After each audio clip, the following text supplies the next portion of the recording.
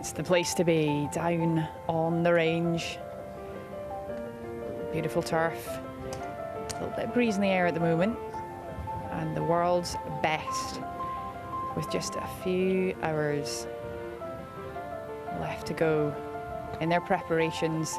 Thursday morning is creeping up on us. And the crowds have already been out watching the practice days, but they'll be here tomorrow morning at the crack of dawn.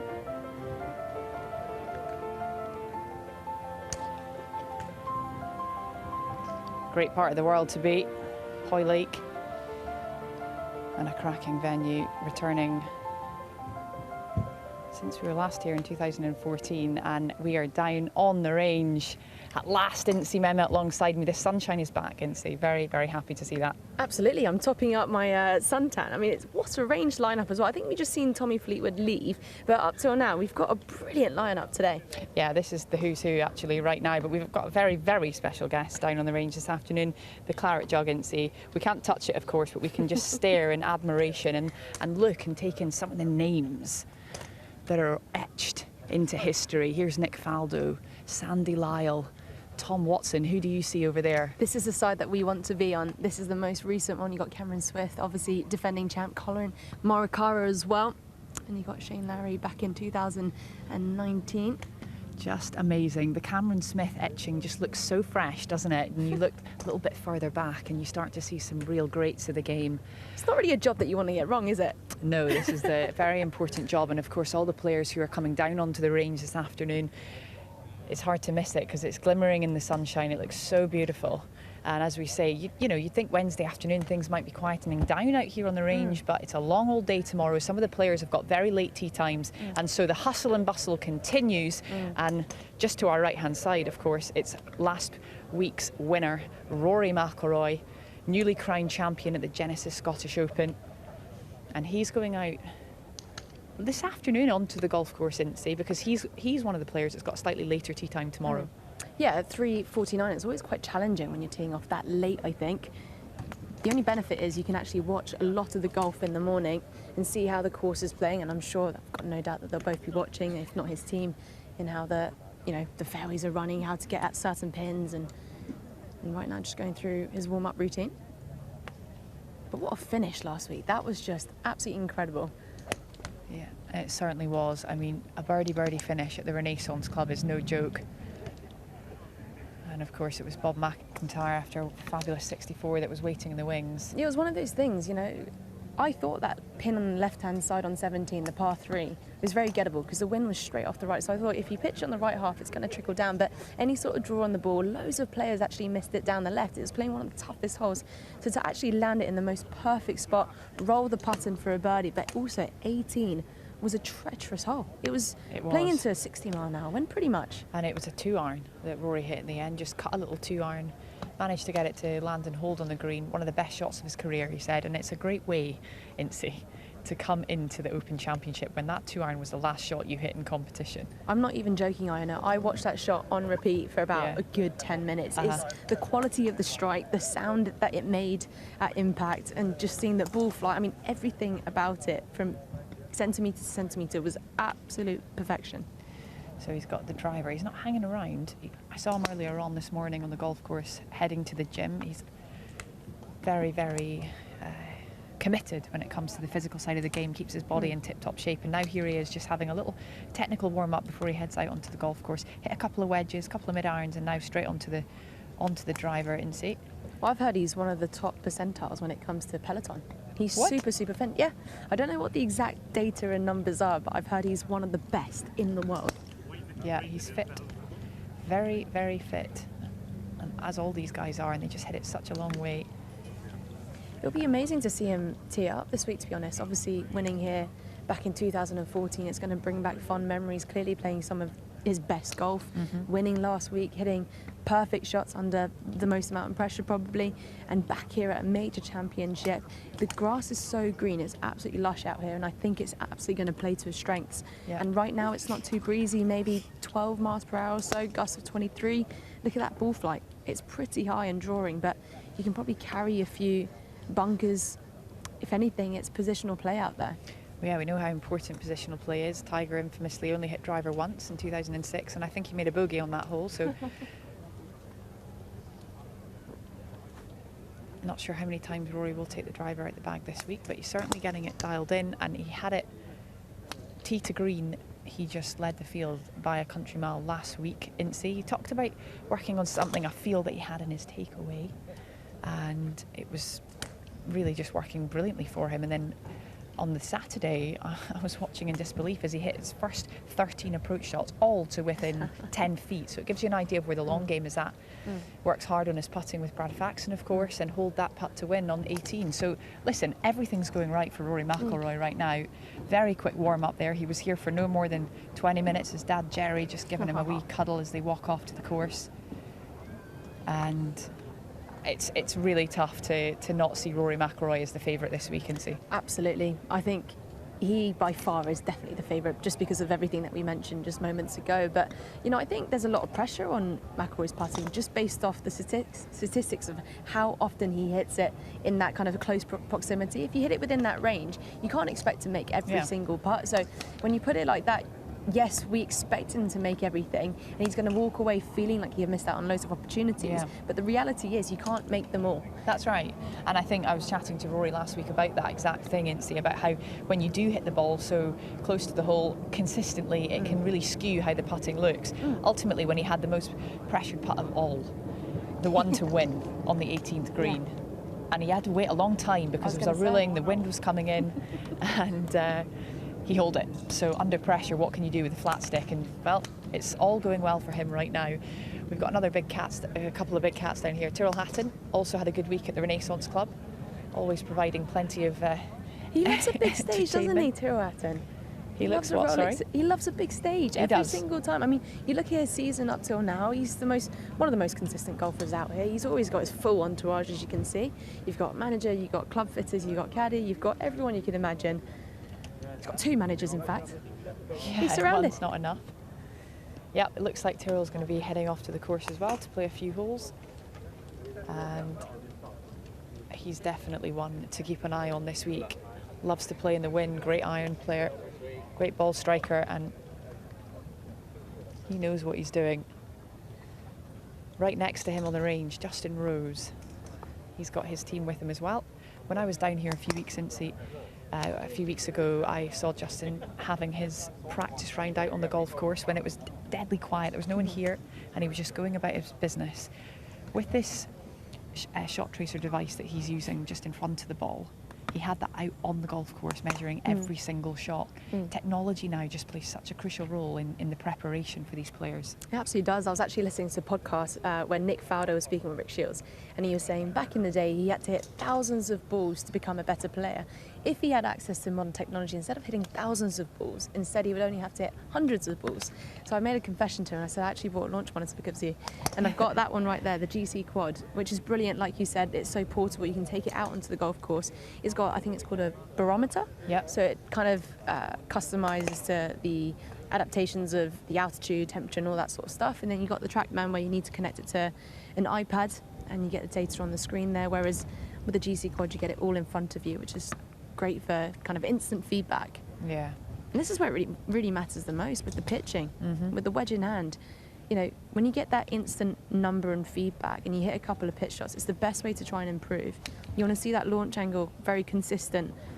You know, if you hit one high and you hit the next one low, it's going to be very difficult to gauge feel. So right now, I'd imagine with wedge in hand, you're kind of looking at that launch angle. You want that to be as consistent as possible and then gauge that feel. Well, he's looking pretty happy. Just wander in here. Justin, how are you? Don't mind if I just doorstop you here. We're live on the range. See that? Great to see you back here once again at Hoylake. Incy alongside me. How's it all going? How are you feeling today? Getting better by this. I think my golf's improving with the weather.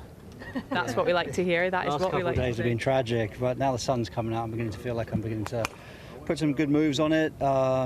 Maybe grow a little bit in confidence going into tomorrow. Yeah.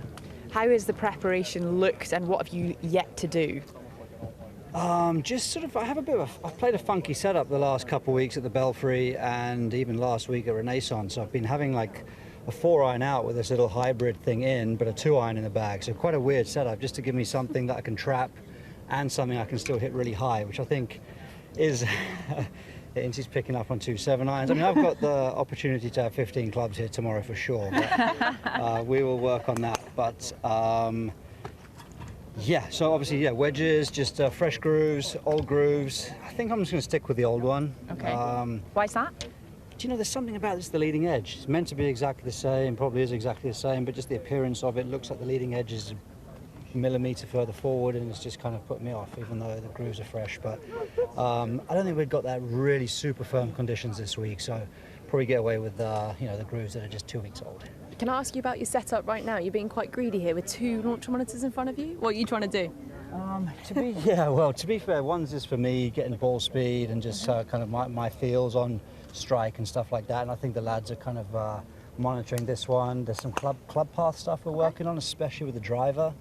I've kind of got a little bit too across it, which, yeah, not enough compression into the back of the ball. So kind of monitoring, you know, my feels versus the actual club path, just to know where I am, what I need to exaggerate more to get kind of closer to the feel I'm after. So are you kind of separating the two? Obviously with that you're getting that ball instant data feedback, whereas here the phone's actually flipped away, so you can't see it straight away. Correct. Is that more for the coaches then? Yeah, exactly. And I ask a question, get what I want from them. But yeah, when I'm looking at ball speed and I'm looking at spin rate, which are the 2 things that tell me, just, you know, give me the real good feedback on strike. So, you know, I kind of know my pitching wedge should be 110, 9-iron 116, 8-iron 122 with ball speed. So I can also tell me how my body's moving as well, to be honest with you. So for me, it's always a monitor, and we see that with the way the temperature changes. Maybe in the mornings you're 1 or 2 mile an hour down, and then you get to the afternoon, weather warms up, and maybe you get fully up to your numbers. So especially in the early morning warm-ups, it's something for me just to monitor.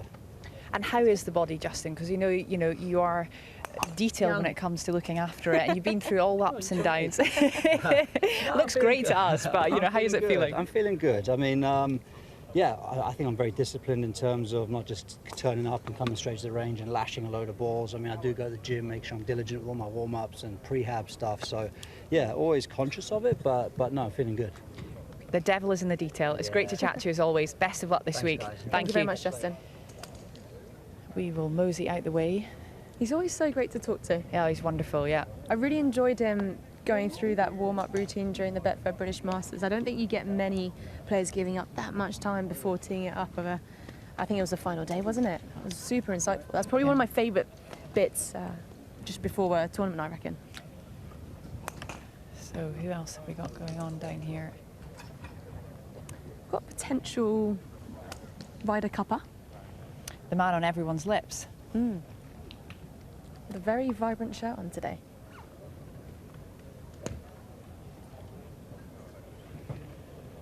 Still going on. Jordan Spieth just a little further down onto the driver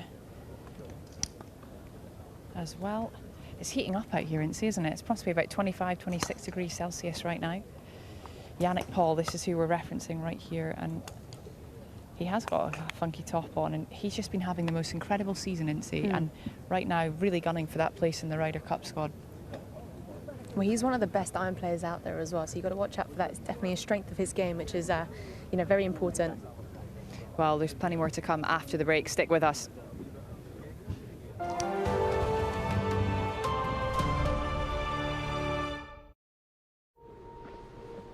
We're told that the weather forecast for today is kind early on, with the possibility of some wet weather later. I think Mother Nature kicks it up another notch. Quite extraordinary. What a moment.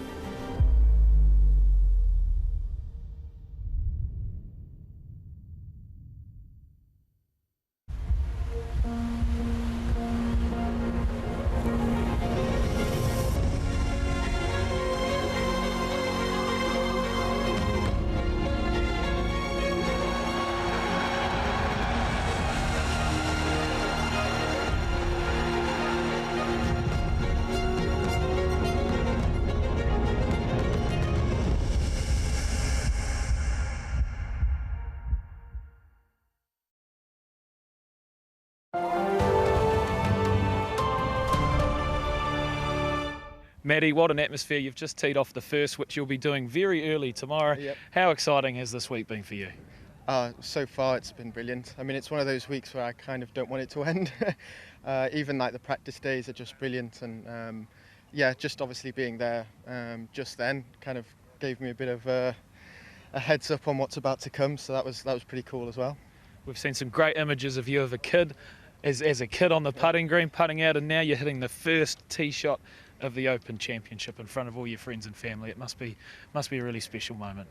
Yeah, of course. I mean, for everyone involved, it's special. It's when we were on the putting green as kids, you know, we always had like a putt for the Open, or we were hitting the tee shot at the Open and everything like that. So that's just kind of been ingrained into me since I was a little kid. So to be able to actually do it now is just, yeah, of course, amazing.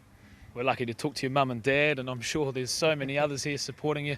What does it mean to have their support, not only this week, but in your whole career? Yeah, of course. I mean, since I was 16, 17, when I was playing amateur competitions, they were driving me about, probably getting fed up of having a 4-hour drive every week. Yeah. So, you know, it's just nice for me to be able to like give an experience back to them, and yeah, of course they're proud, but I don't think some of them will admit it, especially my sister. Absolutely. And now let's talk about this course, which you've played a million times. How different is it this week in comparison to all the other times you've played? It's a bit softer. Obviously it's rain, so you know, I have kind of seen everything there is to come about this course, but yeah, at this moment in time the rough's down, obviously because of the dry spell that we had a few weeks ago, and then yeah, because it's rained recently, it's got a bit softer, so it's quite a friendly links at this moment in time. Interesting. All right, well, we've got you here in the first, soaking it all up, and we just wanted to wish you all the best for tomorrow Thanks morning, and go well. Cheers. Yes, I will. Thank you. Matthew Jordan, ladies and gentlemen, teeing off very first tomorrow morning, Thursday, at the Open Championship. He's been a member here since day dot. What a moment it is for him and his family. Yeah, welcome along. Final practice day, Wednesday here at the 151st Open Championship at Royal Hoylake. The calm before the plunge, which a box all alongside. I mean, you remember these final moments before you teed it up in earnest? Yeah, I did, Andrew. It was, you know, we all loved the Open. It was great fun, wasn't it? It really was, and the excitement of it. You know, you often think, did the players possibly get here too early sometimes? You know, it's a long stretch, Monday, Tuesday, Wednesday, and you start Thursday, but let's have a look at... Yeah, Victor Hovland on the way there, down the left-hand side. You know, he's made his last 27 worldwide cuts boxing. Has he? Yeah. Phenomenal. Well, he keeps playing like that, and he'll make another one here as well. What a player. He'll definitely be in the side to face the Americans at the Marco Simeone Golf Club. Tyrrell Hatton's also had a phenomenal season. Great tee to green. Temperament, unfortunately, letting himself down a little. I think this is 10, isn't it? Used to be a par 5, I think, for the amateurs. It did, yeah. It's a par 71 this year. You got 35 out on the front nine and 36 coming home. Reasonably long, 7,383 yards, but as Matthew Jordan was saying, it's a little bit softer than normal. It's quite a friendly links, as he said. It is. What a treat this is to see the new world's number 2, just a 3-wood.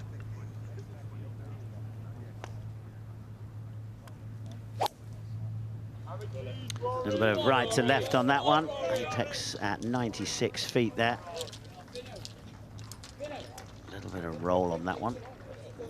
Rolling just a little too far there on the 10th. 10th is playing 507 yards. Whereas before, last time they played it was a par 5 in 2014. That was 532 yards then. Take a little look at this golf swing, just how the left grip, the left arm just sort of helps fold the club into a beautiful position at the top. Nice bit of lag width there through the ball. Nice high extension. Just superb. There it is, a great view of the 10th. The fairway sort of kinks over to the left. I think that's where Hovland has hit it, down that little view. Have a look at it from this flyover here. No trouble, obviously, early on for any of these players. All depends which way the wind blows. 3-wood today for McIlroy, and he's knocked it down into this gully and just into that bit of rough on the right-hand side there. It'll be on a bit of an upslope. Very slightly uphill with the second shot. Green is raised, and that bunker on the right, yes, they look small, but let me tell you, with the roll-ins that you've got, the roll-in areas around those bunkers become twice the size. Yeah, they are. A lot of the greens here at Hoylake as well are just perched up, and wonderful little fall-off areas all around. Here's Jordan. George Harper, just spoken to him moments ago. This is his second shot down at the second. You see these bunkers on the right side. I was out there having a little walk around. I think in the right conditions, one or two of the players will be able to take them on. Yeah, listen, I had a look. There's going to be some interesting holes out there. You've got the other one, the 6th, the dog leg, a little bit from left to right. I think the hole is called New. And I think McIlroy could knock it down that right-hand side. There's 3 bunkers at the front of that 6th green. Anywhere in those bunkers is fine. That's his US Open champion. Getting his final practice session. Now, what really can they achieve this afternoon? What's the purpose of this? Well, just to get a little last look at it, but also, you know, more than anything else, Andrew, it is really a question of let's go out and play just to pass a little bit of time. I think that's very interesting. A lot of them, they know what to do. They're all ready to go. This is the first, Rich. Yeah, it used to be the old 17th, or it is the 17th for the members. 2 bunkers down the left-hand side, a couple on that right. You've got to avoid these bunkers around this golf course because they are certainly a penalty. You won't get much yardage out of those. Second shot today, a little bit into the breeze. You've got that front bunker. That will come into play if you're in the rough. And you've got the other 2 bunkers and roll-offs left and right and over the back of this green as well. It's a difficult hole. And again, it all depends on which way the wind is blowing, to be perfectly honest. 453 yards in length. Toughest green to hit last time the Open Championship was here in 2014. Only 40% of the players able to hit the green. 1 or 2 empty seats there, but basking in the sunshine. An awful lot of spectators out in the golf. Look at that picture in the distance. Look at this. This is what we've all come to see. Get everybody back outside watching some quality golf.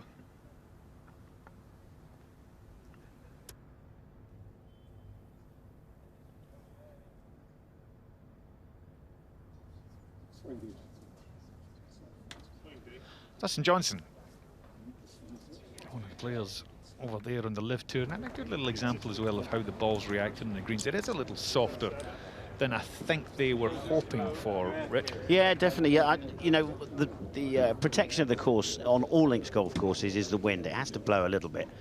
If there's no breeze at all, I think the scoring will be very low.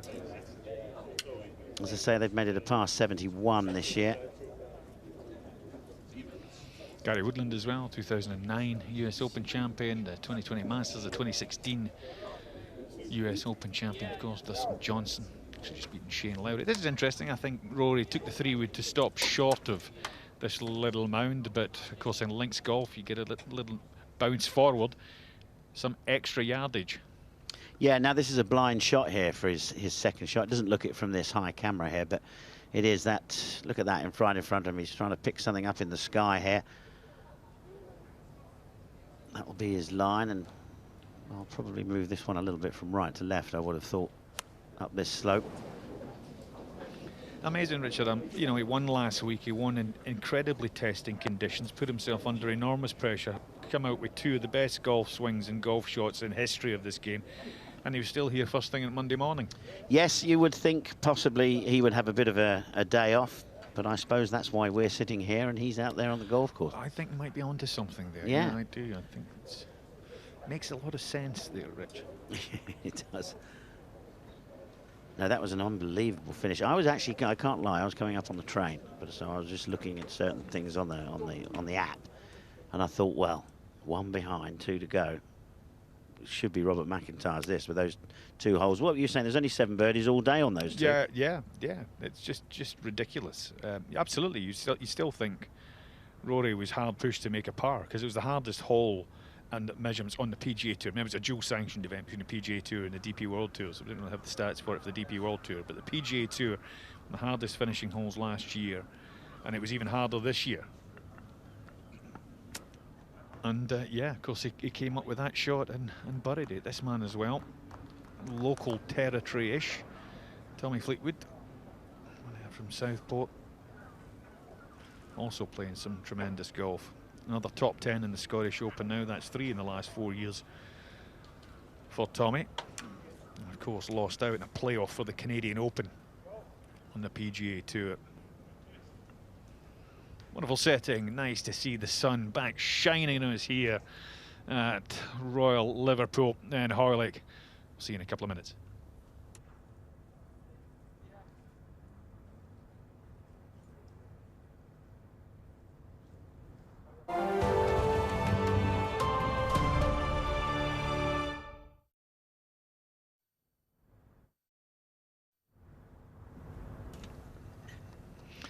This is over. What hole is this on? I tell you what, it's a beautiful little view, isn't it? It is, yeah, out there to the D estuary out there in the distance. Those islands out there, do you know what they're called? Islands? No, they're called the Hilbury Islands. I think I pronounced that right. That's the Hilbury. Hillborough.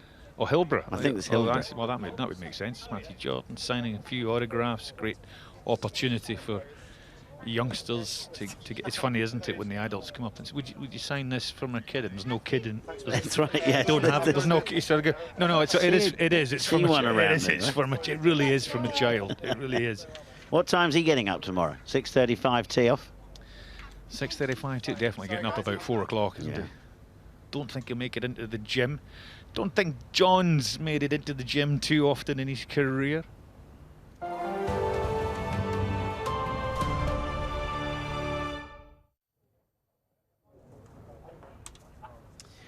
Look down here at the 11th green. I think in the player's mind, this really is a very good birdie chance. Very colourful John Daly. That's a very long beard he's got there, isn't he? Now, look at it. Oh, that's a very good shot as well. Shame it's not tomorrow. Won't be dressed like that tomorrow. Won't be dressed like that, no. Well no, probably not. He's a tremendous character. He's an amazing bloke. I remember him inviting me to play a practice round with him over in Muirfield many moons ago. It was a real treat and a pleasure to play. Nice to see this man back in the winner's circle again. 2015 PGA champion, Jason Day, winner of the Byron Nelson earlier on this year.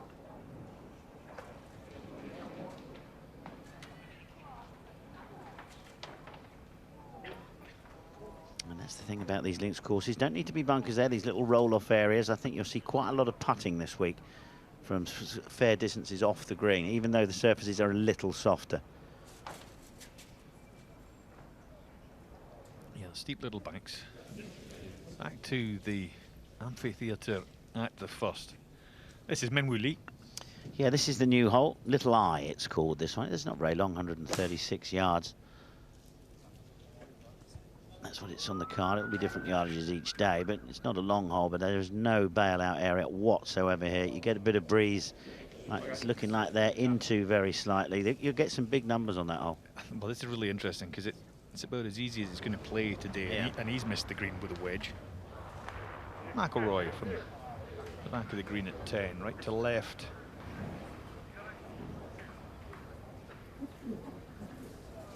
Good to see the putter hot in the last round last week. Over the big putt, 15 feet for par on the first. Another one on 6 for par.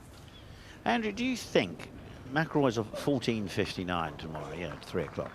6:35 is first off. Do you think he puts the TV on in the morning and has a little look at what's going on, or do you think you'd leave that alone? It's each to their own, isn't it? I hear a lot of people say yes, it's great. It's a great opportunity to see where the pins are, how they're going to attack it, what conditions are like. But of course, you can also be sitting there thinking, and you know, goodness me, it's flat calm this morning, and the wind's supposed to get up to 20 miles an hour. And I'm out there in the afternoon. Look, they're all having birdies at the minute. It's going to be a different golf course when I get out there and play. Oh, I don't want to hit it there.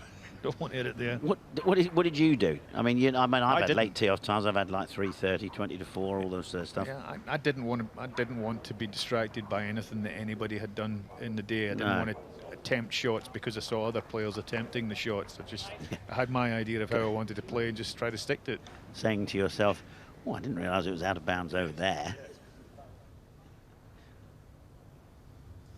So just going through the motions, trying to put a decent stroke on it. Keep your head nice and still on these ones. Try and give it a firm hit if you can.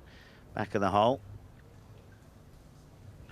Done a lot of great work with Brad Faxon. Of course, when he was playing when we were out there on tour, Rich, one of the best putters the world has ever seen. Very good. And he's definitely brought Rory much more back to the natural putting stroke that he has had over the years. Hovland, a slightly different method, more of the aim point express. You see him straddling the line, sticking up the odd finger, trying to figure out how much of a percentage of slope is on. Do you think we're going to get an American winner? I personally think we're going to get somebody from the British Isles win this year. Well, you know, again, last week was tremendous for Britain and Ireland in terms of all the players that were contending at the top. It's possible, but it's also an exciting time for British and Irish players just now. There's a lot of them playing very, very well. Hopefully they can continue this week, and hopefully they can continue it into September. I've not really answered your question. You haven't really, no, but yeah, things never change there, Andrew, do they? I was waffling for time, Rich. Yes, 28 American winners, of course, they've had of the. You've got it now. There it is. Yes. Yeah. What's he doing here then? Well, he's just having a little. He's trying to work out, if I do happen to pull it left, what sort of a shot have I got here? You drop 2 or 3 golf balls down, have a little go, one from the semi-rough, maybe one from the fairway, and just get a feel of how the ball reacts, really. They don't know where the pin positions are going to be for the 4 rounds yet, do they? No, they won't know that. They'll know that on the day, really. What normally happens is you get to the first tee and you get a pin position sheet, and your caddy normally would have gone forward and got those for you beforehand. I think the caddies still do that. They should do for the money, shouldn't they? Well, you mean... They're earning an awful lot more money now than they were when you were playing. What did you used to pay them for a week? Listen, when I very first started, it was 25 quid a round, and if you missed the cut, they didn't get paid. Goodness me, you're so tight. That's outrageous. I was so skint, that's why. Dustin Johnson, just a little 3-wood like McIlroy down the 10th. There you go. If anybody fancies a bit of caddy, and Richard's still offering 25 quid. That's right, yes.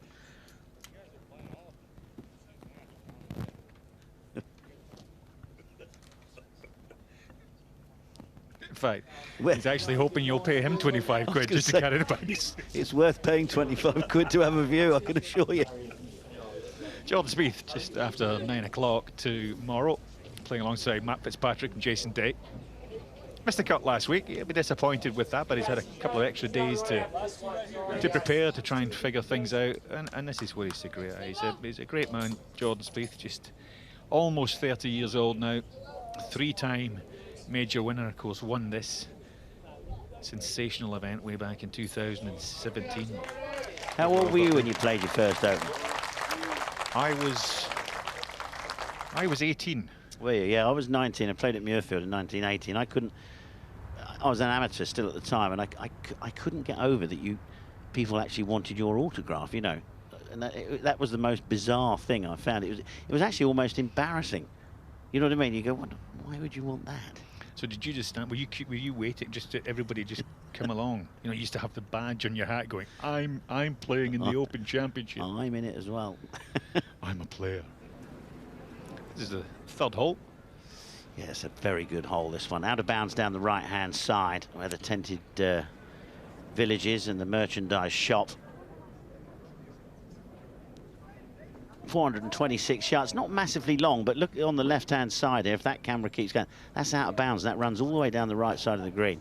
You play that one into off the left breeze. I tell you what, it's most of your 3rd shots are coming from well left of the green. Yeah, I think so. I think you'll see you'll see some of them having a smack at that. Of course, the internal out of bounds, it used to be a paddock, didn't it, for the horses that used to roam around here.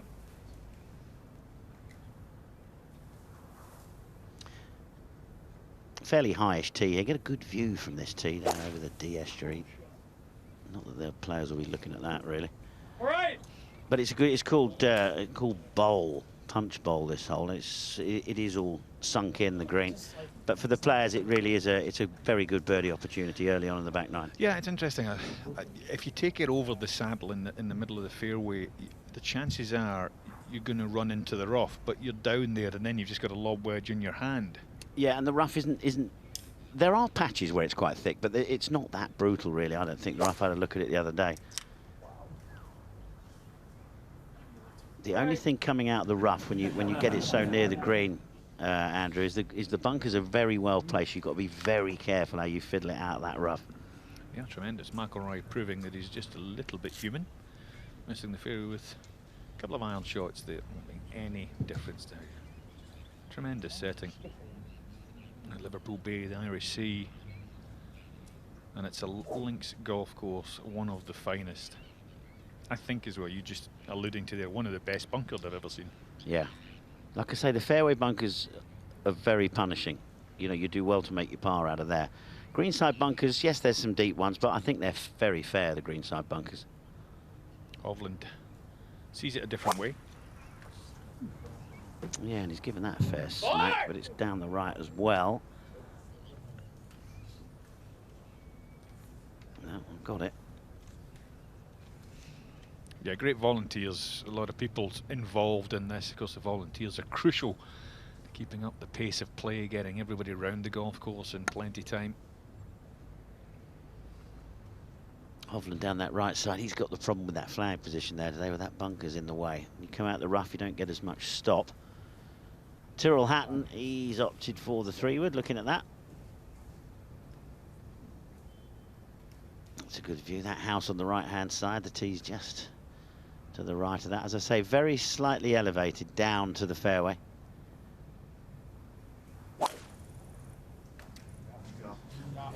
Wonderful.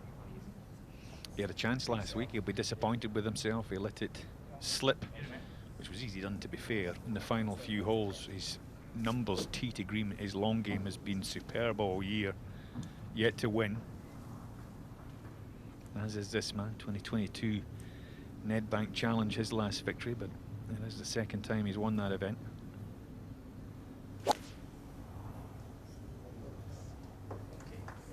Just the iron, as you say there, for Fleetwood.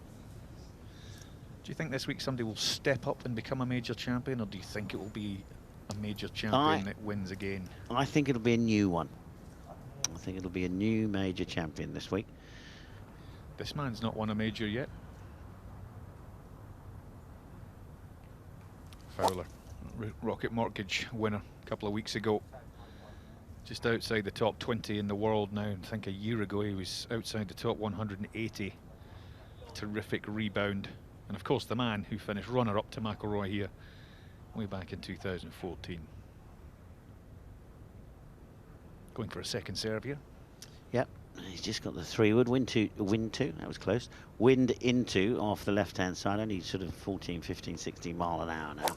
Dogleg from right to left, this one. That's the perfect shape, really, if you can get it. Just draw it right to left into a left to right, slightly sloping fairway. That'll do, a little bit of an upslope.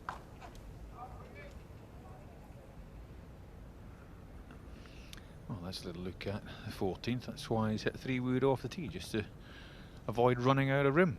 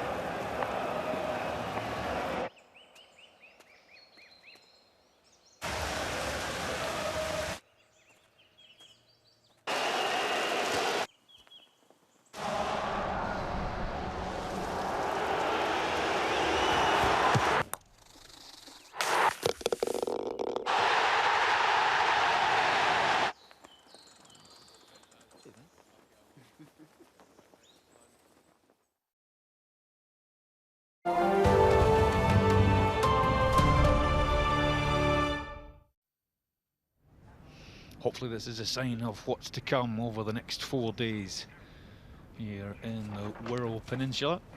Jordan Spieth, a little bit pacey with that putt from the back of the green, but yeah, the sun has come out after a bit of a dreich day yesterday. Dreich, that's quite Scottish, isn't it? Is that loud? Is that, I don't know, I mean, dreich, is that like wet and misty? That's and exactly what it is. Yeah.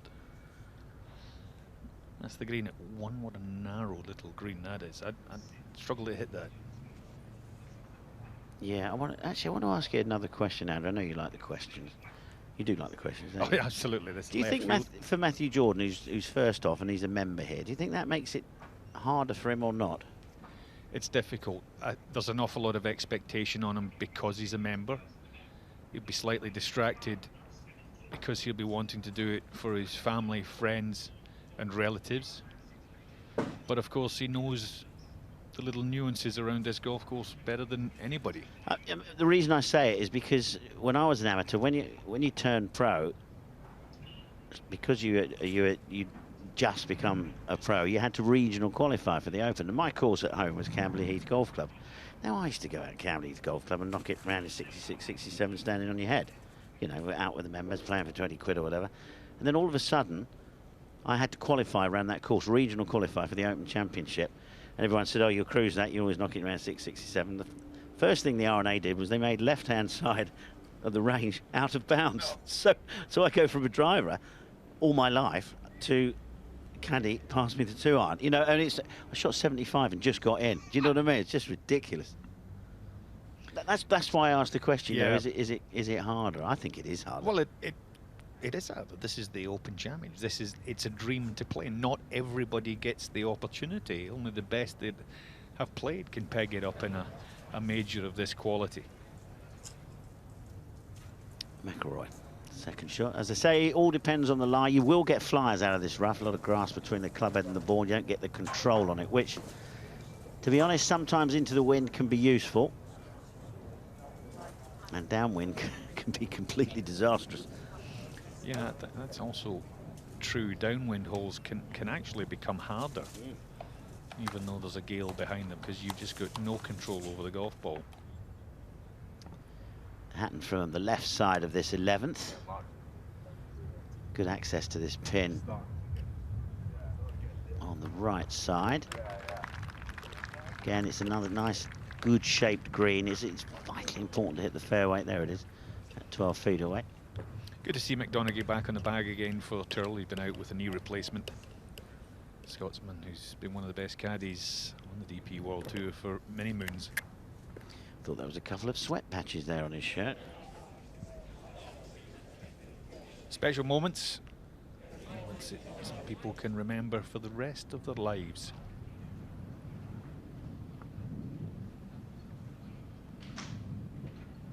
Look back at, or look up at the green here at the 14th. Ricky Fowler's hit the perfect tee shot. You see golf balls coming in from all over the place. They're just trying to hit little chips. This will be quite a favourable area down here. See, they've even sort of cordoned it off here where they don't want people chipping, because that's where a lot of people are going to finish. So you can't really chip from inside those ropes. I mean, you can, but if the R&A got hold of you, it wouldn't be too good. You'd be called into the office. You would. So off the back foot here, they're just trying to work out here whether they can pitch it in the bank and it will actually get up and onto the green. Which it does.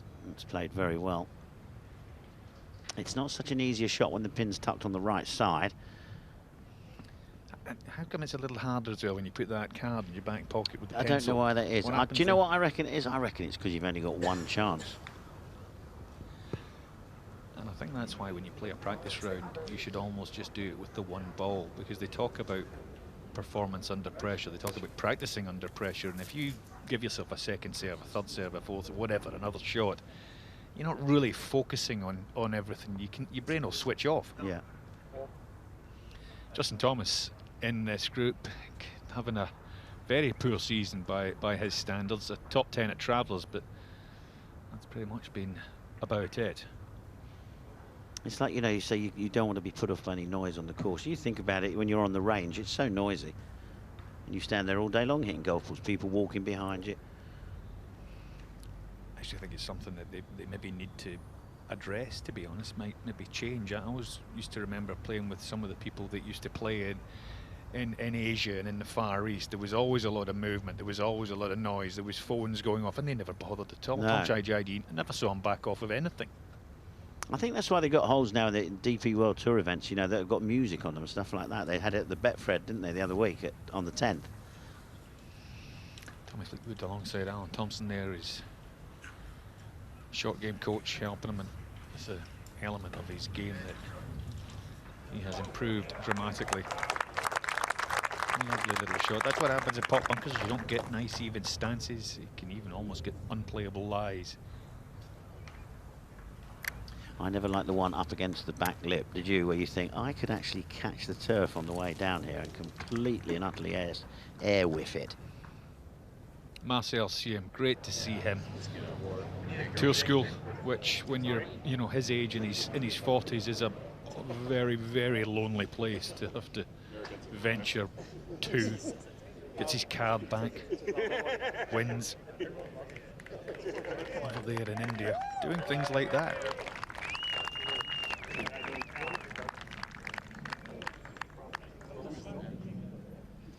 Back to Hatton.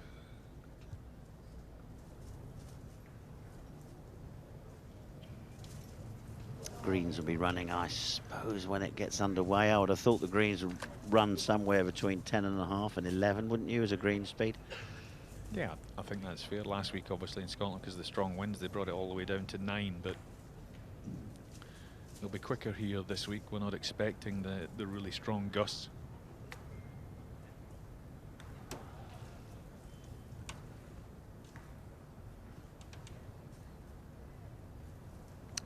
Nine 9:47 tee-off time tomorrow. That'll give him an afternoon tee-off time on Friday.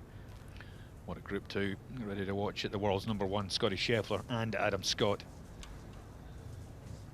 23rd time Adam Scott will have been here, and it will be Adam Scott's 89th consecutive major championship, second only to the greatest golfer that has ever lived. 89. I remember when Adam Scott came out on tour. It's making us all feel a little ancient, isn't it? Do you want the hard facts here, Richard? Yes, go on. You are. Thank you. That's me back to the house and shivering for the rest of the day. Like you used to do in a Thursday afternoon with 18 holes left to play, whether I'm going to make the cut or not. Yes.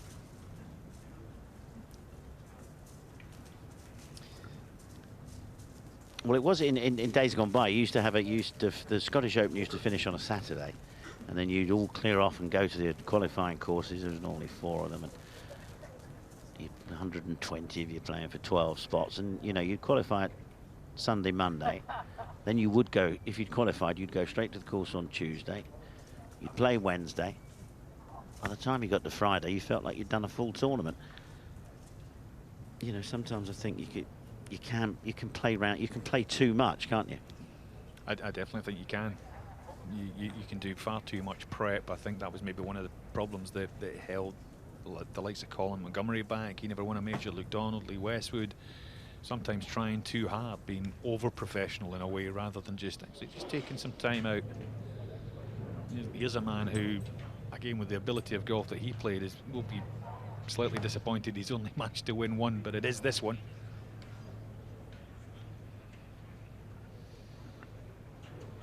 Yes, at least he has it. 100%, and he got the belt as well. It was up at St Andrews, of course. Yeah, it was, yeah. The victory was. I'm trying to remember why they presented him with the belt as well. Keep talking, Richard. I'll try and dig that one out. Andrew will come back to that, I promise. Now, out with the putter here, and he's not trying to get it to the flag. He's trying to get it to that, looks like a putter head cover down there. Use that as the hole. That's where he reckons a flag will be. He's probably not right. He'll be there one day. And they might putt to, or they might chip to sort of 4 different positions on the green. Work out where the flag will be, and then just see how the ball reacts, really.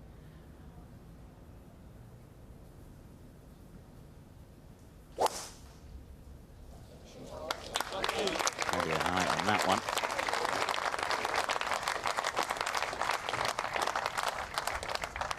putt on the first hole. You're very good. I can't tell you who that is. I can't see who that is. Let me see. Sorry, my head was buried in research. You get in the belt because it was one of the anniversaries. Oh, that's Denny McCarthy, one of the best putters on the PGA Tour of America. Fabulous little player, gutsy little player too.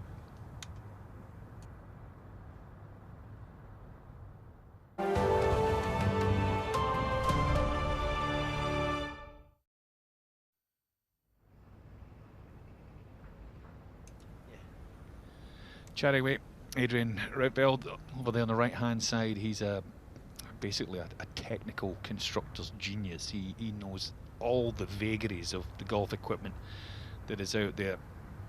Incredible knowledge. One of the best club manufacturers, repairmen in the business. The man that's first off tomorrow, Matthew Jordan. A few little pitches. His caddy Chris Simmons there, just watching on. You see another couple of areas that have been cordoned off, can't go in there. As I say, if you just joined us, that's because that's where a lot of golf balls will finish during the tournament, and they don't want it all chopped up. What was the reason for the belt, did you say? You found out? Yeah, well, it's an anniversary. It said there was 150th, but anyway, it was because of one of the major Open Championship anniversaries. You get the claret jug and the red belt.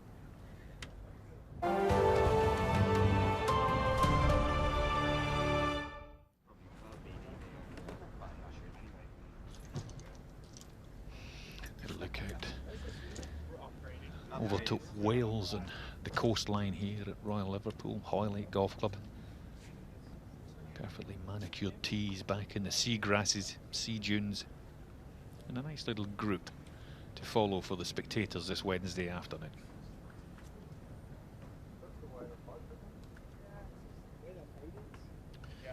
.449 yards this 12th hole.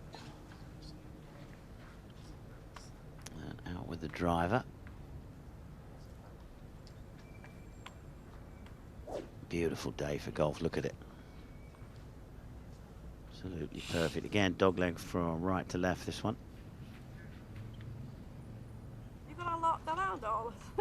Yeah, I'm the EMG Steadicam. Right. So down the right, ideal if you can do it is down the right, move it from right to left. Avoiding the bunkers, he's gone down the left and cut it. Now that will roll with the fairway. Yeah, right. Towards the bunkers, I would have thought. I can't see it. 3 top 10s in his last 5 majors. He was runner-up in the PGA Championship. He was the only player in the field at Oak Hill, which was one of the hardest golf courses I have ever seen, to not shoot a score over par, not wasting any time. McIlroy.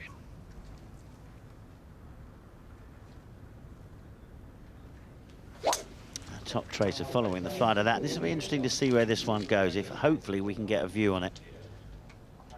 Trying to cut as much off that corner as he can. Can't see it, I'm afraid. Maybe it's in there.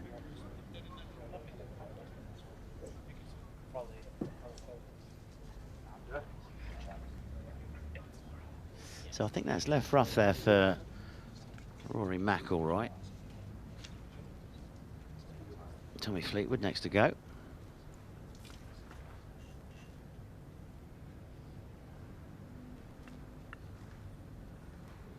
Again, he's a man who sort of grips down quite low on his clubs, all of his clubs, gets a bit more control that way. Oh, the commentator's curse down the right side. Now that can be a little thick in there. That's one of the places where it was thicker when I looked the other day. He was runner-up in this great championship to Shane Lowry in 2019, 6-back of the Irishman.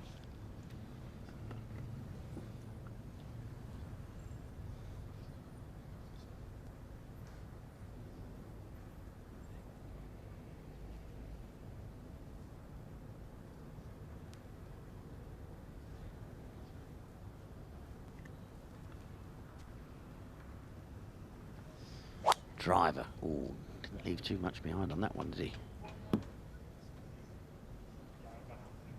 So that's a good ball follow from our cameraman, but that is the problem, and from there you won't be reaching the green. And making his 11th appearance. He was 5th in 2016. That remains his best Open Championship performance. Looks like a different shaft. So in this, remember this incredible shot he hit in 218 last week, and I think he's maybe trying another club here, a different club, different tact. Yeah, and he's found a thick piece of rough there. Tommy Fleetwood, another go hit. Isn't that the driver? He has a little two-wood. There's one or Right, two that's players. what it probably is. Yeah, one or two players will decide to leave the driver out of the bag, and they'll take a what you would have described as a two-wood in the day. Yeah. It just gives them a little more flexibility. Of course, in a links golf course, they get the added run that would get them down to the normal yardage the driver would give them. Difficult driving hole though, that 12th, isn't it? You know, dog legs from right to left. The fairway slopes a little left to right, and all pushes towards a couple of bunkers down on the right. You really, if you're a fader of the ball, it's not your favourite hole, that one.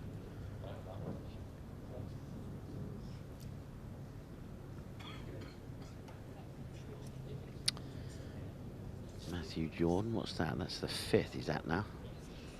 I remember when he first came to our attention, certainly my attention, that the Betfred British Masters hosted by Tommy Fleetwood at Hillside. Shot a course record 63, 9 under par. Over there, I think it was in round one. Everybody's, who's this? Where's he come from?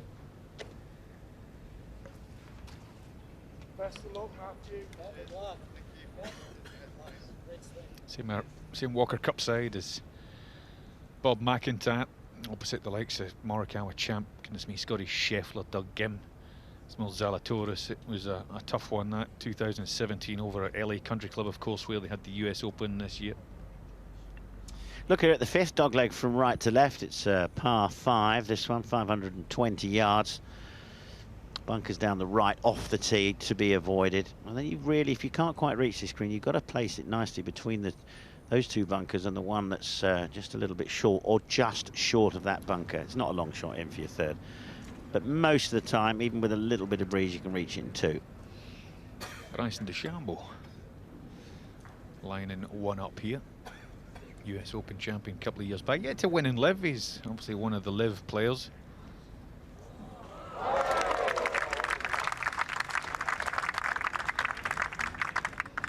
Rolling that one in. Quite a controversial character.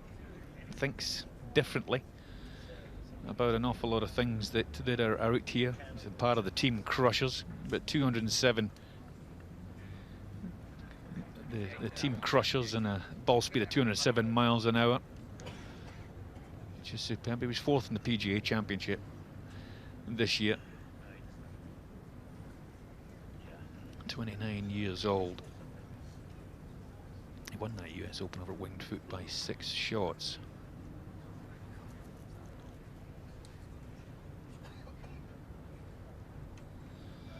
He's decided to take a little bit of step back off of the gym, off of the protein shakes. They were obviously having an adverse effect to his internal organs, which many people probably would have perceived. Certainly, so slightly leaner. So I certainly don't think stepping away from that has inhibited the club head speed at all. 6 Open performances here. Of course, all the irons in his bag are all the same length, and he calls each and every one of them different names. You have any names for some of the clubs that you use, Richard? Yeah, they had some fantastic names, I can assure you, especially after I just hit it. Another thing is that he doesn't have numbers on the sole plate. 1 or 2 of the players now doing something that has happened over the years. They just have the degrees of loft on it. Quite know what he was doing there. Maybe he was trying to get to a pin if he thinks it's going to be where that sort of patch of circle of green, darker green is. I don't know.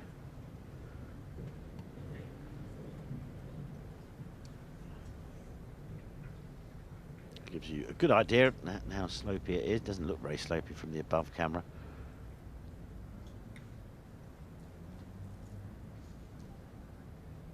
Caddy standing. Sometimes they'll put a T-peg in and the players will putt to that. It's a tough hole, the third. As I said, there's out of bounds all the way down the right. Members play the third hole as the first.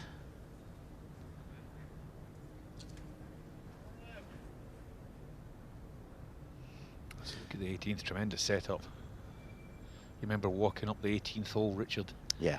Waving to the galleries. Yeah, all 6 of them. It was quite a thrilling experience. I have walked up there. I have. You're a very bad man, Andrew. I'm just going to watch Victor Hovland play this shot. I wonder what this is going to be feet. like in another 6 hours' time when the leaders are coming down here.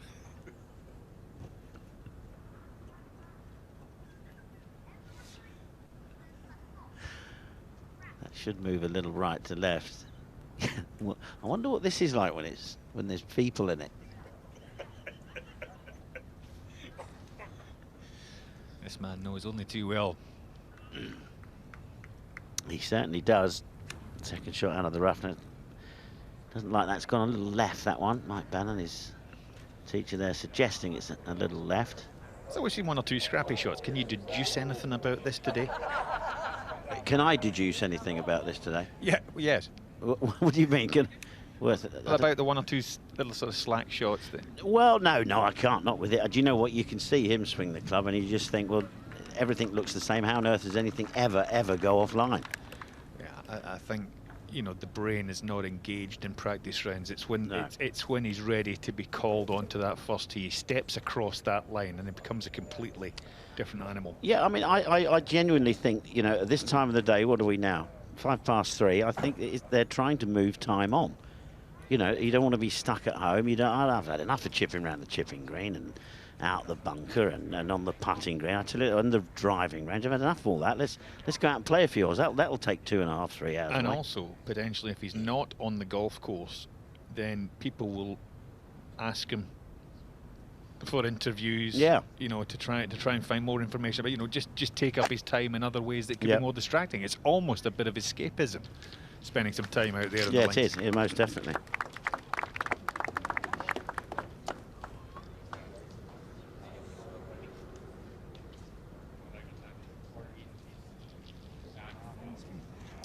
Yes, he's a sort of a bit Severiano Ballesteros-ish, isn't he, really, in the respect of he's like the Pied Piper when he walks away, with people following him all over the place.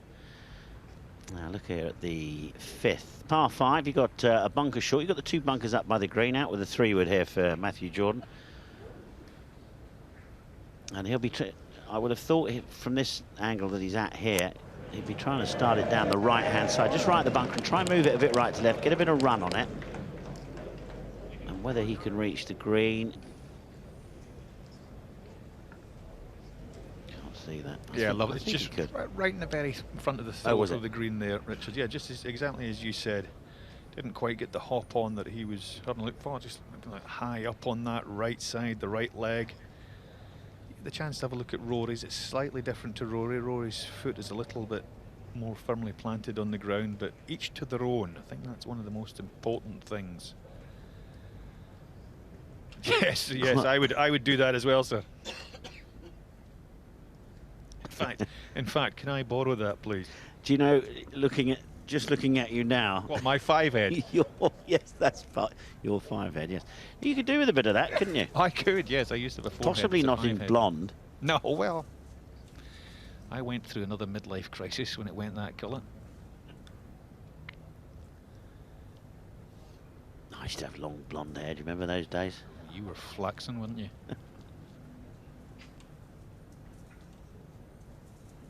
Striding the links with the white belt on. Red trousers. Do you still have them? No, I don't, unfortunately. But I had a lime green pair as well, and a white belt, and a pair of brown cowboy boots. And I came up for qualifying at the Open. I walked into a pub in Glasgow somewhere. I got some very funny looks.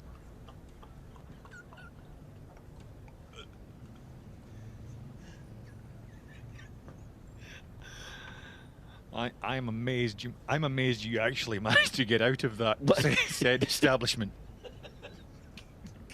Cowboy boots. Oh yeah, Glasgow slightly turned up at the toe, you know, very pointed. Good Lord, it was, you know, I just walked in there. Hello there, can I have a pint of lager, please? And Very strange. Aye, we got one here, they said. Convinced it was the belt.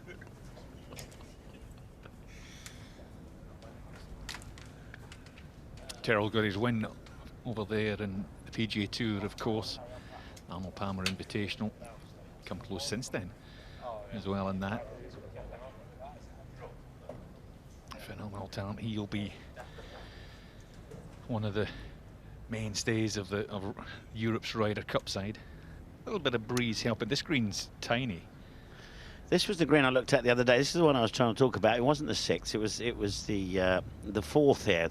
It's called Road, obviously, because there's a road runs by the back of it. But I think downwind, a little bit off the right. They'll definitely have a go at this one, Andrew. What is it in length? 367 yards. Yeah. Definitely have a go. Yeah, I was wondering that. I was out there looking this morning. There's 2 ways to play it. You lay up short of the bunkers, just as exactly as Jason has done. He's only gone in with the sand iron. But 1 or 2 of them, particularly the youngsters, they'll take the driver out. They'll have a whack. They'll try and get it down in a greenside bunker and hope for the best. Yeah, well, you've got 3 of them down there. You know, you can see the 3 rakes that are there by the side of the bunkers. And if you happen to miss one of those and run up and get up onto the front, then all well and good.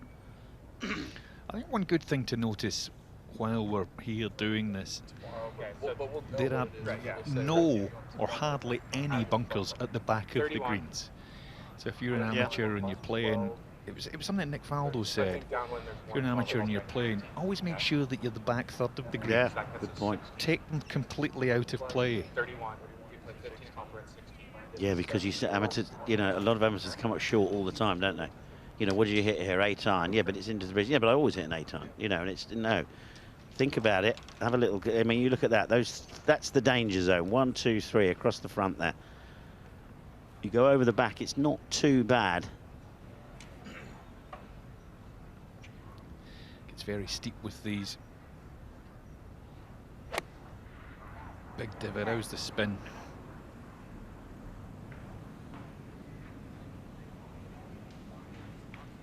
I must tell you, Andrew, top right in the screen there, that's the most fantastic ice cream van around. I bought one from there the other day with a flake in it. Awesome. You always have a flake in it? I do like the flake, yeah. This is going to be one of the toughest caddying gigs, I think, in the business. You need a calculator that does calculus. Various other kinds of algorithms to try and figure out the dew points, the temperature. Oh, well, humidity. yes, no, you have a very good point there. And you only have 30 seconds to get it done in. And if you fail, you'd be a very unhappy boss. You would. But you know what? If it gets really windy, Andrew, the yardage book goes out the window, doesn't it, really? As much use as? It's as much use, yes. As the ashtray in the motorbike. The ashtray on the motorbike, you're right, yeah.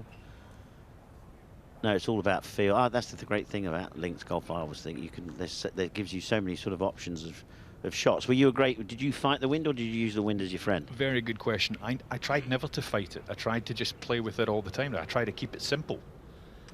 I tried to hit the same shot, really, and let the wind do to it whatever it wanted. But if I tried to fight it, I would, my margin for error all of a sudden just widened, and I'd hit worse shots. Because it gives you certain options. It's great. It gives you a lot of satisfaction when you actually pull the shot off, doesn't it? Oh yeah, it does. Another one of the cracking par 3s around this golf course. Yeah, the 6. That looks like about 4.5 miles away, that green, from that camera angle. Has he? Oh, lipped out from there. 201 yards, this one. There we go again. I mean,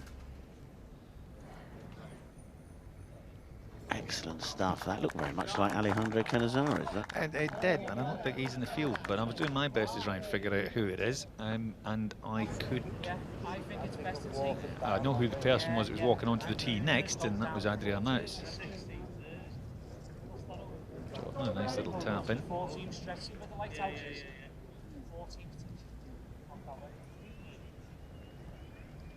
Just biding the time. Wonder what's for dinner tonight. What restaurant will I go to? I think Mum cook a nice home cooked meal for me. Richard, I do apologise. What's that? Alejandro Canizares is playing. That's all right. We all make mistakes. Goodness me. Well done. Over to the 12th. Sorry, the 13th. Another very good little par 3, this one. I say little, 194. That's not a long yardage by these days' standards. But again, breeze whipping in across the dunes makes all the difference. You see the pin right at the very back there today. I like this par 3. I think this is a good one.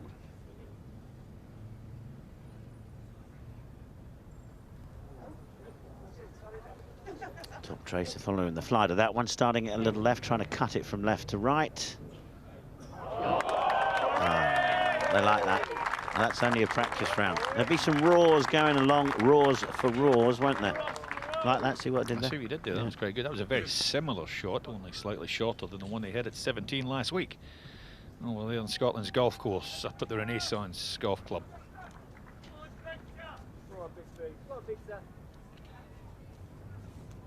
Stand looks pretty full to me. They get a good look at that. Big, huge crowds down that right-hand side. Fantastic. Did you ever go to an Open when you were a little kid? No, I didn't. My first tournament I ever went to was a Viola PGA at Wentworth. But never went to an Open.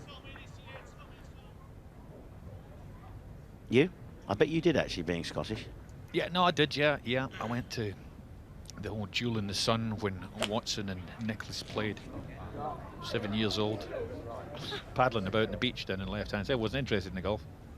Were you really not? Who was the one that... There was somebody I spoke to yesterday who said they went to that and ran every hole. I think it was Mark Rowe. Went to that one and said he absolutely loved... Well, you would do. 1977, wasn't it? Our very own Forrest Gump. He looks like he's still running, doesn't he? Jordan still signing autographs. They love it.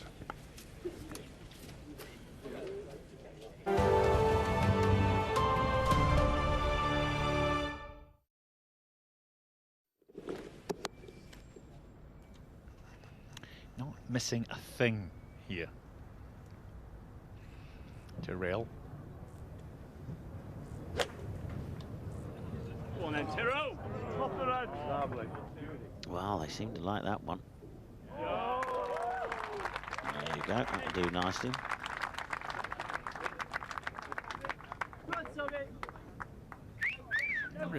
It's almost a shame Luke Donald's not out here and watching this 4-ball, trying to figure out whether it be foursomes, 4 balls, which partnerships are going to play together. Do you, talking about the Ryder Cup, do you think it makes a very, very big difference if you one of those players that maybe you're just outside the selection, but you have won at Marco Simone Golf Club? Yeah, I would definitely think that is a massive positive.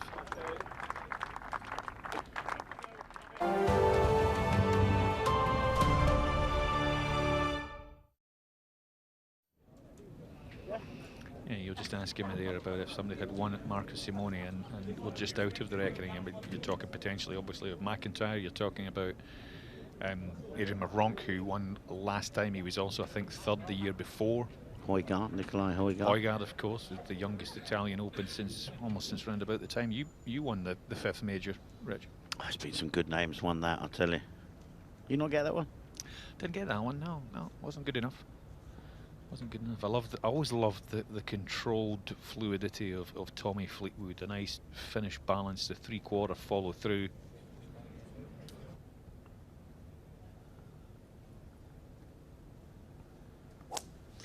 Ricky Fowler sending another one down there with his 3-wood.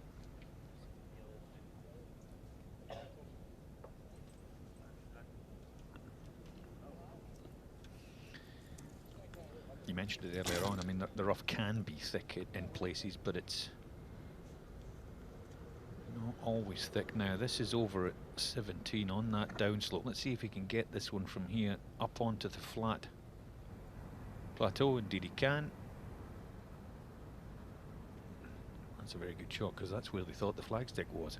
But if you don't quite get it, you won't see it from this angle. If you don't quite get it and get it up, it comes down the slope straight back into your footprints in the end. Yes, you have to get it out the bunker and then carry it another 5 or 6 yards. It's the same with the bunker at the very front. Oh, that wasn't his best from there.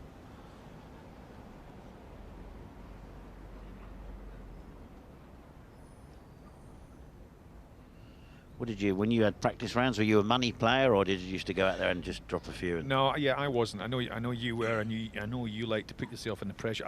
I just like to learn the golf course where I couldn't miss. You know, where I could miss. I used to like to check the varying degrees of pin positions.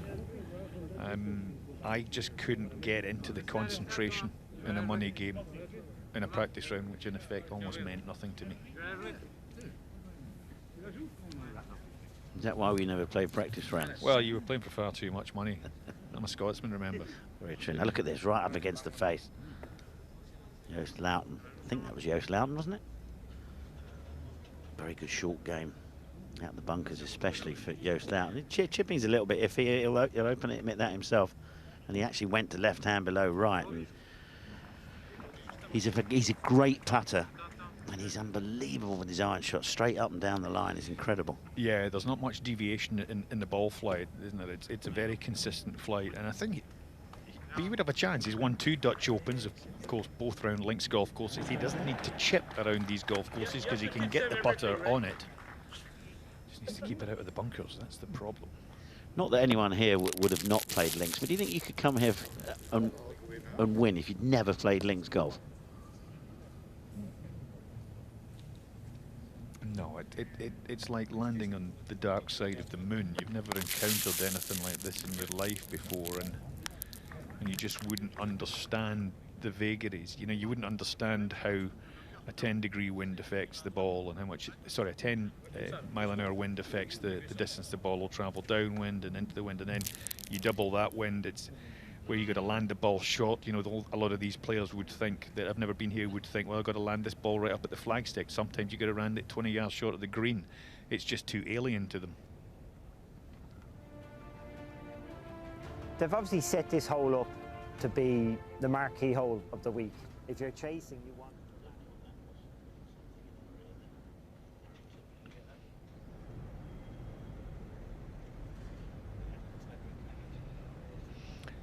I also think on that particular point there, Richard, as well, there's too many people who have experience over those that have never been here, that know what to do, and they're all too good at it.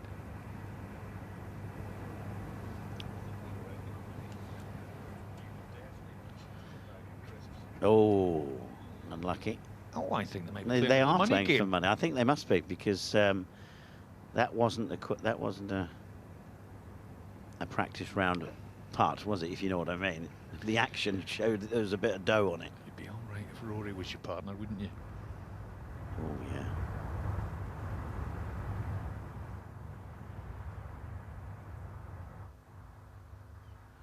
Jordan sending it on his way. Good shot there at the 6. A good par 3. You take 4 threes on this hole. I remember, you would be all right if Rory was your partner. I went to Rory after he'd won last year. You know, all that money he'd won in the United States. He was at Wentworth at the PGA, and I sneaked up behind him in a buggy. I've obviously known Rory since he was young. And I said, Rory, quietly got up. I said, Rory, I said, lend us a tenner, will you? And he looked round and laughed. He said, I tell you what, I'll give you 20. Colin Morikawa, the winner at Royal St George's in 2021. The first players, or one of first players to have won 2 major championships. And his debut in them, of course, the PGA Championship at Harding Park in 2020. That's a good shot in from Fowler at this 16th. 461 yards, par 4. Was played last time as a par 5 of 577 yards.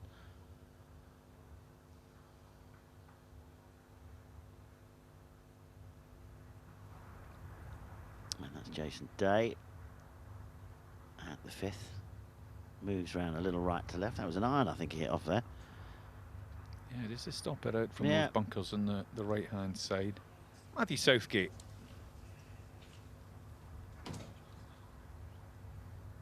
a great year. Played well in Maiden Himmerland. Has finished in the top 10 in the Open Championship before. Any good?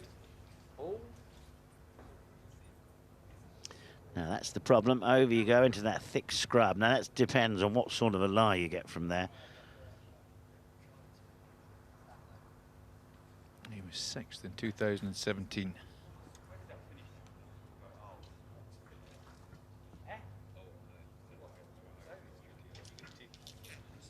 Robert McIntyre. Second last week. He was unlucky not to win last week, I have to be said. If it wasn't for a glorious finish from Rory McIlroy,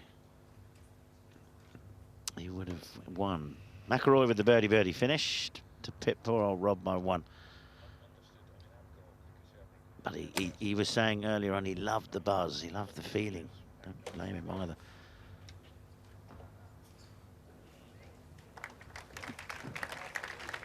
One. Okay, it's such a small landing area. Okay, you've not got much club in your hand, but you know, with a bit of loft, it goes up in the air and there's all breeze about, and it's you get it not quite right, the breeze will over-exaggerate it.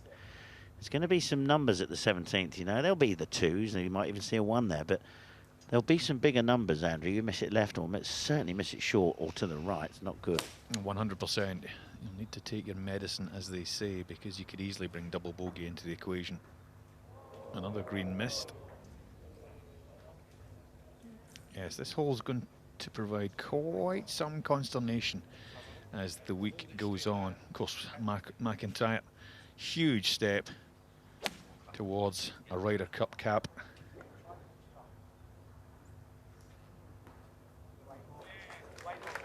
Do you think his place of second secured his, if he doesn't qualify automatically, do you think that sorts him for a selection? And I'll tell you another reason why. Because of the manner that he did it in, you know, he was under a tremendous amount of pressure in his home open, and he kept going right to the end. You don't want somebody in your side that could, in the fight or flight syndrome, would take flight. You want somebody that's going to fight, and that's one characteristic that McIntyre has in abundance, is he'll never lie down, and in match play that is imperative.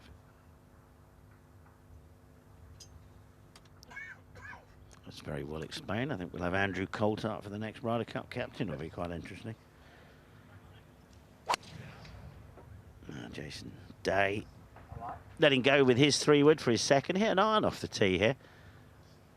That's 2 big hits. That's a great shot. Oh, if only it was Thursday. Yeah, just take that. Been plagued through his career with illness and injury, back problems, and back to Chris Como was just allowed him to change. I don't know why you, Podrick, if you put it up the lip of that, so it's not the bunker shot that's the problem, it's the previous shot. He's not getting that out, is he? What he is. Oh no, it's not. This goes to show you how big these bunkers are, the roll-off areas. You know, people go, oh, that's a small little bunker. It's actually quite big because of the rolling area, the collection area. Yeah, and the other factor that you have to think about here is if it doesn't come out, it's going to end up in your footprint. So you've got to be very careful about when you walk into a bunker. Because if you walk into it in the wrong way, you play it, you try and play a shot out and it bounces off the net, it can run round and come back into your footprints. I remember playing one Open one year at St Andrews where I had a bout of the shanks out of the bunkers, and I got to the 8th. Remember that bunker right at the front? I plopped it straight in that. Yeah. I thought I nearly called the next group through. It was one of those jobs. I just kept shanking into the lip. Yeah. Here he goes again. Beautifully presented. Do you know how they make those? Well, not how they make those of it, but how they keep it so clean. No, go on, tell me. They burn the grass off the face, out the face. They just a little bit of. Is that right? Yeah, and burn all the grass off there so that it keeps it nice and clean. Look at that, 51 years old and still as supple as a gymnast. The riveting, all the rivetting's coming out of that bunker now. Make it 14, just a little wood for Fleetwood.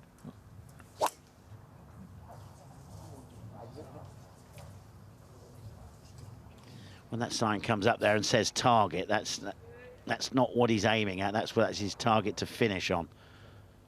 So again, it's a little bit like the 12th. You want to move it a bit right to left. That fairway slopes a little more left to right than the 12th does. Back at 5. Bryson from the Crushers.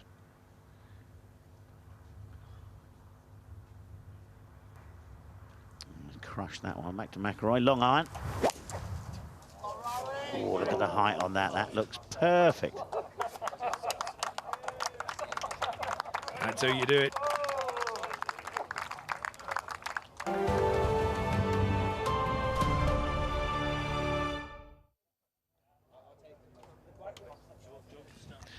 Beautiful little tee shot down the left-hand side there at 14 for McIlroy.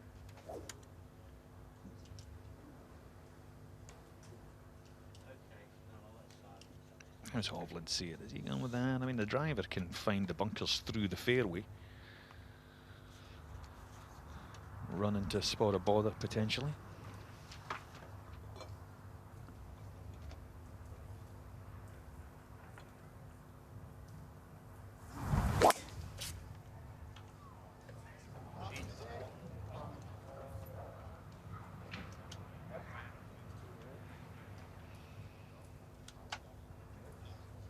Semi-off. That's all right. Not in any danger. Well, it's a beautiful afternoon here in Hoylake.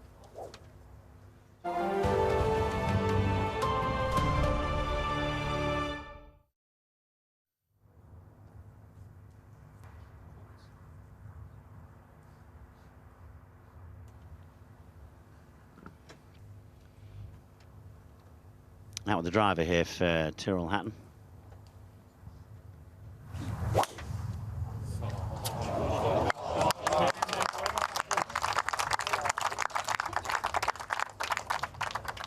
Absolutely perfect, that one.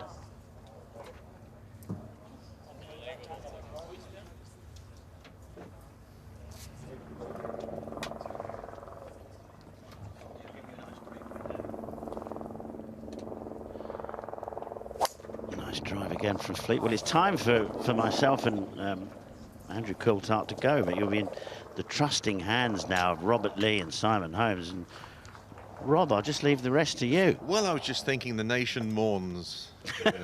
Boxall and Coulthard leave the box. Can you imagine hankies everywhere, all over the country?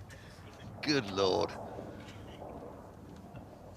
A little bit of Victor Hovland into off the left with the breeze. He's a slider from left to right. Oh, and that's just drifting. Hang on.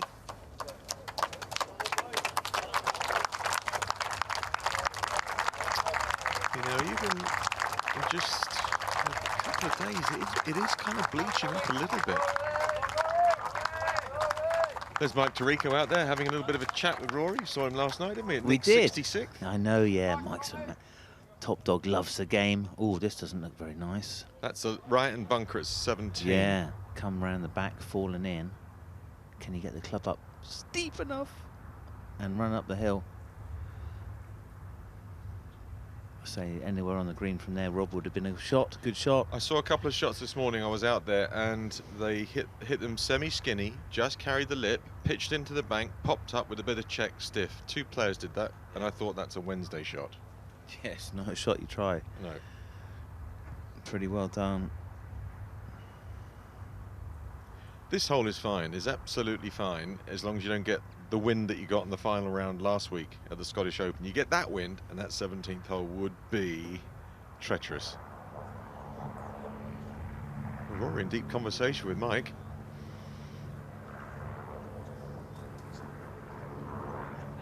Looks relaxed. Rory does look relaxed, I think, and why not, Rob? He's come into this Open in as good a form as he could possibly have done. He must be bouncing and buzzing from the 2 shots he hit on 17 and 18. So Di Stewart is down there somewhere. See what she's doing. Is it? Oh, sorry, Simon. We're just having a little chat. I'm here with Fletcher, who's part of the HSBC Grassroots in partnership with the Golf Foundation. And basically, well, first off, Fletcher, let's have a little chat about your golf game. You started playing golf at the age of what? 5. 5, and how old are you now? 11. Oh my goodness, you look about 25. Wow, so that's 6 years. 6 years of golf, and HSBC Golf Routes introduced you to the game, is that correct? Yes. Yeah, and where do you play your golf? Normally at Arrow Park with Simon Houghton and down at Morton Hills to practice. Well, a massive hello to Simon today. I hope he's watching this. And you're part of the Wirral Golf Academy, is that right? Yes. Oh, wonderful. Tell us a little bit about your game. What's your handicap? My handicap is 32. I normally like chipping onto the green when there's like an option, and then it's probably it about my... What about your driving? How far do you hit it? I bet you hit it about 300 yards, don't you? I wish so. The 150, 140, around there. Yeah. Oh my gosh, that's amazing. And I know that you're a fan of a couple of golfers. Who are they? Rory McIlroy, Tommy Fleetwood, that's probably it, and yeah, sometimes like Tubes, but he's on YouTube. I know Tubes. He will beat that. Do you know what? That will make his day. I'm going to send him this clip. Tell us about Tommy Fleetwood. You've met him? Yeah, Royal Liverpool, played 2 holes, meant to be 3, but couldn't fit the timing. Then we went 1-0 up. And Did then, you? Yeah, and then we won that hole at the last, so we won 2-0 against him. Oh, yes. Great stuff. That is great. Tell us, though, a little bit about Golf Routes and what it's done for you. You've met some mates there, is that right? I started when I was 5. I played with some people. Like I remember my first time, I went round with Simon Houghton, like with 4 other people, and then I've came so far on now because I was 5 then, now I'm 11 now. Yeah. So then I've got all this time. Do you know, this is brilliant though, because we need initiatives like this to introduce youngsters to the game, and I believe it's 5 million that have been introduced to the game of golf through HSBC Grassroots over the last 12 years, which is just fantastic. Great way to start your golfing career. Not a bad place to continue your golfing career here, Fletcher, is it? Should we take a little walk down this way? Yeah. What do you make of all these swings that you see? I mean, do you know what? A lot of the golfers have gone out onto the course, haven't they? But is this your first time here at the range? I've been here a couple of, 1 or twice here, but this is my first proper time this year. What do you make of it? Can you be my guest for the next couple of hours? Would that be all right? And we'll get rid of Peter Finch. Should we talk about the best golf swings in the world and about Hoylake? Have you played Hoylake? We've got to keep walking. That's part of the plan. I'm not really sure. Oh, I think I have. We'll ask some people, or ask your mum and dad. Fletcher, thanks so much. When's your next game of golf? Probably Tuesday. Tuesday. Where are you playing? Arrow Park. Oh, excellent. Or I'm either playing tomorrow at Morton Hills. Great. Well, you've now got a crowd. Can you give us a wave? All your fans are here to see you, Fletcher. Yeah, you might be signing some autographs after. Listen, thanks, buddy. Well done. You've been brilliant. Great stuff. Watch out for this one in the future. Okay, let's get to commentary.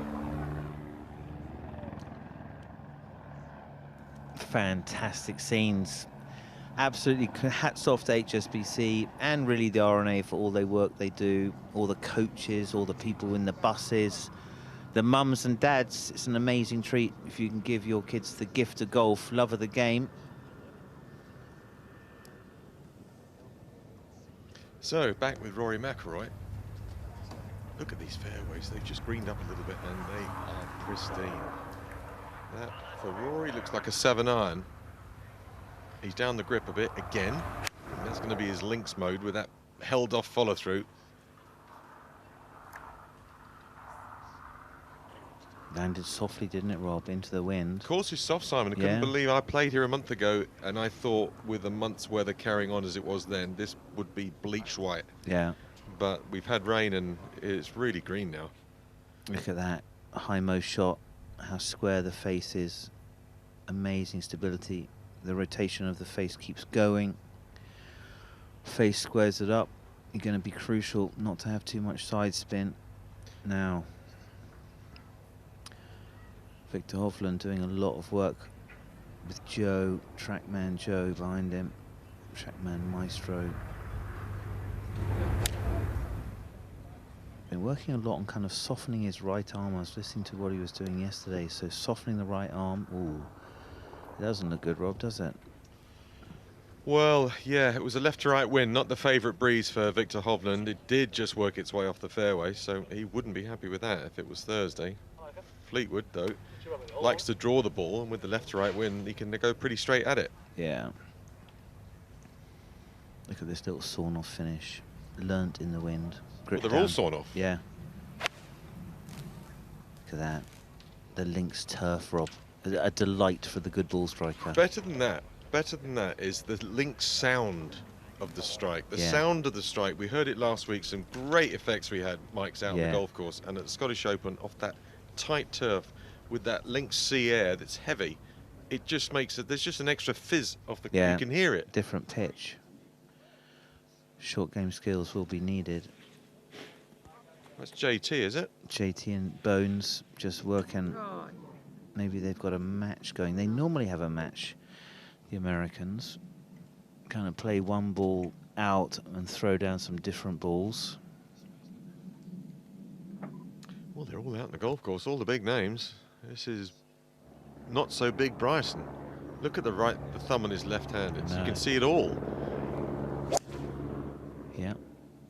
A Mo Norman grip, that's what he's got, sort of like the shaft in his hands and his forearm are all one line. Well, the grip is so fat. Yeah. He's got no choice with the hands. The grip is so, if we get a look at it, it's so fat. Probably 20 layers of tape in old money. Yeah, exactly. It's a specialised grip, isn't it? It's like it's just a palm grip, like how we would hold a putter. He holds a club. Zach Johnson. He's going to have a busy couple of months, Rob. Yeah, there's big decisions coming his way because he's 6 in and 6 to pick for his 12. So it's going to be fun seeing what are the names that are exempt and what are the names that he thinks I want in my side. Yeah, I'd say probably Koepka is the biggest decision he's got to make, or maybe that decision will be made for him. I think Koepka's going to qualify. So we were walking around the course, Rob. You can be lucky or unlucky a bit around the greens. What do you think? It's not quite an even rough, is it? It's a little bit of rub of the green in the rough. Well, you see, I think that's the way links golf should be, not uniform, and you know, bounces and breaks and bobbles and tufts, and it's all part of the rich big picture.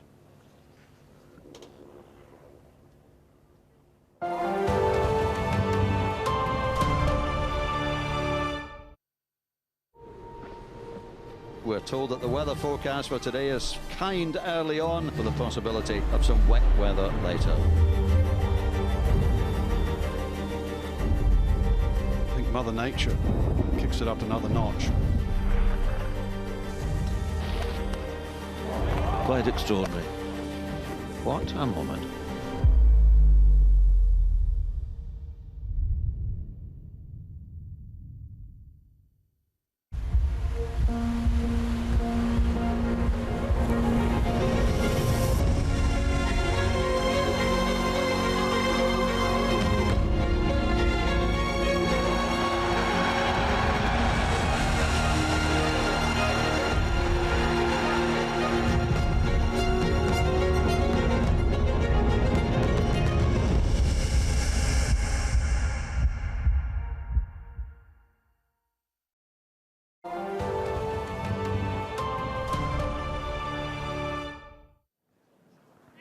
Favourite open course, Simon? Favourite open course?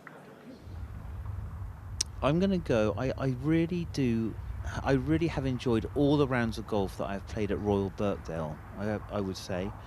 I think that is such an amazing test. I've always loved that. But they are all classic. I mean, they're in probably your top 40 courses you play in your life. All of the, what are we on, 9? Is it 9 courses we've got now on the rotation?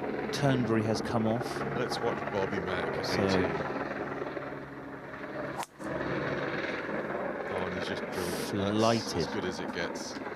The that bullet. down the left-hand side is 320 to reach, and that's going to trundle kind of 320-ish. It's about massive 278. shot, It's isn't it? about 278 to the front edge from there. Plenty of power in that swing. Just drilled it. You could Yeah. sell that on Sunday afternoon, Well, Rob. you could sell it on Thursday afternoon. You certainly could. There they He's had are. a lot the of young, signatures there, hasn't he? yeah, young fans. That's going on eBay later on. You Yeah. watch. Oh, Rob, you cynic. That's going on eBay. That will be never sold ever. You'll treasure that. He'll be 50 years old and he'll say, look at these signatures I've got. Mum's going to go, let's have a look at that hat. No, she's not. He's going to go, get off, Mum. I'll get you a new one. No, she's not. Here we go. So, posture.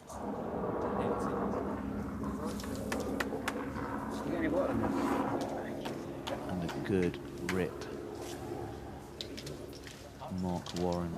That's only in bounds by 2 yards. Yeah. That's how tight that out of bounds is down the right-hand side of 18. It will feature this week, especially if we get a left-to-right howler. Ah, big time. The hole then turns a quarter to the right, so what becomes a left-to-right wind from the tee box turns down and behind you with your second. So the guys who are at a decent distance can get there, despite it being 600 yards. Yeah, the blue ropes that you saw there are just protecting a sensitive area of the run out from too much practice. So Rory just moving his ball to the outside of that to get a sense of how the ball will release. Underrated chipper, Rory McIlroy. Very good. Underrated. Yeah, I agree with you. Very, very good. Nice soft hands. Got a lot of different shots. I think that's the Irish, the element of all the different courses that you play. You can see a big entourage. It looks as though it's a open day, not an open practice day. Some group to watch that. How There's do you like to go? Tyrrell. Tyrrell. What a character. If he was a Viking, he'd be Tyrrell the Terrible, wouldn't he? You don't think? That's absolutely magnificent, Rob. Yeah. He would. Or Tyrrell the Tantrum as well. I've got him in my ones to watch this week. Yeah, I love that. I do think if everything goes right for Tyrrell Hatton this week, he What could about win. Jason Day, Rob, coming in our picture there? Well, he's been working hard on his swing to get it into a place where he doesn't cause his body and back so much damage, to make it easier on his body, and there are good signs, shoots of recovery. Oh, big time. I mean, there's another one of the big bounce back stories. Ricky Fowler's a big bounce back story, but Jason Day was basically like, I can't, it's not that I've lost my game, I can't actually walk. Tommy Fleetwood, super popular, doing as much as he can. Well, especially in this part of the country. Yeah, but I mean, you know what? Taking the time to do all that. Big Evertonian.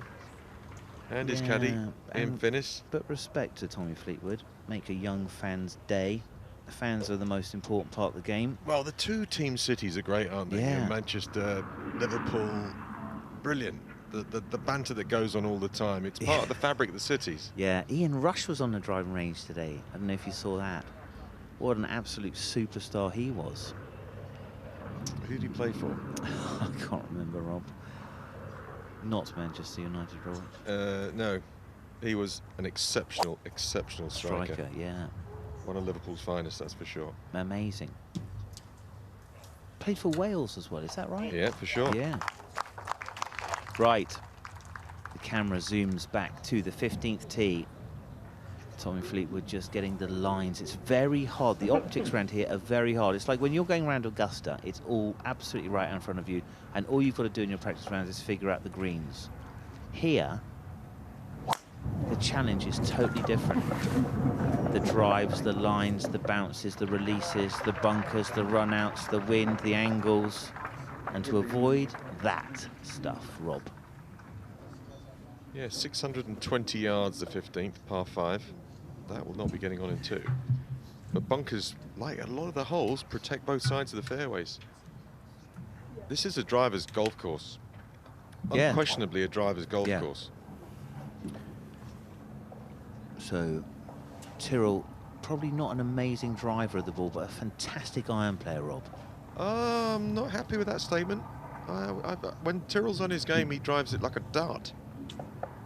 Just watch this, Simon.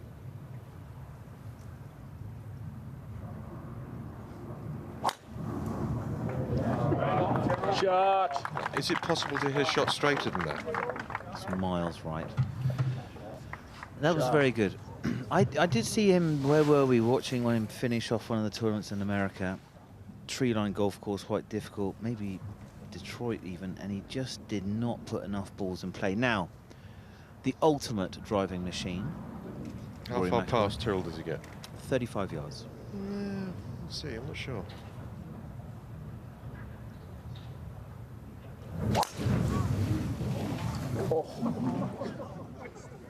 That needs to hang on a little bit, staying in the air for an awful long time, but it's not found the fairway. I think Rory will go again. Amazing, isn't it? Look at that. Club just a tiny bit stuck behind him. Left side a fraction too high. Milliseconds. Yeah, that's a coach's answer. His club face is half a degree open. That's or maybe it. just a It's tiny half a miss it in degree. the face. There's nothing in your swing that can figure out half a degree. Nothing.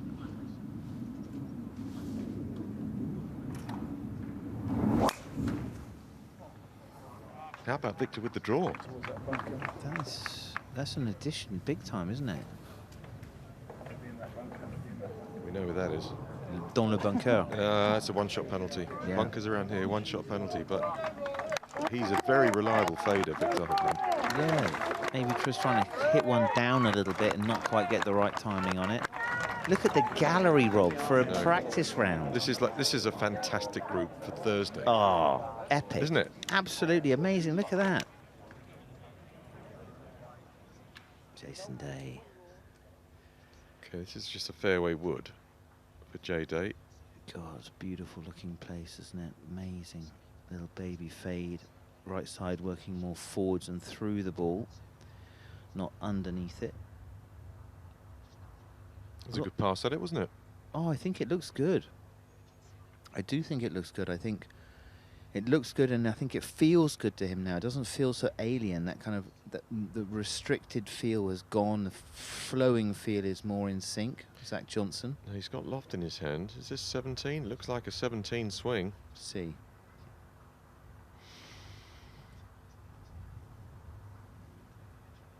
Tidy. Always was in his heyday one of the great wedge players with a 8-knuckle left-hand grip, and he just held it off and just hit beautiful low-flighted spinny wedges. Incredible player. I mean, if you think he won the Masters and the USA and the Open at St Andrews, I mean, you know, you wouldn't match the swing to the results. All right, Justin Thomas, who gets airborne when he hits the driver. The feet come off the floor.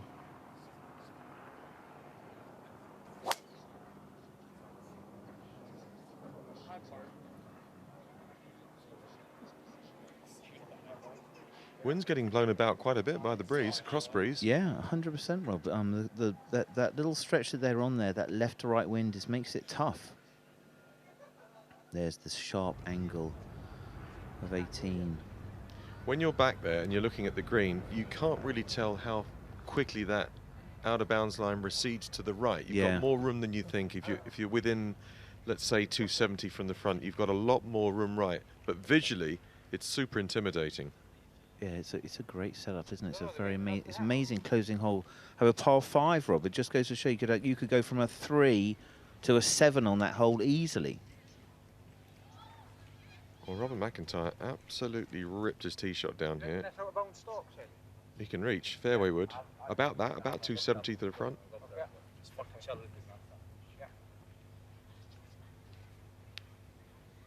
You can't see from near this angle, but there are some deep bunkers, middle to front left, that protect that green. Come across the front, we'll see him from here.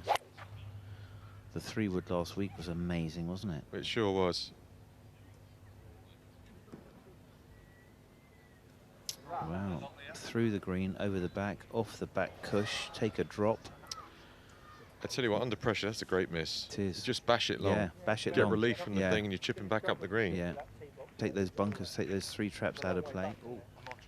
That's a great lie in the rough. That's the chip he's got left. Yeah. Probably the swing is going to catch the boards at the back, so you would get relief. Yeah. And a very straightforward shot. Yeah. Look at that. So that just is, blow it long if you can. That is the shot, yeah. So unlucky not to win last week, Robert McIntyre, with that incredible final round. Oh, and then Rory pinch it right at the end with two of the greatest shots in a row you've ever seen. Yeah, the one on 18 is going to be famous, but the one on 17 was amazing, Rob. To catch that and get the flight up there, hold two putts, two punch held up fades in a row, absolutely perfect.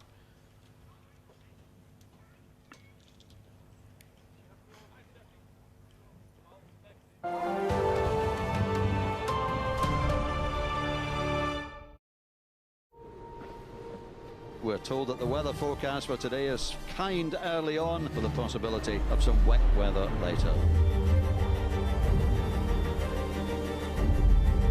I think Mother Nature kicks it up another notch. Quite extraordinary. What a moment.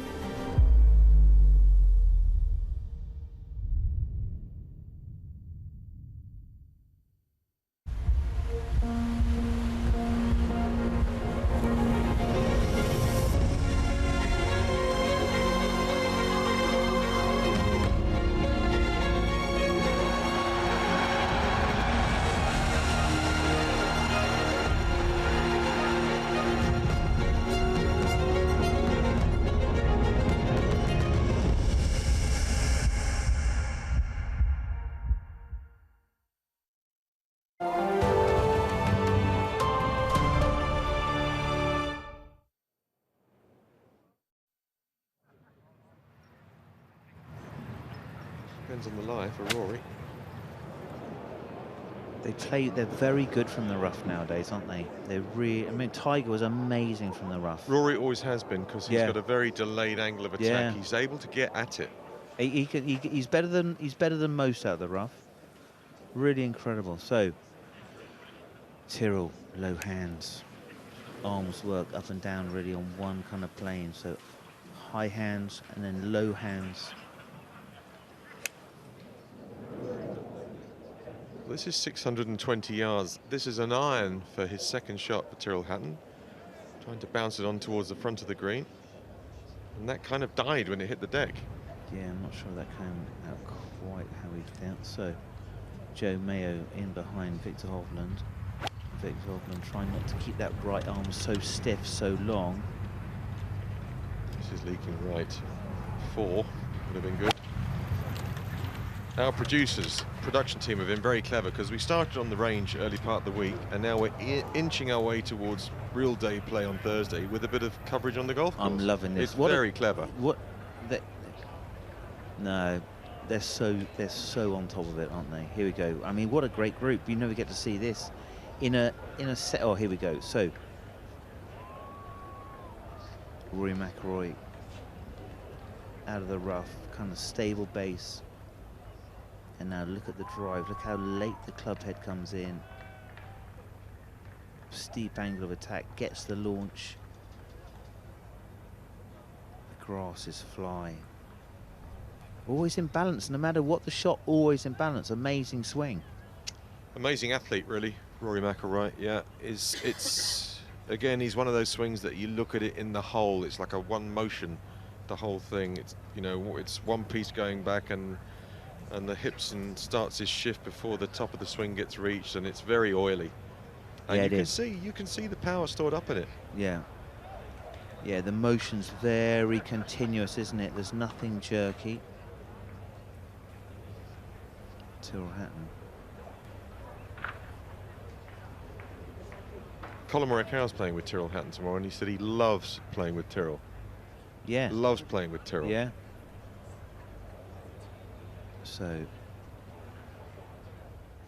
greens are slower, about 10 on the stimp, Robert. Got to be like that on a links course, because you can get some nasty weather blowing up, and the course has to remain playable. So you never get super fast greens at an Open. It's just not possible. No. The idea is you can play it in a 25-mile-an-hour wind. That's the idea. Yeah, and it's amazing. It's such a great event because it's played on the ground. It's so different than everything else. So just seeing what his options are. Well, Tommy having a hack. Kind of a little soft hand finish with the wedge for Tommy. Does he get it there? He does. Look at the gallery, Rob. What a turnout for a Wednesday afternoon. Well, amazing. the buzz, you get the buzz when you're in the crowd. That Rory, Tommy, Victor, they're out on the golf course. It's a natural go-to watch group, isn't it? Yeah, it's just amazing. Fantastic.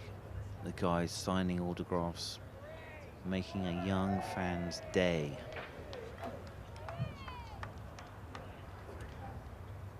Tommy Fleetwood. There'll be rent-a-crowd for Tommy here. Home hero? Certainly, certainly. Oh, there you go. There's the police just giving it a little bit of a tickle. He'll be stopping shortly to ask someone there, has anybody seen where Simon Holmes is? I'm looking for him. I didn't think, no speeding tickets at the moment. Here we go. So, and a little bit of late check from Rory.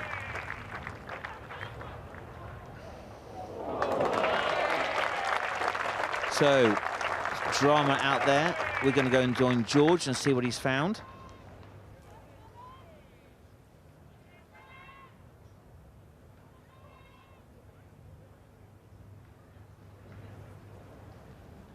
I think a couple of technical issues there, but we'll get back to George as soon as he's sorted out. This is bouncing signals around a golf course like this takes quite a bit of technicality to get done. Little trick shot here, Rob. Oh. Well, you not let me finish talk there. Sorry, Robert. Yeah, you just butted in. Sorry, Robert. Very rude man. Sorry, Robert.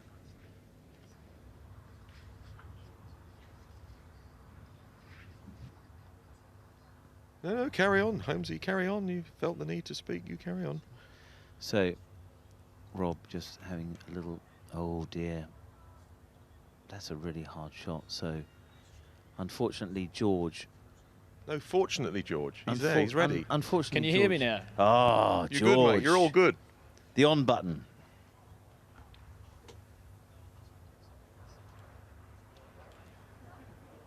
It's a technical glitch. I can read his hand language. He's saying, I had some great stuff for you there. I had some really cool stuff, but I just can't give it to you. Get it across the airways. But George, trust me, will be back. He will. He will be back. He will be back. So I think they were having a little contest to see who could get it closest to the pin from or an just out of the awful, bunker. or from out of the, yeah, closest to the pin from an awful lie. You'll have some of that. You'll see bunker shots that you have never seen before in the next 4 days. He's practice putting from a foot. Interesting. That's Jorge Campillo there. Yeah. Well, he's missed it twice from a foot. Oh dear. Third time lucky. That's why he's practicing. Yeah. Flag in. Yeah. From a foot. Well, at least he hasn't done aim point from a foot. Your thoughts on... Oh, he's... Oh dear. I think this is a bit of a clinic, actually. I think he's doing this on purpose. Here we go. Nick Price used to practice The lifting lift out. out. Yeah. This is the fourth time to get it in from a foot. Flag in, flag out, Rob. Oh, flag out. Flag out. They've proved it. It's more chance of going in with a flag out. Oh, look at that. If you're a Is that the mighty Liverpool fan, Anfield across there? If you're a Liverpool fan, that is headquarters, isn't it? It is. It is. Reds HQ. Well, Rory's going to have a putt for a birdie. Had to rely on his wedge play because he missed the fairway, and it didn't matter. He turned it into a 4. Yeah. It doesn't look very complicated for Rory. It looks quite instinctive for him at the moment, Rob. Think he's in the right place to do the business this week? Look, he's arguably the best player in the world, and arguably Scotty Scheffler apart, John Rahm hanging in there, playing the best golf right now. So he comes to a course that he won on last in 2014, full of confidence. He's done everything this week to make sure that he's prepared to suit Rory. You know, the script is there, but golf's far from straightforward, and it rarely works out the way you think it's going to. But no. yes, do I think he's got a great chance to win? Of course I do. Yeah, it's always a twist. It'll be interesting. I mean, traditionally we were sort of arriving here thinking this wasn't going to be a driver's golf course. So I'm not sure if we were sort of talking. I think it could be very much. If you drive the ball well, you've got a massive advantage here. I think if you're playing the gamble, if you're playing the, I'm squeezing it between these two sets of bunkers left and right. If you're playing that game this week, it is a driver's golf course. You better be fantastic with that club. Yeah. Because every time you go in one of those fairway bunkers, it's as if it's a water hazard. It might as well be a water hazard. Out sideways, and then you're playing your third. Yeah. Dustin Johnson, he's had a few chances. The multi-waggles. Here's Matthew. Come on, he's hitting the first tee shot tomorrow. 6:35. Little hold-up action with the hands there. Don't spin right. Not get the long way number, out, isn't it? It's amazing, isn't it? That's just a little bit of links wind. It's a very heavy wind, isn't it? It's like it's a very wet wind. It knocks your ball down much more than normal. Yeah, it is. It is. Links. Everything to do with links is different from everything else you do. It is. You're at sea level, number one. It feels like anything into your face has a distinct effect on how far the ball's going to go. It takes an adjustment. Yeah. You come from, let's say, Colorado to here. Yeah. The amount that you have to allow for the different distances would be incredible. Yeah. Looking back down from the 18th green. Isn't it unusual to see such straight lines? Yeah. You know, looking back from the green, both edges of the fairways are like it's been done with a ruler. Yeah, I think the whole of the golf course has got such unusual, unique optics. So, Morikawa having a go. You can see the out-of-bounds stake just to the right of him. What a stadium that is. Morikawa, Rob, has had the walk up there. Yeah, he came onto the Sky Zone yesterday and was talking about his game, and he's got the fade back, and he said, well, I've got the fade back, I'm dangerous. And as we know, he has what it takes to win an Open. He certainly does. And I mean, if you think about the accuracy, he had a period where statistically he was as accurate with his 6-iron as the rest of the field was with their 9-iron. Well, Ricky Fowler's hit his tee shot so far down here, he can hit an iron to the final hole, and he's having another iron, because that's leaking right. It's somewhere in there. Yeah. It's Didn't inbounds. Like inbounds didn't not like that. Let's see if the second serve, maybe trying to draw one off that bunker, get it releasing through. Let's have a look. Trying to get the club on line, working with the club to get it with Butch Harmon on the line, not laid off. That's the big change. So that is not a good shot. Look at that. It's actually quite an easy bunker shot, that. Yeah. Downwind, he's only got to plop it out and it'll release down to the hole. Water bottle in hand to remind him to drink more water. So it's almost like a teddy bear for him. The water. It is. It's like a little security. It's like a soother. It is a little security blanket. Just a good solid one.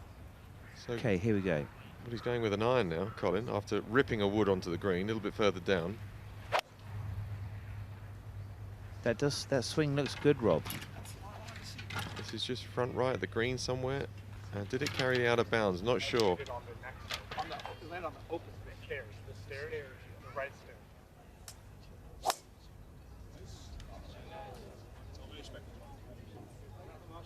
That looked like a beautiful shot. Deceptive. Yeah, the lines are really deceptive. I think this is the hardest thing to look at. I was out there walking in, and Brooks Koepka walks all the way down the fairway, leaves his caddy on the tee to just work out where's the middle of the fairway. So you don't have particularly good vision of the edges of the fairways and the greens. All you can see really off the tee is the sort of the big dark lips of the bunker. 16 is a par 4. You go par 5 15, par 4 16, the little eye 17, and par 5 18. This has got bunkers down left and right as well that have to be avoided.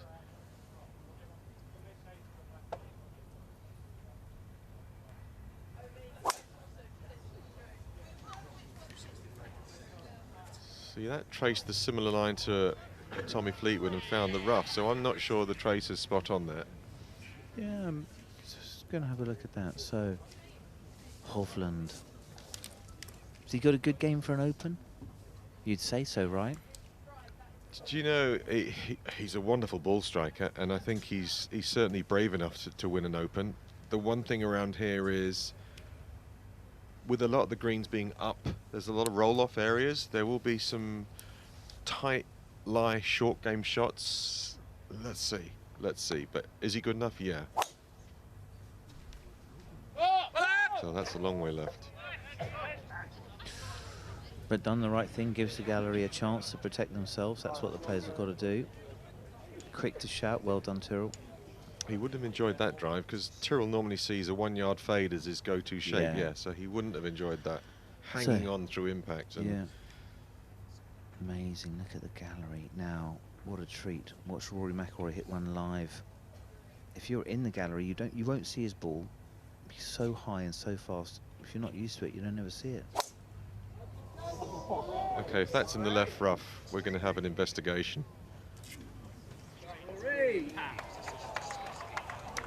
Wow, ripped the right side of the fairway. And missing the bunker. Gorgeous tee shot. Amazing. What was the bunker carry there, Rob?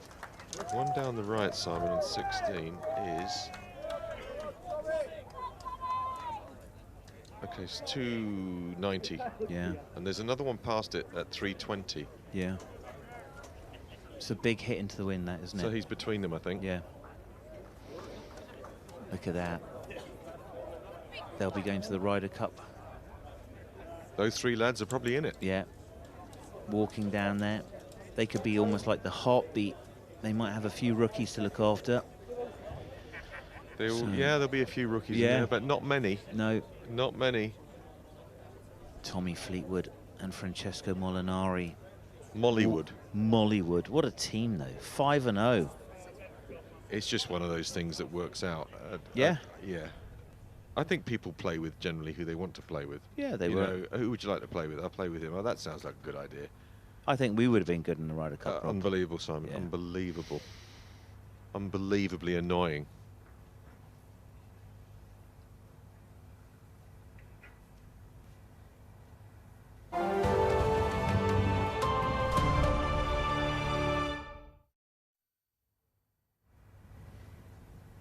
Amazing overhead scene. Look at the bunkering around there, all the little runoffs, the movements, the very subtle movements. I was amazed. I had forgotten sort of how flat the greens were, Rob. They really don't have the twists and turns that you can sometimes find.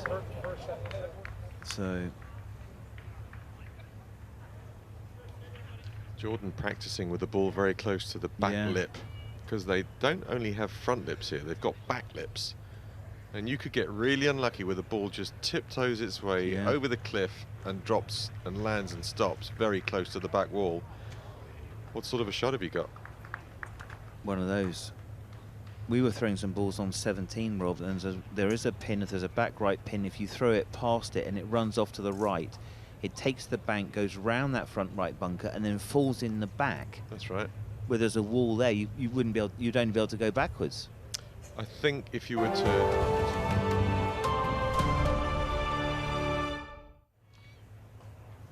I think if you were to toy with the design of that 17th, you would soften the slope. So you could end up with the bunker between you and the hole, because you can't now at 17. If you miss it right, even if it misses the bunker, it comes back down the hill and goes back in the bunker. It would be interesting if players could pitch from a really tight lie and have the bunker between them and the green. I mean, that's a horror scary story, shot. But that's not possible because it will keep takes the undulation releasing around and finding its way. Oh, look at that. Now that could be going towards the bunker that we talked about. Watch it take the bait. That's no joy in there, let me tell you. That's deep. That is John Daly wins the Open at St Andrews. Okay, now does this one get up there? Yeah, it does.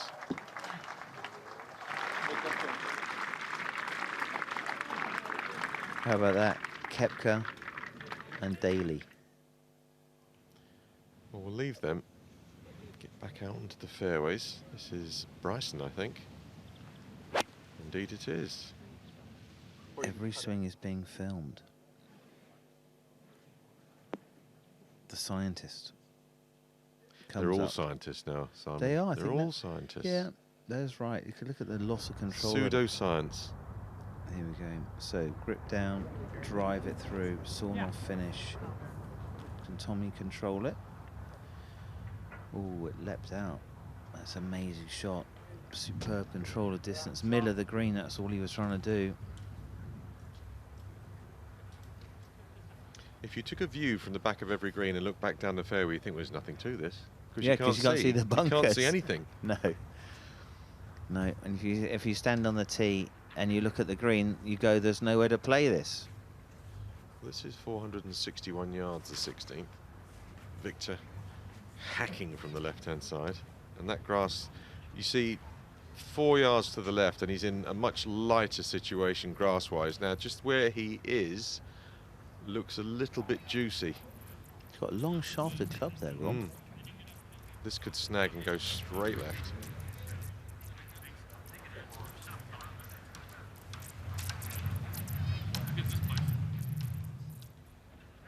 Wow, it's high. Didn't carry the trap, but it's a pretty good shot. It's good to get that down on distance. That's very skillful, and perhaps the lie was not as bad as we thought. But very strong, I would suggest that was. Just brute strength. Power in the legs, isn't he? Like a skier. Yeah, one of those Norwegian Franz Klammer's skiers. legs he's got. Yeah. Oh, what was the name of the skater? Jon Olaf Koss. Do you remember that? No. Olympics in Lillehammer. He was a speed skater, and he just cleaned the floor, and he had legs like tree trunks, Rob. Well, did he just clean the floor, or did he actually skate? So let's have a look at long putt here for eagle from Morikawa, my associate, giggling hysterically. So just very little motion on the greens. What's up with that? How come it didn't go in? Right. Rory.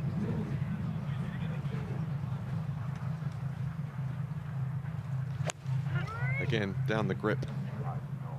That's almost his go-to swing shape now for these approaches with headwinds. That's a nice shot. I love it though, Rob. Don't you think? He showed everybody last week. He got criticised his whole career about not being able to play in the wind. Well, the 2 shots he finished with last week just can't. There's nobody in the world that could hit better shots than him. They're as good as it gets. Yeah, that's how Tiger Woods used to play. Tiger Woods used to finish it off with the drama. Rory McIlroy.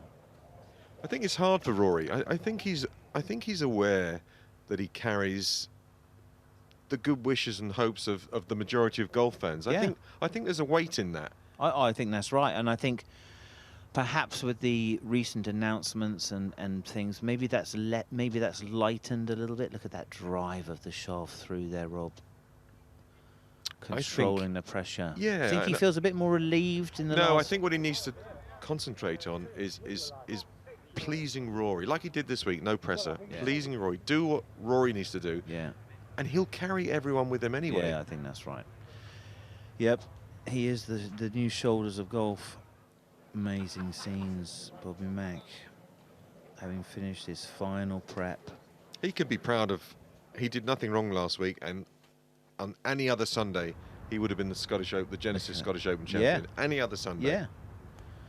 Yep. It's just that. What was the? Rory could play those 71st and 72nd holes. Yeah. 100 times and never birdie them both.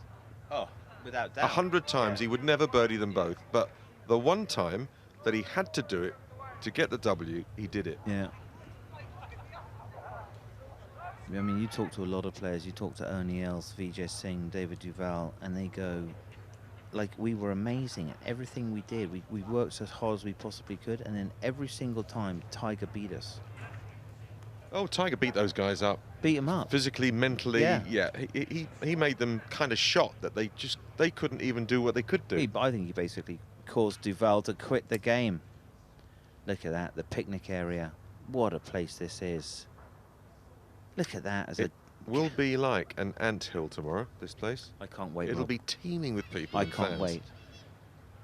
And the weather's good.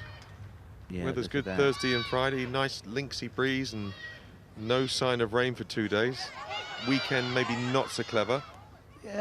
there'll be the wind, the elements always play some small part. That's just the nature of an Open Championship. But this is an amazing build-up that we've been witnessing here.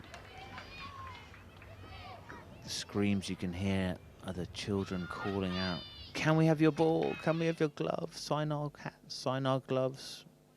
Brilliant. The Irish Opens used to be the best at Portmarnock. You come off that last green at Portmarnock and the kids would go, "Have you got a ball? Oh, sorry, I've given all my golf balls away. Have you got a glove? I've given my glove away. Have you got a tee?" They would just keep going right through the bag. Bless them. That used to be like an Open. Yeah. It wasn't an Open, the Irish Yeah. Open. So we'll leave the course for a few moments, head back down to the driving range, where I think we're going to find Di Stewart. Thanks very much, Simon. Here with Pete Finch, who's been doing not a lot today, actually. Have you? Actually, Oh, Si, sorry, I'm joking. I He hate to correct you. You have been doing in that. this manner, but I have been roaming around the course today, finding the best spots to watch the golf. Oh, good for you. Yes, There's some I have. great vantage points. And seriously, 17th though, the grandstand Yeah. by the green, unreal views, really, really good. Beautiful. Yeah, to really the good. to the right of the green, and you've got the de-ester if you sat in the grandstand to your right-hand side. Yeah, if the golf gets a bit boring, you can just have a little look over, which obviously Yeah. it won't be. No, it Yeah. won't. It's going to be sensational over the next 4 days. I'm just sort of slightly mesmerised because Alex Maguire, who we spoke to on Monday, and his dad Sean, who ended up crying on the range because his son's playing in the Open for the first time, qualified a couple of weeks ago.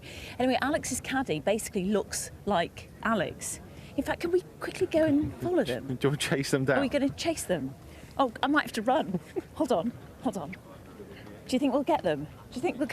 Okay, Alex, just really quickly, we're just live at the moment. I want to just point out to all our viewers how identical you both are. What's your name again? Jack. So Jack is Alex's caddy, and can you see if they stand together how similar I'm better looking though. Jack and Alex look? My God, everyone in my ears saying, "Wow, that's incredible." And how do you guys know each other? Primary school, so since you're about 4 or 5 years old, just in the same class, and then throughout up until secondary school, yeah.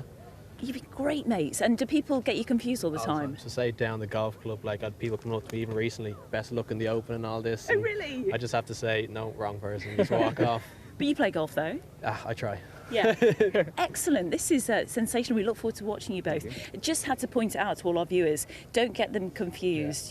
Jack is caddying, Alex is playing. Alex, what time are you teeing off tomorrow? 7:09. So Early doors. in the morning. I'd rather be early than I'd be at like 4 o'clock or something, waiting around for the tee time. So How are you going to sleep? I mean, I won't get much sleep. I'll be up at like 4:45. I try to get into bed early around like 9 or 10. Yeah. Yeah, I'll be nervous, but look, I'm going to go out there and give it my best and see what that leaves me at the end of the day. Alex, Jack, the twins. Good luck, gents. very Good much. luck. Well, enjoy yourself, Great mate. stuff. Wow. You never know what you're going to get here live at the range, do you? No, you don't. Kev, our cameraman's gone off. He'll find us at some point. Wednesday afternoon, things getting a little bit more serious. Yeah, it feels a little bit more businessy now, doesn't it? It certainly does. There's some players coming in off the course who maybe their practice rounds haven't quite gone how they wanted, so a few last-minute adjustments before the big day. Did you see that sprint from me? That was very good. I mean, it was terrible. I'm an awful runner. So Kevin got that on camera, didn't he? It's been fantastic to see Rory out on the course. There's a helicopter going somewhere. Who do you reckon that is? It's actually my Uber. It's come a little bit early, but if it's not for me, then I'm sure it's one of the big What time do you think you're leaving? You're going to be here for a while. Yeah, they're pretty hard to schedule. I just want to point that out. Yeah. Okay. All right. This is very special guest today, Dan. Normal Uber. This is. It doesn't need any introduction. The Claret Jug. Where is the area where we can get it engraved? There we go. Cameron Smith, there he is. Cam Smith, 2022, St Andrews. This Claret Jug has got the most incredible names on it. And Hoylake, I'm thinking about Hoylake. Yeah, 2014. I'm trying to find 2014. It can't be too far away from 2022. 2014 is right here. There we go. There you go. Rory McIlroy, 2014. Yeah, confirmation. Who were we chatting to that was checking that their name wasn't taken off?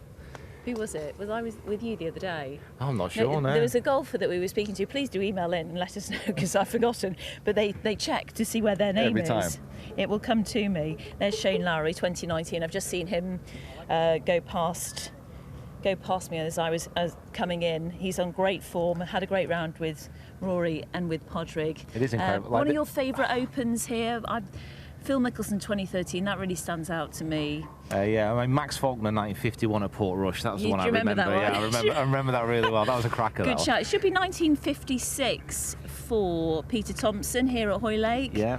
I think so. 1956. Can you see? There we go. I think it might be Here's the 56. next one. Actually, there you Kev, go. if you come around Hoylake. here, you see here. And don't forget, Bobby Jones has won here. Harold Hilton. Who else have we got? Walter Hagen won here. Hagen, yeah. A couple of amateurs. 2 out of the 3 amateurs that have won on this course have been members of the golf club. John Ball and Harold Hilton. The other was Bobby Jones. Bit of history for you. It's something that like a lot of people do say about Hoylake, that like it's a course that it produces like big boy champions. Like, you know, the players who win round here are proper golfers. It doesn't throw up many kind of random names. So it's a true championship test. It's quite good actually with Rory 2014 there. Like the only player to win the Scottish Open the week before, and then the Open is Phil Mickelson, who is just above him here. So maybe you never know. History might repeat. Yeah, saw Phil on the range earlier. We spoke about his great finish in the Masters this season, and my goodness, what a talent! We could expect some fireworks from Phil over the next few days. I heard Rob Lee in the commentary box talking about the weather over the next few days, and it looks pretty decent, doesn't it here? Yeah, it's just going to be a show. I mean, I've checked 14 apps, and it looks like it's going to be okay. 13 of them are okay. Well, I was at Wimbledon for a couple of weeks, and all the apps were incorrect. Right. Okay. So I'm hoping these ones are okay. It does look like it's going to rain at the weekend, and the wind is blowing. See, that's the thing. Like the course has already changed so much since we were here on Sunday. Yeah. It's going to be drying out over the next couple of days. Nice bit of sunshine, and then the wind whipping across it. Then it's going to get wet again potentially. So it's going to be so changeable. Tactics are going to change so much. Yeah, a few players here. We've got Louis Oosthuizen behind us, haven't we? Should we try and possibly get a chat in with Louis? Sneak in with Louis. See if he will. I'm slightly nervous. No, I think he will. Hey guys, would it be? Hello. Hi Louis, would it be possible to have a quick chat? Sure. Great stuff. How are you? Good. Are you good? Nice to see you. Yeah, good to see you. Enjoying the sunshine here in Hoylake. It is very nice now. Yeah. Yeah, That's great. good. Yeah. Open champion, 2010. Still make you feel good. Yeah, it's all. Whenever I come to the Open, it's very special. It's just a special place. I remember I spoke to Pete Cowan the other day. We were talking about players and their final rounds and what goes through your head. And I remember you saying after that Open Championship victory, what were you thinking about? And it was pretty much nothing. You tried to have nothing in your head. Is that right? Yeah, it's. I was playing well enough to not really worry about my game, and I was driving it beautifully. So, I was pretty aggressive off the tee. But yeah, look, I was fortunate enough to have 7-shot lead playing. Or 8 shots playing 17th there at St Andrews. I think it's a different story if you have a 1-shot lead or something. But it was. I think I was young enough to not really think about all the things. Yeah. Hopefully, no scar tissue. Like. No. I'm good now. I'd say being back and playing the Open. I really have fun and just enjoy the week. Yeah, do you like this golf course? And Pete, we can only dream about a 7-shot lead, can't we? Well, yeah, it kind of takes the pressure off, I would have thought, kind of going down the 18th. I mean, we've been chatting a little bit about the course. You've been out there, obviously, a few days, you've seen it change. Winning score, what are we thinking? Oh, no idea. That's always the most difficult thing to.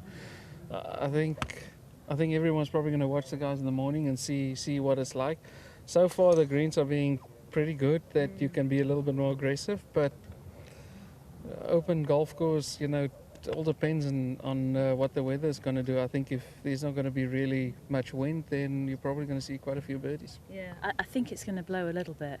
Have you got any changes in the bag? Got a two iron in the bag? Yeah, I'm a 3-wood out. I feel it's for me, it's either a driver or a 2-iron short of everything, so it's one of the two. I'm pretty confident with a driver in my hand. I like hitting a driver, so I'll probably be hitting that quite a bit tomorrow. But there's a few holes with a strong left to right wind that sort of pushes it to those bunkers 12 and 14 today, and and those are like you know, you either got to really suck it up and hit a really good tee shot, or just lay back and give yourself a tough second shot. Yeah, those dog legs left, I mean, they're so tricky, aren't they? Yeah, they are, and there's not really any space to miss it left as well. One of the best ball strikers in the world, Pete. Oh, undoubtedly, like, yeah. Stood next to us, Absolutely. literally. How much do you admire this guy's game? Oh, no, fantastic. And I think the thing everyone says about Louis, and I'm going to say it to your face, I'm going to try and make him blush as much as possible, it's not so much just like the ball strikers, but it's the consistency as well. You know, you've been around now for, like I said, 2010. He's old. No, I'm I think it's my 17th Open. 17th so, Open, yeah. What I'm going to say is just like he obviously is the fine wine. He is matured, and now he's ready to. I don't know. I can't think of another wine analogy. No, you've said enough compliments. Don't worry about it. Going on I was reaching for someone to help me out a little bit there. I'm trying to save you here. Yeah, all I'm saying is you strike it like proper nice. So good on you. Yeah, great stuff. Thank you. What about today? What have you been up to? I just I walked it yesterday, which helped a lot. You see a few different things when you just walk the golf course, and then when I played at 18 today, and so it was fine tuning a few 2 irons, different ones, and see which ones I'm gonna put in, because it's not a club that I always have in. I always have my 7 wood in the bag, but might hit a little bit too high this week, the 7 wood. Yes, I think the trajectory won't be right, will it? But in terms of what do you mean by fine tuning the 2 irons for our viewers? It's more just standing here, knowing what shape it comes out. Like I normally just throw it on the deck and hit it off the ground, and the 2 iron I found actually I hit a lot better just teeing it up slightly. So yeah, probably that's something new for me to tee it up, but I've looked at the numbers and everything now, and it looks good. Great stuff. What time are you teeing off? 7:56, I love the think. fact that you I know it's early. You need to check. Do you know who you're playing with? I'm playing with Joost Luton and Christo Lamprecht, which will be a lot of fun, who was in my foundation. So, look, he's hitting at 70 yards past me, so that's not going to be funny, but. He's a real talent, isn't Oh he? yeah, and he's such a good lad, so it'll be nice playing with him. Yeah, great. So we spoke to him. 6'8" he is, Louis. How tall are you? Yeah, not 6'8". Yeah. I'm almost a foot shorter than him. He topped out 202 miles an hour ball speed before. Did he? Yep. Did he? What are you averaging? No. Out here probably 165, 66, but I normally get it to like 171 on the golf course. Yeah. Listen, past champion. My goodness. Thanks for chatting to us. Yeah, thank you. Good luck tomorrow, and just check your tea time, okay? Yeah. Exactly what time you're off. It's somewhere around there. It's fine. Thanks so much. Take it easy. Good luck. Thank you. Oh, such a relaxed demeanour as well. Yeah, so cool. Isn't he? It's interesting. He's probably like the 7th or 8th player we've spoken to who's taking a 3 wood out. Yeah. You'd think that's quite an essential piece of kit, but around here, they're all obviously seeing it. No 7 wood. No 7 wood. It's just anything that goes up in the air. It doesn't suit that at all. No. So getting another 2 iron, another long iron in the bag, a 2 iron, a 3 iron, seems to be something that they're all going for. So I would have thought that with it being wet, like they'd be smashing a driver a little bit more, but just shows like what a test that this course is and like the tactical nature of it, that so many are taking that 3 wood out. You have to think, you have to be creative, use your imagination so much. The percentage of golfers out there who use a 2 iron is 0.8%, but I think we can get into. Isn't it amazing? A 2 iron is such a specialist tool, but you need the power and the capability of the ball striker to use it effectively. Most people are better with a 7 wood. Yeah, stick to the 7 wood. Great stuff. Oh, I love that chat. Right, let's get out to. I think we can get out to George. I think so. No, we are going to speak to George. You know, he's been so busy, he's gone for a lie down in the dart room. We'll be speaking to George very shortly. We'll take a quick break and we'll see you after this.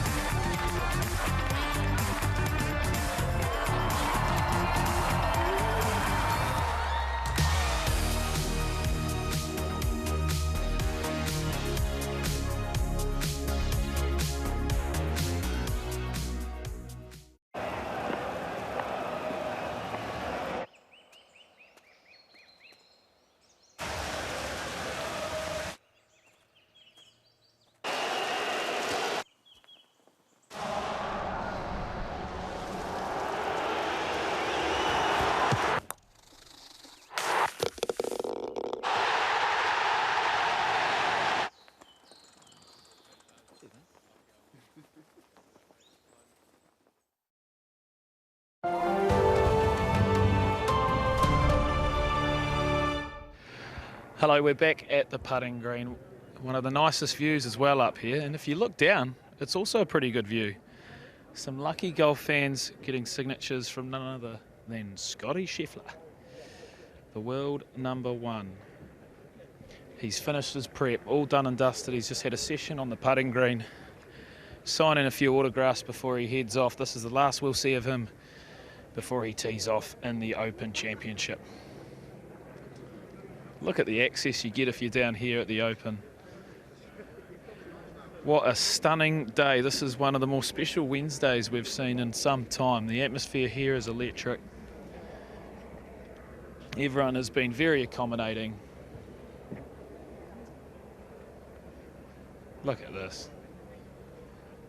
You would be silly not to bet on Scotty Scheffler. He is looking primed and ready to go.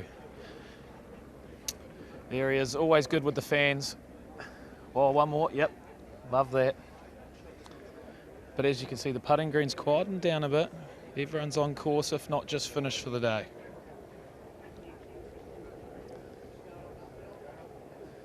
What a rise to stardom Scotty has had. He's great with the fans, isn't he? One more, keep going. Don't give up. Oh, stop it. Now he's showing off for the cameras. Hey?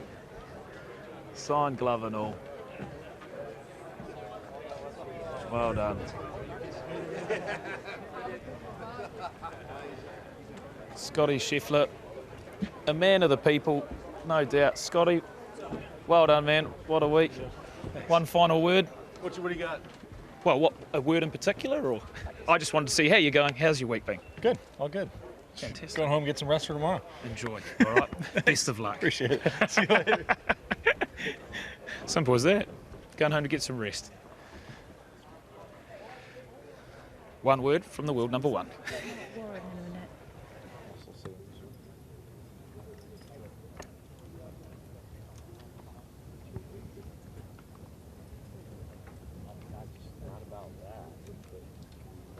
Thanks, George.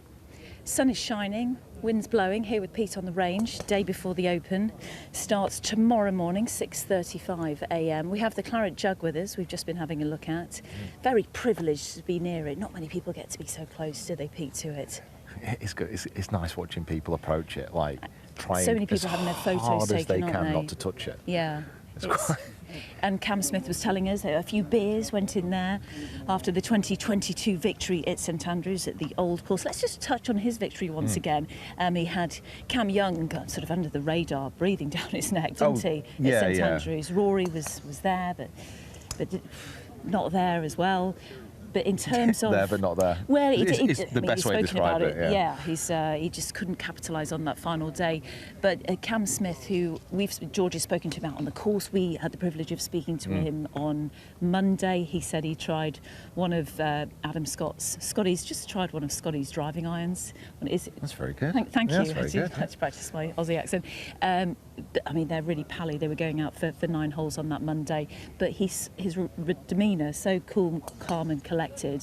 His putting is sensational. Yeah.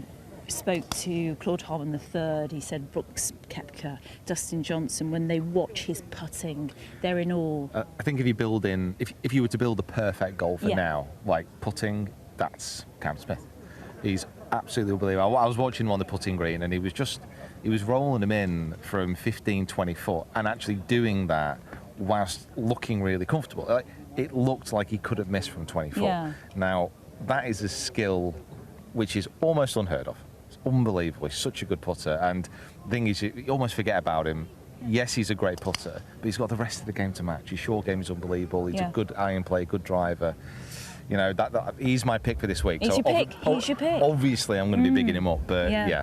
It's fascinating being on the range. Actually, Kev, if we go around here, they've got a few of the guys hitting some shots. Marcel Siem is back on the range as well. We spoke to him earlier. A winner in India this season. It's great. Fascinating, brilliant story. Went to the Challenge Tour. Went to Q School as well in his 40s. He's moved to Mauritius.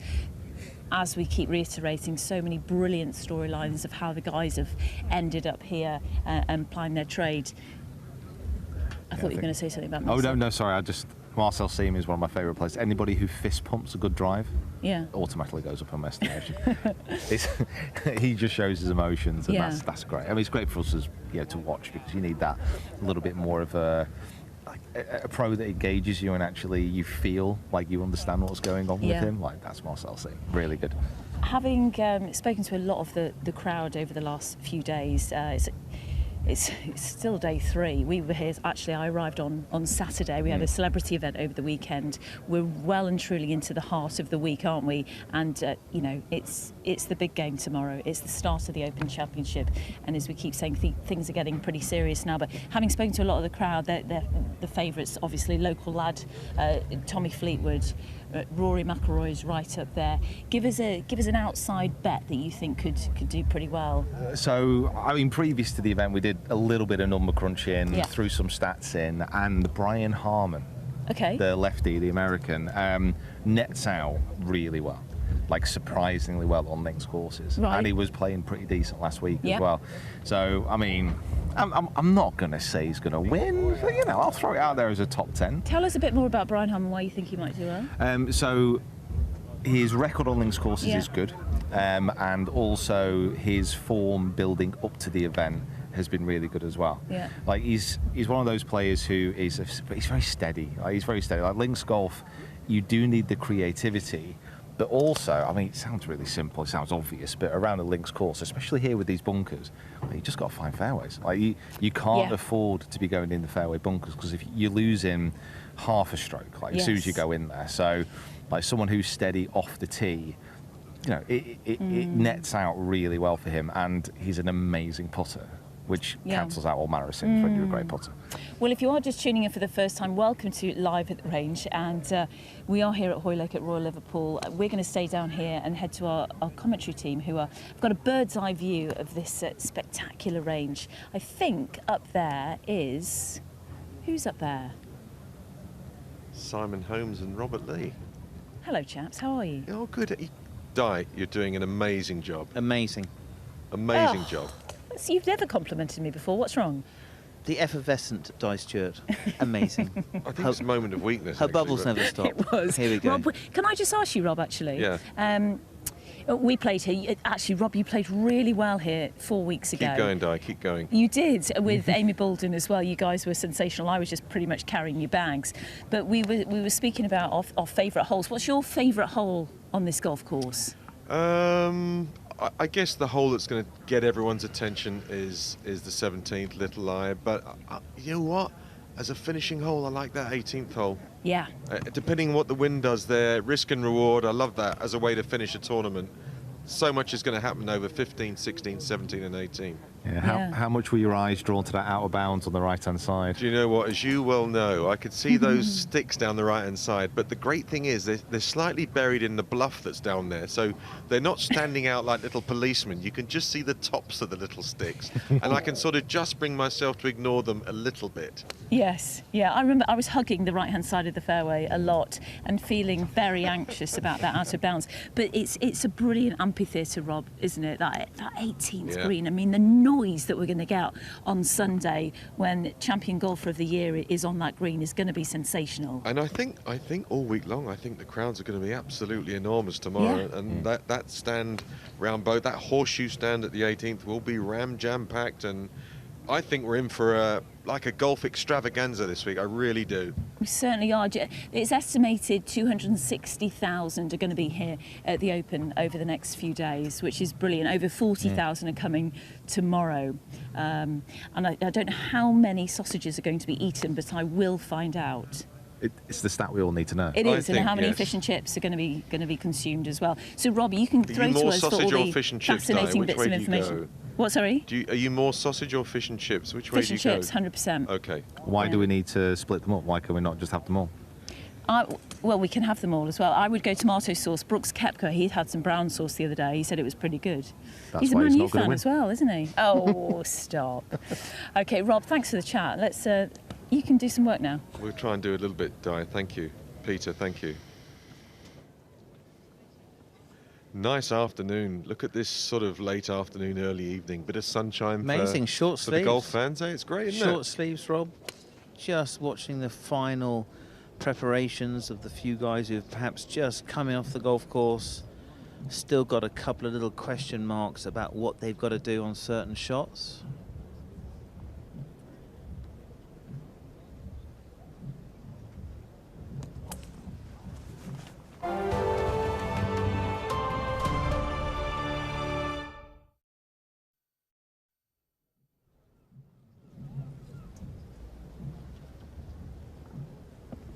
That right to left wind, Rob, has just kept pumping all day, hasn't it? Totally different than the last time we were here. It's a nice one to practice in, It's though. a great one to practice in. I was here 2014, and left to right wind pumping. Not a soul on the driving range. Couple of guys just going through. That's a little one-handed stuck finish there. If you're working on your game on the Wednesday on the eve of an Open and it's getting to 4:45, I would say probably not the man to back. All is not well. So I think that may well be Kensai Hirata from Japan. Confirmed.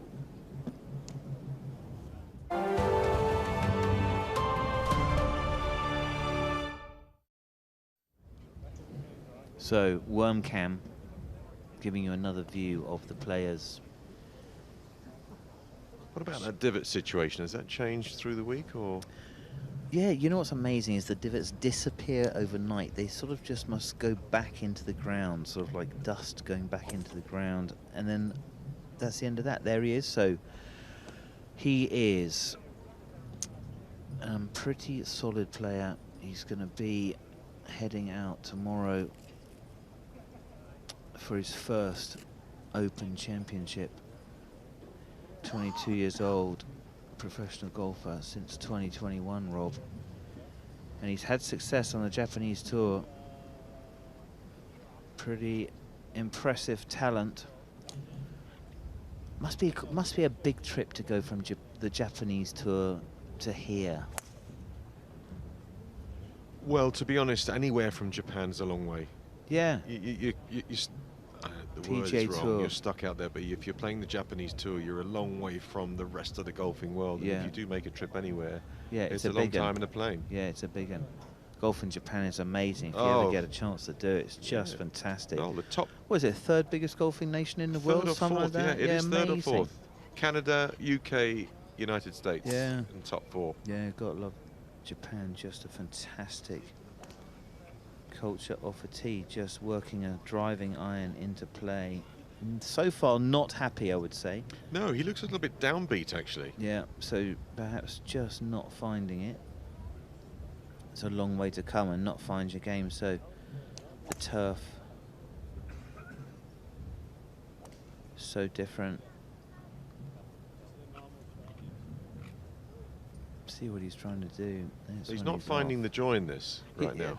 He doesn't have that little ray of sort of hope. No bounce in the step here. But no, So- you'll pitch up tomorrow and you'll get it here early and look, and you'll see that he's 5 under after 9. Yeah, of course. How often does that happen? All the time. Beware the grumpy golfer. So just maybe a little bit of hand action that he's not enjoying there.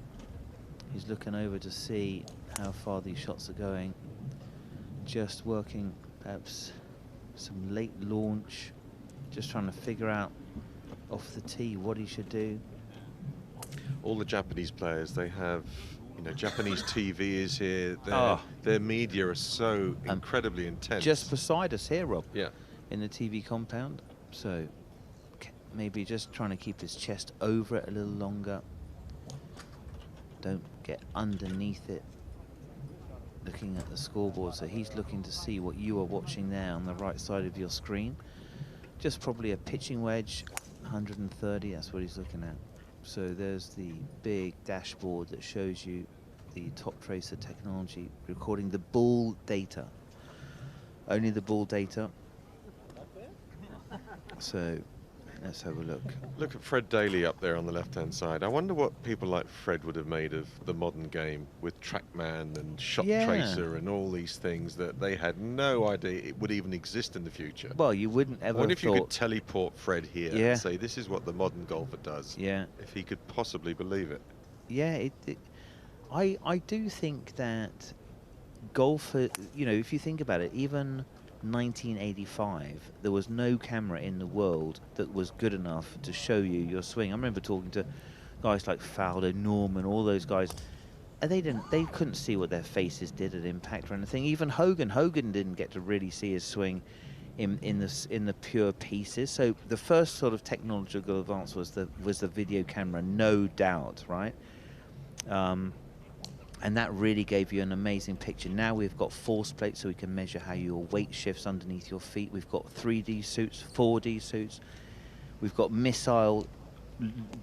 rocket missile technology, Doppler radars that track every single element of the golf ball. Just clipping a few wedges there, just cooling down out of his session. Little 110-yard.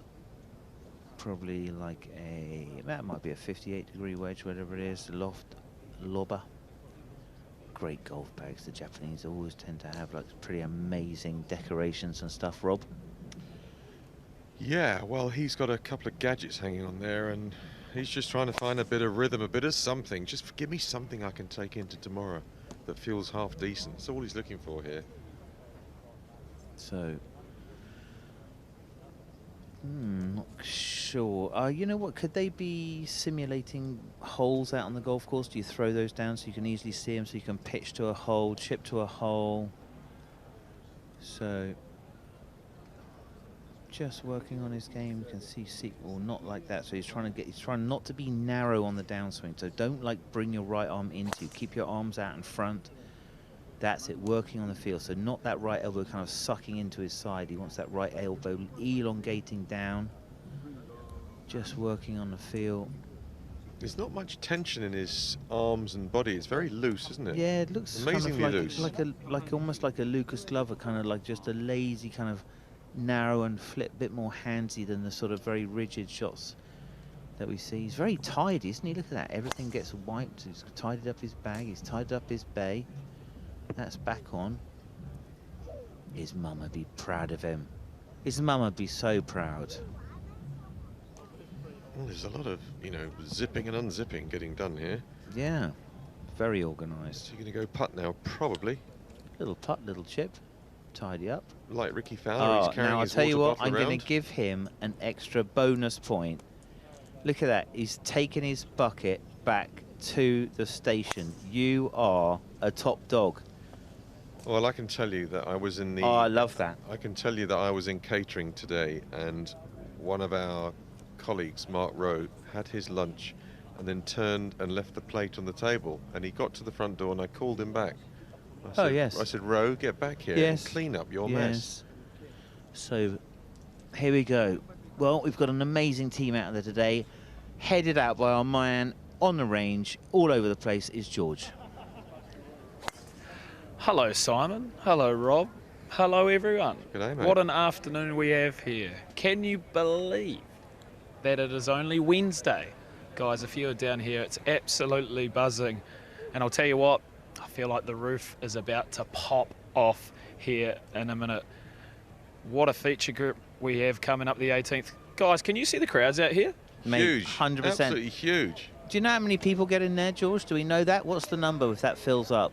Well, obviously, just me on the ground, the only man on the ground for you guys. But alongside me, I think there's about 56,452 people here lining the fairways. So very impressive. Who's been your favourite interview? Oh, my favourite interview. Good question. We've been so lucky this week to talk to so many of the best players in the world. Really enjoyed talking to both Ryder Cup captains today. Very open and very free. Shane and Rory were great the other day, didn't they? Their own game of match play, so that was a lot of fun. I'm going to have to come back to you on that one, but why don't we listen to this big clap here? Rory McIlroy, Victor Hovland, Tyrrell Hatton and Tommy Fleetwood.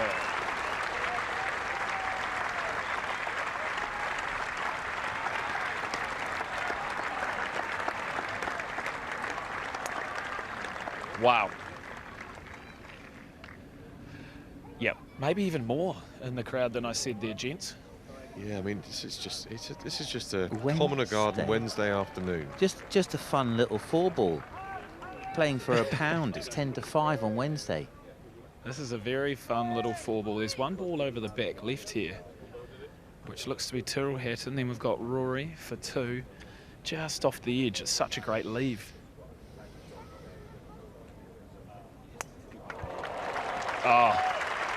Oh, showing off.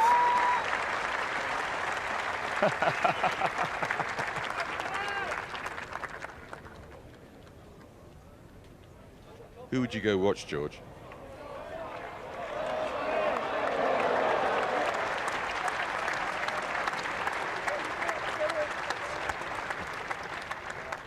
You still there, George? I'm still here, yeah. Who would you go watch tomorrow? Tyrrell, pretty casual 4-ball today, isn't it? Oh, it is. Just a standard Wednesday. He has had worse Wednesdays. They've set the standard here, Tyrrell.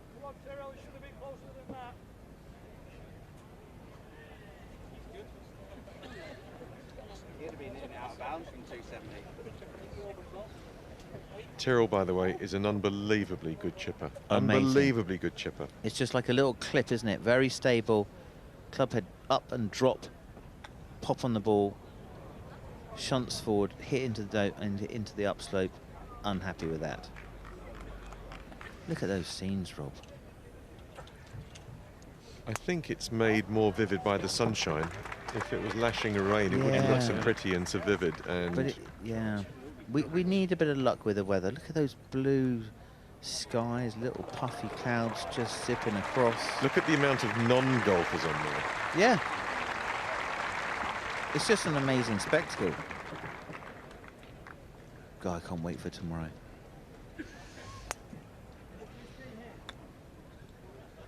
Okay, trying a different option. So instead of pitching it into the slope, trying to now run it up the slope.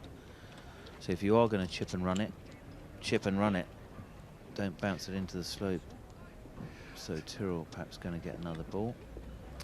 Rory going to have a go, 3 little balls. So they're thinking probably, okay, listen, this is probably a safe place. Long and left. Rory going into the grain there. Bit of fun from Rory, but this is definitely a collective area, as you were saying, Simon. Okay, just seeing how the ball, look how quickly it pulls up. It's quite a lot of ball speed there, but it grips, doesn't it? Well, people watching at home say, how do they get that spin? And the only way you can get that spin is with speed and loft.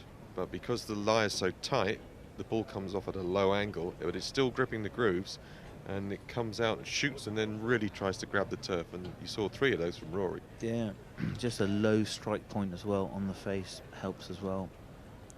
So McIlroy, will the putter be amazing? In 4 days' time, will this man be standing on this green with one of those for 151st Open? I personally hope so, Rob.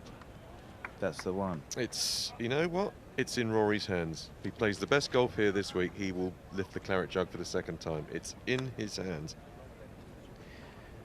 Safe hands. Boys, just standing here on the ground, it's amazing to see how actually flat this 18th green is. There's not a huge amount of undulation, so if you can get your 2nd on here, there's always a chance of a sizable eagle but making a difference here. I think a lot of the greens are flat, George. If you walk around it, it's a surprisingly flat set of 17 greens. So take 17 out, which has got some slope. It's quite a flat set of there's not a huge amount of swing on your putts. No, but they're not flat to the ground. A lot of them are lifted up. They're raised up greens, so that they will repel if you go to the sides of them. Yeah, the putts though I think won't have lots and lots of shape. So yeah, they're certainly pop-up greens, aren't they? No doubt. for the drainage, and they've made little tweaks. There's a lot more runoff than there used to be. Look at the care that the green staff have taken with those bunkers. Those revetted faces, they're high maintenance. High maintenance to make them look like that. Wishing everybody luck now for tomorrow. Good luck, Tom. Good luck, Rory. We might get them coming off the green, though. Yeah, you do your stuff, George. Don't listen to the director. You get straight in there. Yeah, I'm going to stay put. Come on, you George. Can't kick me off the screen. You're on it, George. There's a lot of kids and a lot of everyone shouting out for their favourite golfers. Wonder if they'll hear me. Tommy Fleetwood. I'm backing you, George, all day long. So victory, Cyril and Tommy. Such a big week for these guys, isn't it? Yeah, massive week. The biggest launched week. it, ball in the air. Oh, drop catch. You're under pressure, George. Come on. Tommy, what's going on here? It's an absolute circus.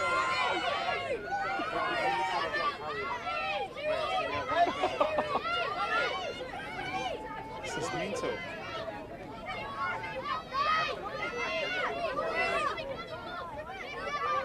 Here we go. What a place to be. I can't hear myself think down here. Oh, look at this. Tommy Fleetwood's little boy. Oscar with the best seat in the house.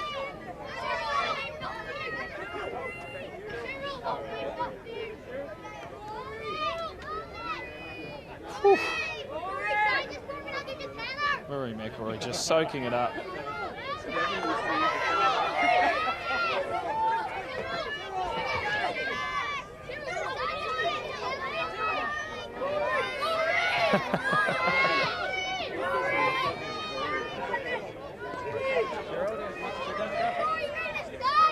I have never seen scenes like this on a Wednesday.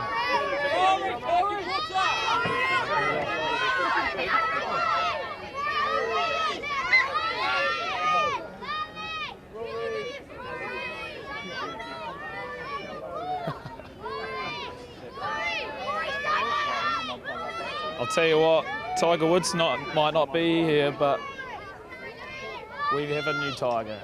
I think you're poised to intercept there, George. I think you are. Good luck. Thank you.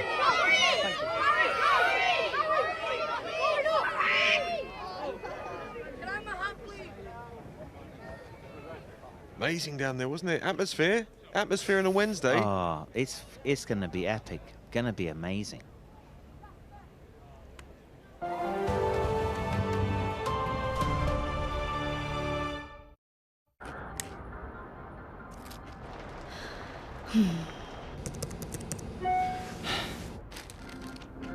Doctors confirm golf is good for your physical and mental health.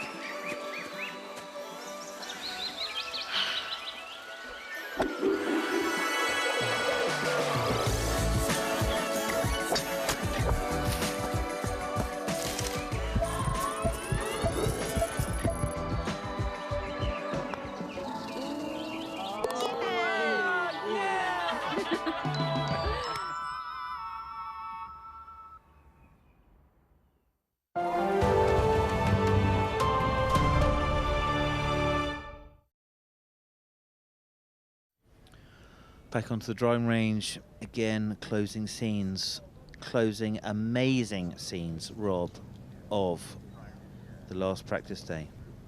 Yeah, it's been thoroughly enjoyable.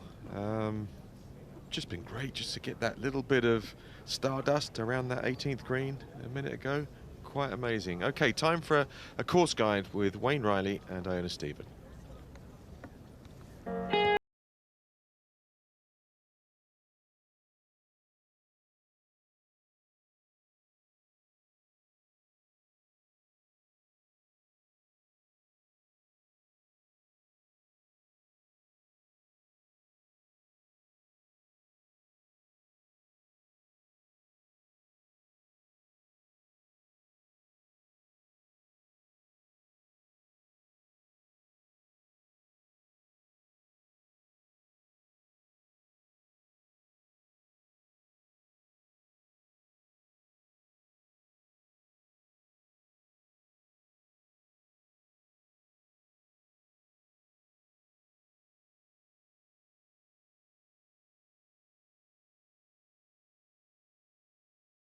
426 yards in length. And listen, this is a nerve-wracking tee shot.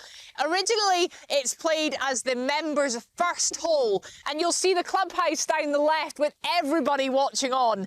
And then, down the right-hand side, you've got what's known as the cop. This is an out-of-bounds line, internal out-of-bounds. You don't see that very often. So, you've got a decision to make. Do you take something up the left and leave yourself a mid-iron in, or perhaps you're going to take the driver out and find some courage to fly the lot and leave yourself just a flick on?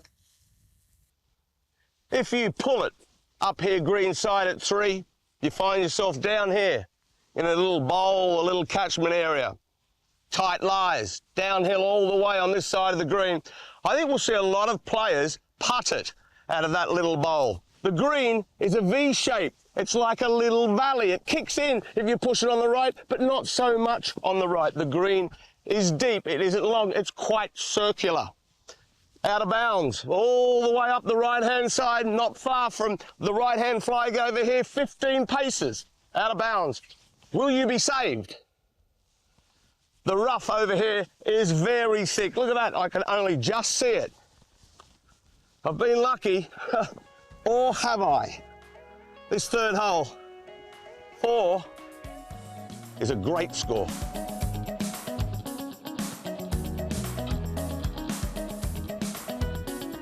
The 11th hole, a par 4 at the furthermost point on the golf course. Do not get distracted by the beautiful scenery, because this hole presents a really great opportunity. It's called the Alps. It doesn't take a rocket scientist to work out why. She's up and she's down like a helter-skelter. The prevailing wind is into the face off the left. But if it switches around and you find that it's helping, this hole is only 392 yards. So, will the players dare take a pop at it? Take it on with the driver if you like. Have a crack. Rough everywhere. I believe most players will play down in this little bowl. Right down in this little flat spot. Closer. Closer. Closer. Oh, will they hit a long iron, maybe a 3-wood, and hit it over this brow? Down she pops. If these fairways get fast, that could run into the right rough. Off you go, my fine feathered friend. Let's take it up to the green. Left-hand bunker, just short. Another one over there on the right-hand side. This green is shaped from front left to back right. It sits across you. It's easier into the breeze, the second shot. Out of the left, very difficult, because the green tilts from front left to back right. So it's very difficult to draw it in there. There's a little bowl catchment area just left of the green. Difficult to get it up and down as the green runs away from you. This is a classic risk and reward. It is a ripper. The simply stunning 13th at Hoylake. It's a par 3. It's a 194-yarder with the water down the left-hand side of the shoreline, with the wind out of the left-hand side. It looks brutal, because it is. If it's out of the right, you can hold it up. Gee whiz, the green doesn't look very large. How big is it, Iona? It's quite a long target radar, 42 paces from front to back, to be exact. It's not particularly wide, and it cuts across you at a really weird angle. You probably can't see that back left portion from the tee. It's totally skew-if, and it's completely exposed to the Dee estuary. If the wind does pick up during the week of the Open, you could find some tee shots coming in here, getting gobbled up by the wind, hitting this false front. And look what's lurking over here. If you Googled pot bunker, this is what you might find. A classic example, not particularly big. And boy, oh.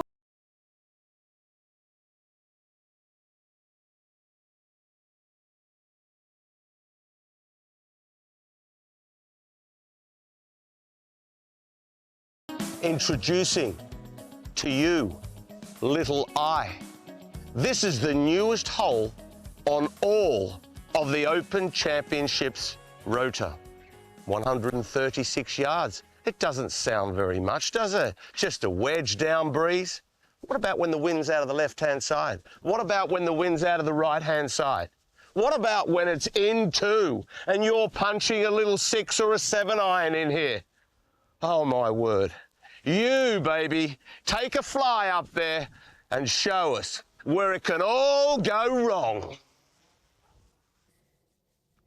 Take a look at this beautiful tabletop green with the Dee estuary in the backdrop. If you go a bit further in that direction, eventually you'll get to Wales.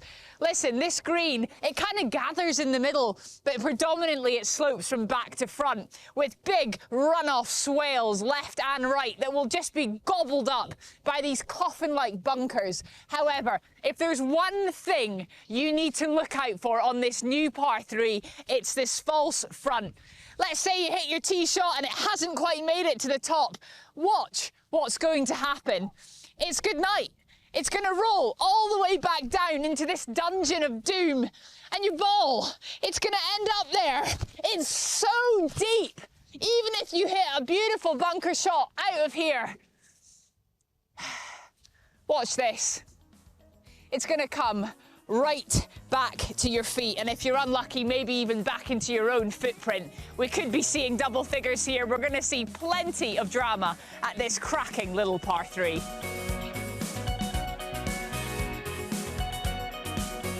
We've made it to the 18th, the final hole, par 5, 609 yards, an absolute beauty. Off the tee, it's wider than it looks. There are 2 fairway bunkers down the left-hand side, but be careful, if that pushes you over to the right-hand side, all over by the Patrons Pavilion is out of bounds. If it's playing the prevailing wind, which is down, you'll see loads of players having a crack at this in 2. However, if the wind switches around, it's a totally different story. If you do get a good drive away and find the short stuff, it's risk and reward from there on in. Take it away, Radar. The out of bounds continues up the right-hand side, up here, green side. You push a little if you're chasing, it's Oscar Bravo. Just short right, the rough. It is so very thick and gnarly. It wraps around the hosel. You smother it. Into this front right bunker, there are 5 bunkers surrounding this green, the 18th. This is where it all happens. There's a narrow gate here at the front. You need an eagle, you need a birdie to win. Who knows? This is the Open Championship, 151st edition.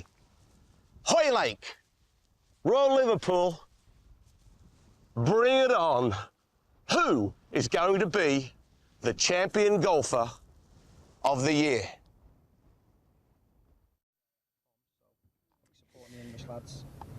Oh, great to get a look at the course. Sorry, chatting to Liam. We'll just keep chatting. We've just had a look, actually, Liam, at the course guide and an overview of this amazing course here. Tell us, you've come from Australia. I have come from Australia, yeah, flown over from Brisbane. This is kind of my part of the world originally anyway, but so it's always a good chance to come home, see family, and fortuitous circumstances come in the English summer, which has eventually made an appearance. So it's as if we're in Australia, isn't it, Liam? It's getting there, yeah, it's getting there. Yeah, and the family's here. Hello, hi everybody. Who are you supporting this week? Because of his legacy, I'd like to see Rory do well. Yeah. I think that, you know, being stuck on 4 for so long, but from a local aspect, being just not so far up the road, I'd like to see Tommy do well. I think that the conditions, if we get a little bit of rain, a little bit of wind, yeah. It's nice firm conditions. I think Tommy, he's used to, he's grew up with those conditions, so I think he can play well.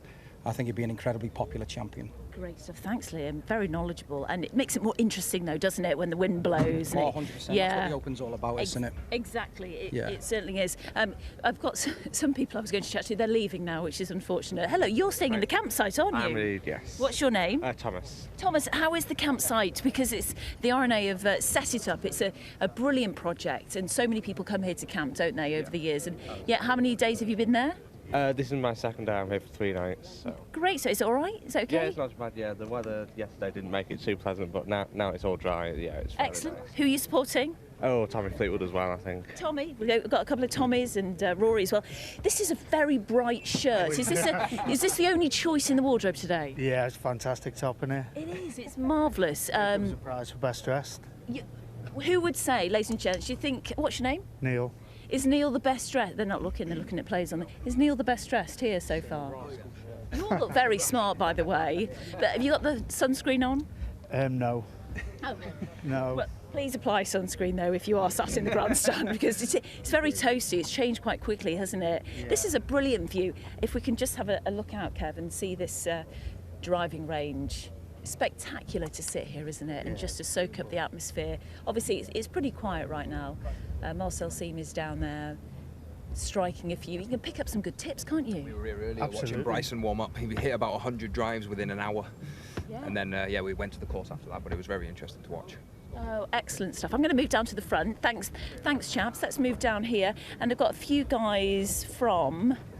Just to remind you as well, 6:35 a.m. tomorrow morning, Matthew Jordan tees off, and we'll be hearing from him in just a second. But this group of youngsters, hello chaps, where have you travelled from? From Edinburgh. From Edinburgh, and I think one of you's played the golf course here before. What's your name? Brad. Brad, you've played Hoylake. I played Hoylake about 15 years ago. We did a tour around, played Hoylake, we played Hillside, we played Hesketh. Gorgeous. Great golf courses around this area. Yeah, it's a beautiful part of the world, isn't it? Great golfing territory. It's a beautiful place, it's lovely. Yeah, you like sitting here. How long have you been here, guys? You've been here for a while? We arrived yesterday. Yeah. And we played Hayden and Prescott. It was a really nice course. There are so many amazing courses, but to sit here, just tell us the feeling of being at an Open, sat overlooking the driving range. Are you thinking, I want to cancel it? In fact, should anybody be at work right now? No, we're all retired. I was throwing you a compliment, gents. Every day's a Saturday. Every day's a Saturday. Is anyone working from home here today? There's a few smiles. Is anyone? Are you remote working? No, not at all. No, fine. Okay. Where are you from? From Birkdale. So really excited that we've got the Open coming in 3 years' time. Oh, absolutely. Fantastic. Some great memories from Royal Birkdale. And you're overlooking the range. Have you picked up any tips today? Yes, don't try and absolutely smash it. Just the touch that they've got is just absolutely phenomenal. And watching some players that you can only dream about. We're so lucky, we're so blessed in this part of the world to have some great golf courses and have the chance to see these people up proper. But some of the players, I saw Christo Lambrecht, who won at Hillside, and saw him on the range before. He looked really, really good, I have to say. John Rahm, I've just seen on the practice round. He's in tremendous touch at the moment, so it's been fantastic. Oh, excellent stuff. Now, I believe your name's Martin. That's correct. Well, I am telepathic, I tell you. You are broadcast manager for Manchester City and Borussia Dortmund. Manchester United as well, yes. And Manchester United as well. I'm sorry, just left that out. I can't leave those two clubs out, otherwise there's problems. Oh my goodness, Toddy says hello. Thank you. Yes. That's great stuff. Really good to have you here. Can you give us the inside scoop on any transfers that are going on? No. Oh, as a Man City fan, I want to know. Any Man City fans? No. Oh, really good to have you. You've worn the wrong colour, that's all I'm saying, because it's now boiling. I'm coming back on Saturday and Sunday, and it's probably going to be the right colour for Saturday and Sunday, but no, on a day like today, it's absolutely glorious. Oh, great stuff. Where have you come from? Jersey. Jersey, both of you? Yeah. Father and son? Yes. Great stuff. Royal Jersey Golf Club. I've played, I've been. Members there. So really? Both members there. He's junior captain a couple of years. Junior captain, what's your name? Adam. Adam, hello to everyone in Jersey. Yeah, great stuff. What do you play off? 9. Excellent stuff. And who are you here supporting? Probably Rory, but we followed DJ today and he was smashing it a long way. Was he? So, yeah. What about you? Probably Rory as well, and then quite like Adam Scott, because he's got the same name as me, so can only hope that he does well this week. Oh, brilliant. So, yeah, one of the best swings in golf. Hello, where are you from? Limerick, Moreland. Limerick. You're a Rory McIlroy fan? Yes, indeed, yeah. Marvellous, marvellous. Well, I'm going to stay here for a little while and sit next to Martin. Martin, oh, well, I don't know, I'm putting on an Irish accent now. Thanks, everyone, for talking to me. Thank you, young gents to my left. We're going to head to Matthew Jordan now. He hits the first tee shot tomorrow morning. What time would you get up if you had a 6:35 a.m. tee time? I mean, most amateurs would get to the tee at 6:25, wouldn't they, really? Yeah, definitely, definitely. I think he'll be here at probably 5 a.m. Anyway, let's head to the Open Zone. He's with Sarah Stirk. Thanks, guys. Thank you. Thank you. Matthew Jordan coming through final qualifying to make his way.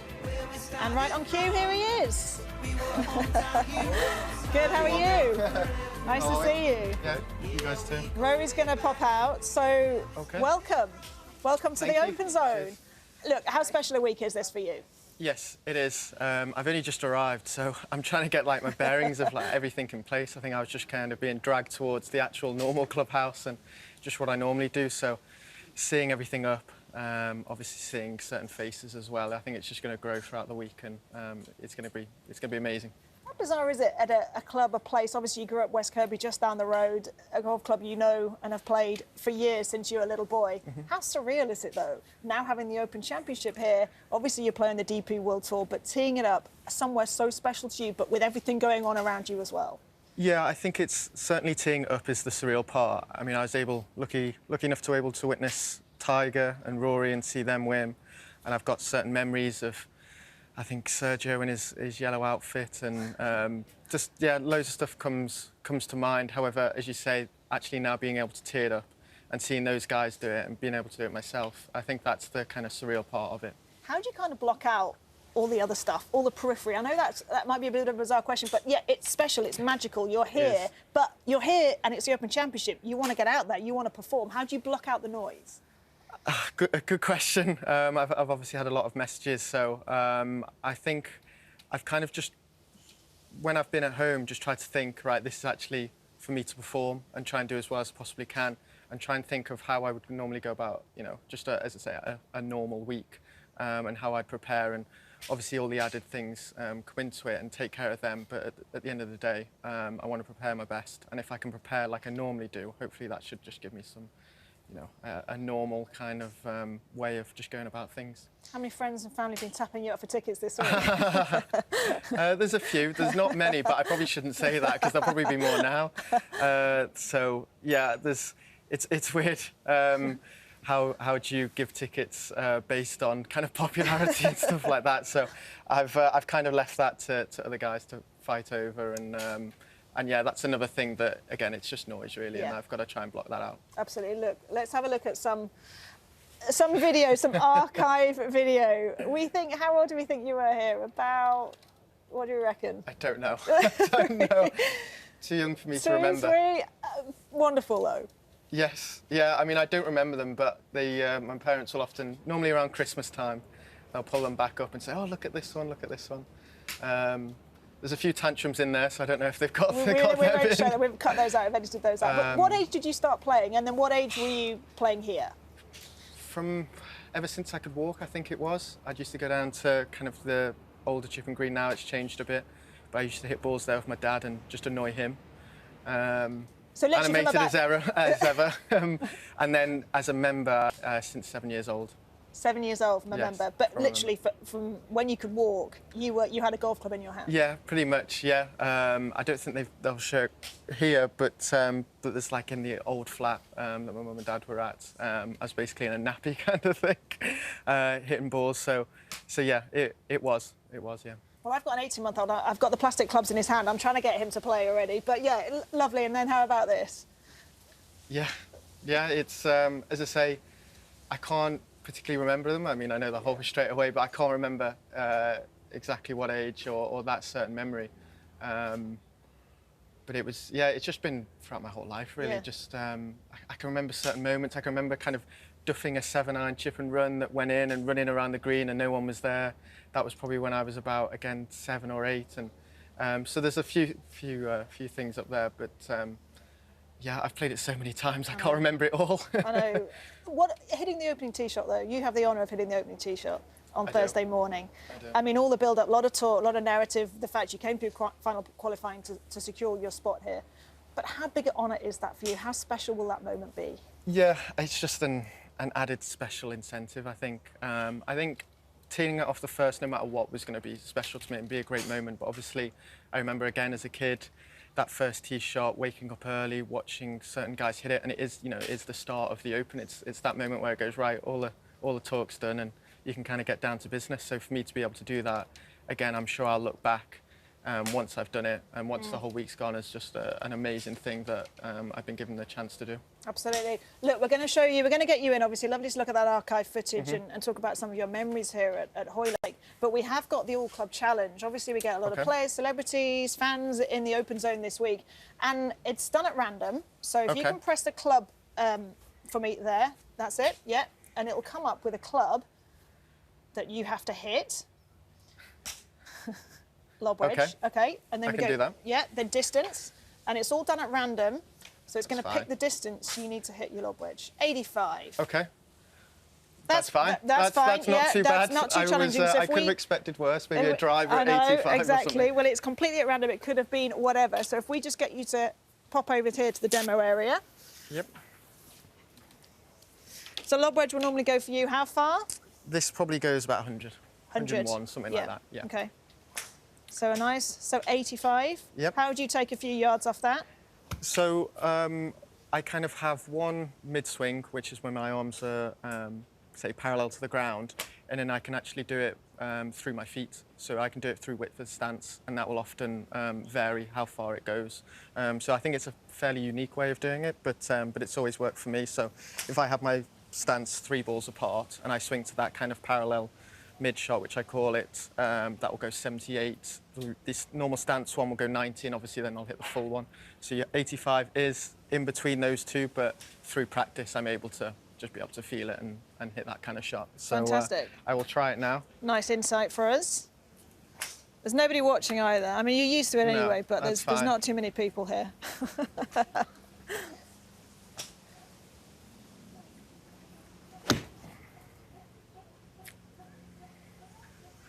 I hope. Off a mat, sometimes it spins a bit more and goes a bit further, but we shall see. Contact sounded nice. And we're going to show you the distance.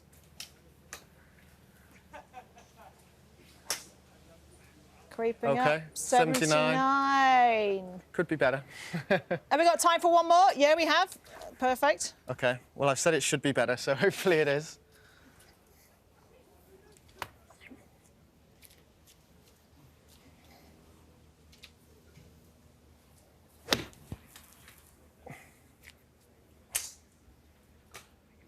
That was a little unlucky because you caught that tree. Oh, does it affect? Okay. Yeah, but I can tell you, it's not going to come up on the screen, but they're telling me in my ear 82 yards. So you've got someone good in your ear there. Very good. Yeah, I think you'll take that. Very nice. Thank you for taking our challenge. Just a quick word about the week. Obviously, the confidence levels for you, given how well you know this golf course. Excitement, yes, but what are the confidence levels for you heading in? Yeah, as I say, well, as you say, I know the golf course very well. I know what to do, and I also know what not to do. So I think for me personally, it's just over the 4 days, I just want to be able to play the course like I know I can, like I do in practice. And if I can do that, then yes, I'm sure I can shoot a good score. So that's my focus. Brilliant. Look, it's been an absolute pleasure. Thank you so much for joining us in the Opens. I really appreciate it.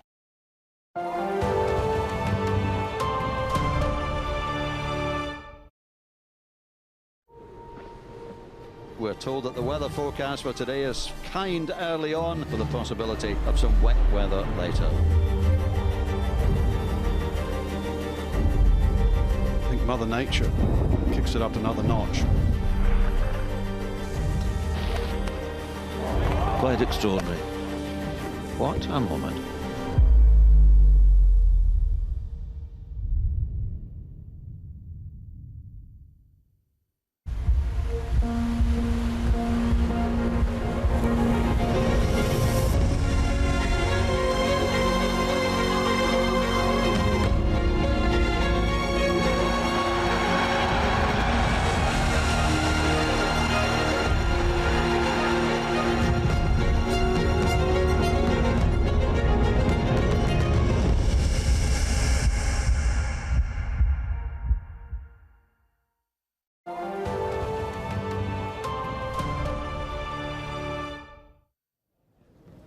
Welcome back to Live at the Range here at Royal Liverpool.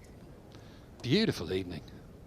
And with me in the commentary box is Anthony Wall. You were top Brit here, 2006? Yes, many moons ago. Different week that was. It was bone hard. It was down a concrete path, those fairways. Great nick this year, isn't it? It's in perfect condition. Everyone I've spoken to the last 3 days have absolutely loved their practice, their warm-ups. It's a joy to play. Well, there's a famous face on the range. He's not playing till 2:48 tomorrow, so hence he's having a bit of a late session on the range. He's been here a couple of days already late on the range. This is the way he's working at Victor Hovland. And joint leader last year at St Andrews, going to the last round, playing with Rory. Didn't go his way. You were with him that day. What were your impressions? It was an interesting day, it really was. I felt like he looked a little nervous. You know, there was an awful lot at stake, obviously. Open Championship winner. Big mindset, taking that into a Sunday. And it's interesting watching guys practicing late on a Wednesday afternoon, but like you say, he's playing late on Thursday, so he's almost got 24 hours off, shall we say. You've got to time your run here, haven't you, depending on your tee time. Like we've just been talking about Matthew Jordan there. Good luck to him, by the way. He's first off at 6:30.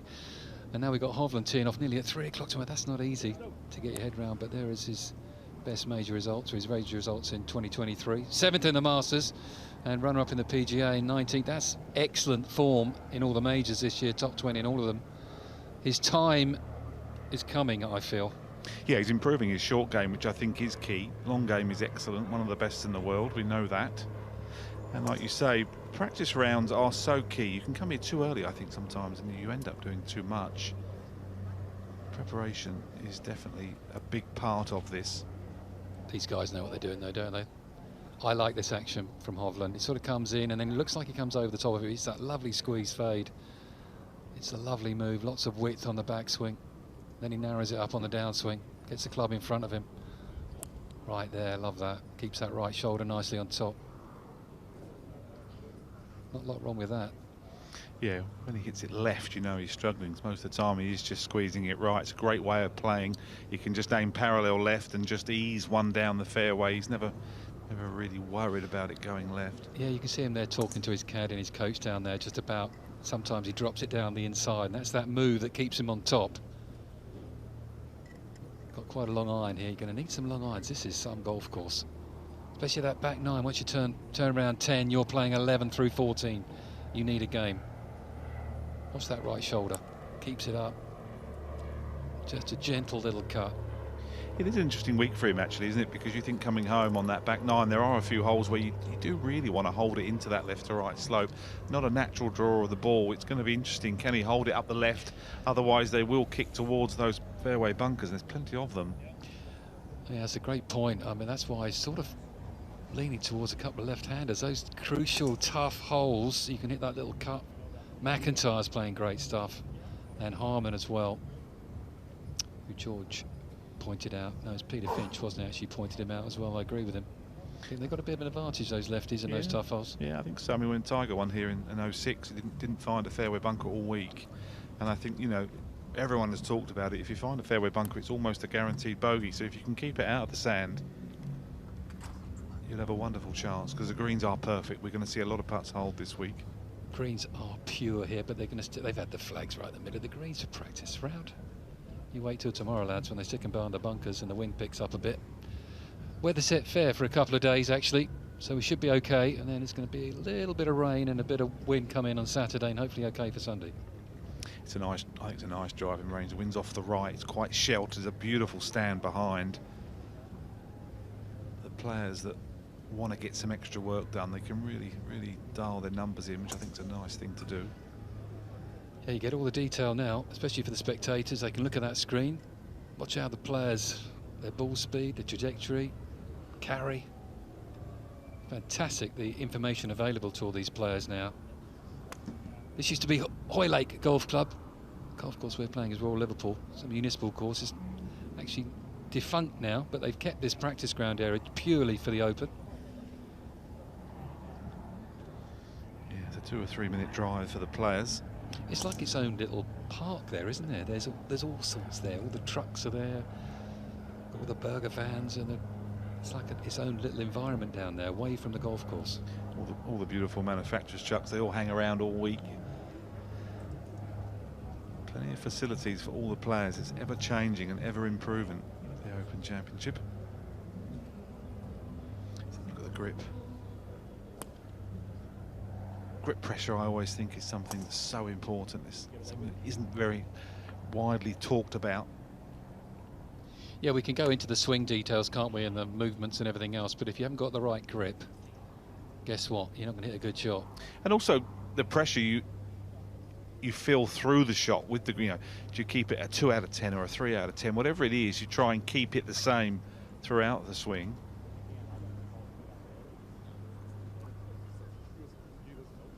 Watch this width from Hovland on the backswing.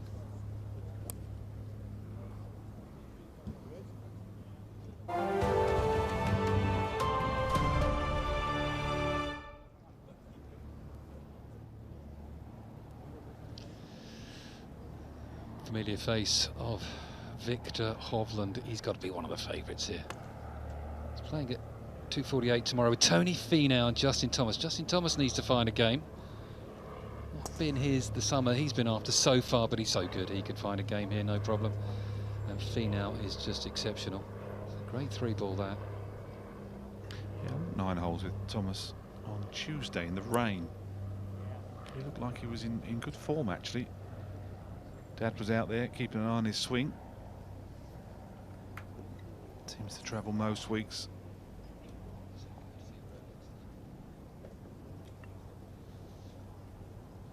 Yeah, there are no excuses now, is there, on the range?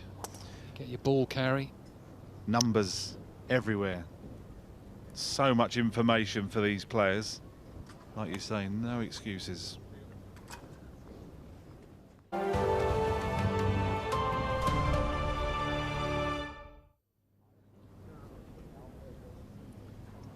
Quite a long golf course this, 7,383 yards, par 71. What do you think you need to do well around here to do well? No question, drive the ball well. I think if you're going to win, you're going to have to hold plenty of putts because the greens, as we've mentioned, are perfect. I think you've got to find these fairways. You can miss them in certain places, but finding the putting surface, I think, will be quite challenging if you're off the fairways.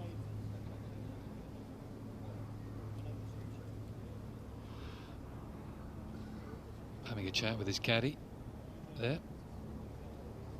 They've obviously 1 or 2 bad shots in the round this afternoon. They're having quite a deep chat about maybe game plans or what clubs they're going to use. Pros will travel with 16, 17 clubs and they'll mix and match depending on the conditions. And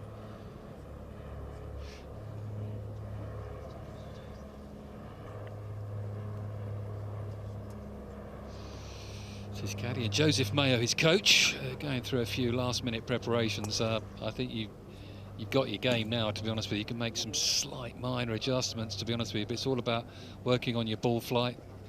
What clubs am I going to stick in the bag? There might be a choice between 1 or 2. yeah, it's often between a hybrid or a 2-iron or a 50-degree wedge. You've got driving a 3-wood there. There's a lot of irons in that bag. So do I want a 2-iron or do I want another gap wedge? It's probably more likely to be a driving iron. You've got to have a driving iron on this golf course, since he's hitting quite long irons here.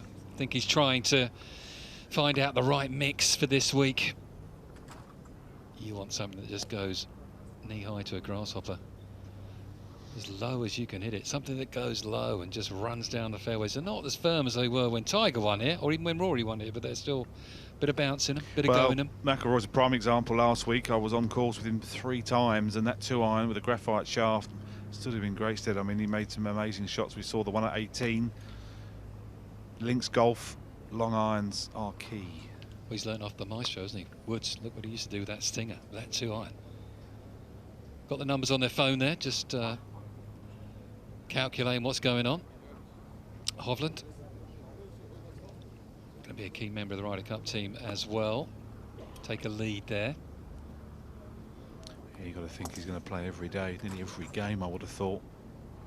He's in that top 4 or 5. Can play both formats, foursomes, 4 balls. It's a very structured session this. They're not hitting many balls, are they? I'd have hit about 100 by now.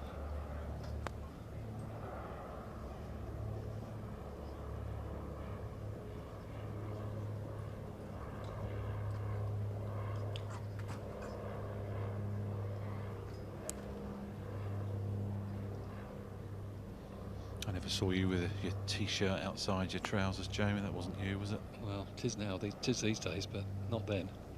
Hey, it's very relaxed, isn't it, down there today? Nice to see some of the players out there in the shorts as well on a Wednesday at the Open.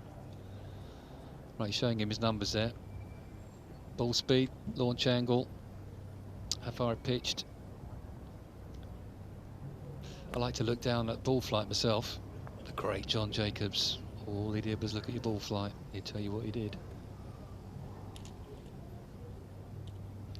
But it's a modern world now. They've got the TrackMan.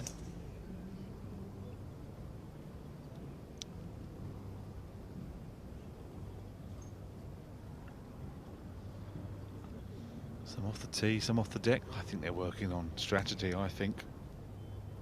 What holes do we need to turn one over? What holes can we hold one up, left to right, right to left? I think the key holes for him, we said, once he gets on 11T with that wind coming off the D and the Mersey estuaries there, they're the key holes. There's 4 holes and they're so difficult, sort of dogleg right to left, and the camber's against you as well. There's bunkers to catch you on the corner. They're the key holes for him, I think.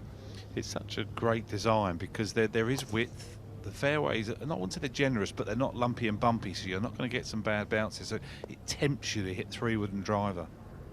It's going to be quite interesting to watch everyone play it a certain way. There'll be 1 or 2 that take it on, finish up the top of bunkers, and some play well back and leave themselves 5, 6, 4-iron into some of these par 4s, which seems a long way for me. Yeah, well, generally there's a bunker out there about the 280 mark, and there's another one about the 320, so it's very difficult to get past all the trouble. There's normally a couple of bunkers left and right, and all the holes very well placed, and they are a one-shot penalty. You cannot go in them. So you need a long iron in your bag to lay up, but then you're leaving yourself a long way into some of these greens. So this is some golf course here at Royal Liverpool, on a great stretch of golfing coastline. Go over to the Southport area, all the golf courses up and down there with Formby, West Lancs, one of the toughest courses I've ever played, West Lancs, Birkdale, Southport and Ainsdale, Esketh. A bit further north than that, you've got the great Royal Lytham. Boy, there's some golf courses in the northwest of England. That is a list indeed.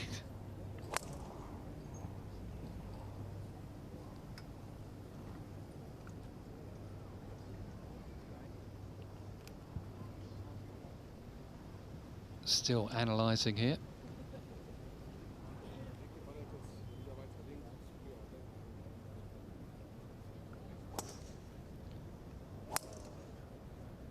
Well, we're able to talk to all the players on the range, and earlier in the week, Andrew Coltart spoke to Stu Lamprecht, the amateur. Let's talk ball speed. Yeah, so with a driver, I average about 190, somewhere around there. Okay, that's really good. It can get up to 195. Okay, let's see 190 to start with, and then we can start figuring out what happens after that. You guys make it sound like I can control a 190 ball speed, but that wasn't too bad.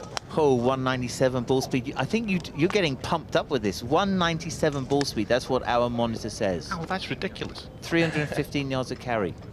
Okay, so put in a bit of effort on this one. You guys want me to hit it hard now? I want to see one.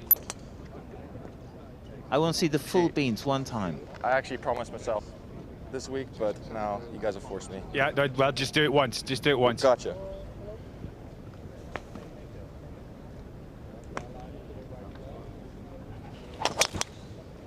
Goodness gracious.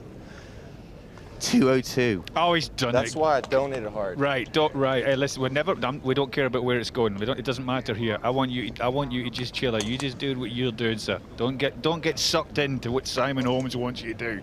See what this one does.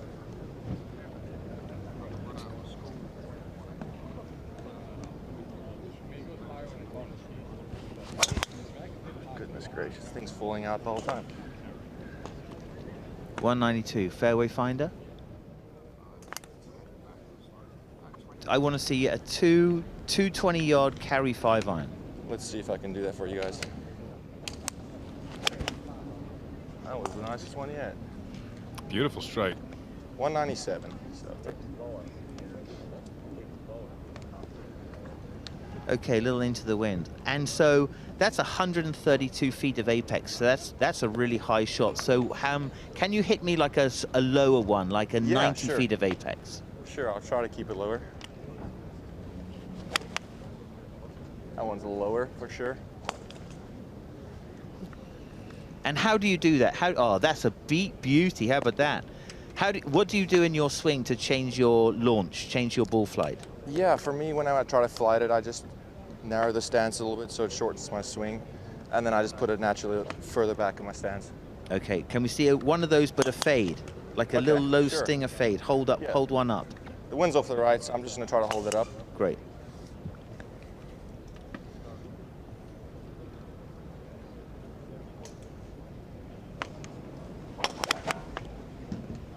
Different finish through the ball. Ah, look at that, holding it up against the right side. Did you like that?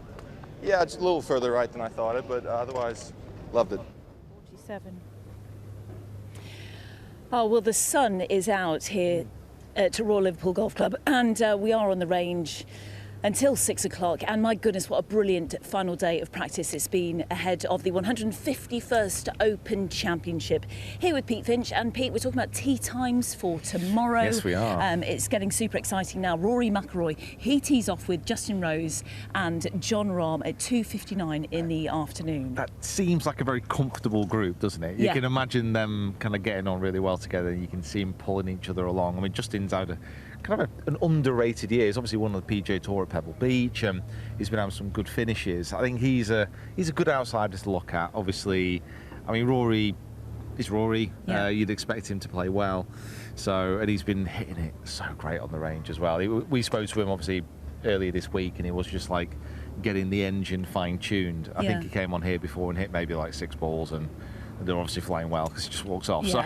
And great to see the scenes with all the youngsters around the 18th green as Rory came off there and wanting his autograph and all sorts. Definitely one of the crowd favourites, as is Tommy Fleetwood, who tees off in the morning, 9:47, with Scotty Scheffler and Adam Scott. What a great group that is. That is going to have such a massive following. I mean, Tommy Fleetwood is, I would say, the favourite from four out of every 5 people that we spoke to so far this week. Obviously, local favourite, and I think everybody wants him to get over that line as far as major championships are concerned. And Links seems to be the best fit for him. You know, be such an amazing iron player. You know, for the last 3-4 years, you know, I've been with him when he's been playing some of his very best golf, and his iron striking it's a different class. It really is a different quality. So.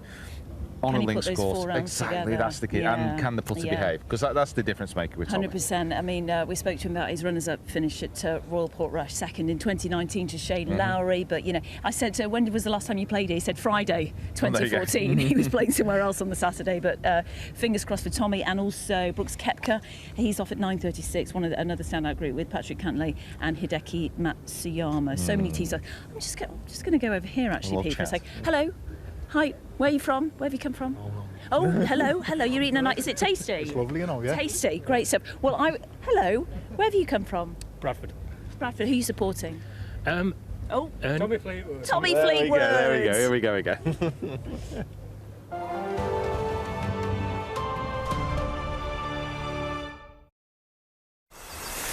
Origins premium experiences at the Open. The ultimate way to experience golf's original championship. Enjoy unparalleled on-course views as the world's best golfers take on the challenge of the links. With over 10 hours of world-class action, mouth-watering food and complimentary drinks, guests can soak up the nail-biting atmosphere like never before.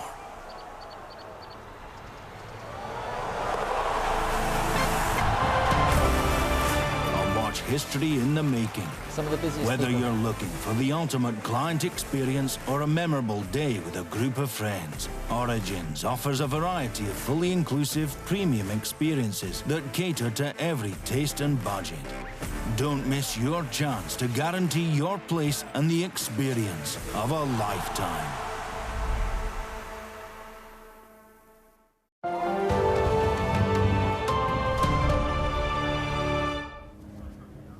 Some of the busiest people here at Royal Liverpool for this year's Open Championship are the greenkeepers and those in charge of setup. I'm joined by James Bledge, Links manager here at Royal Liverpool. James, thanks for joining us.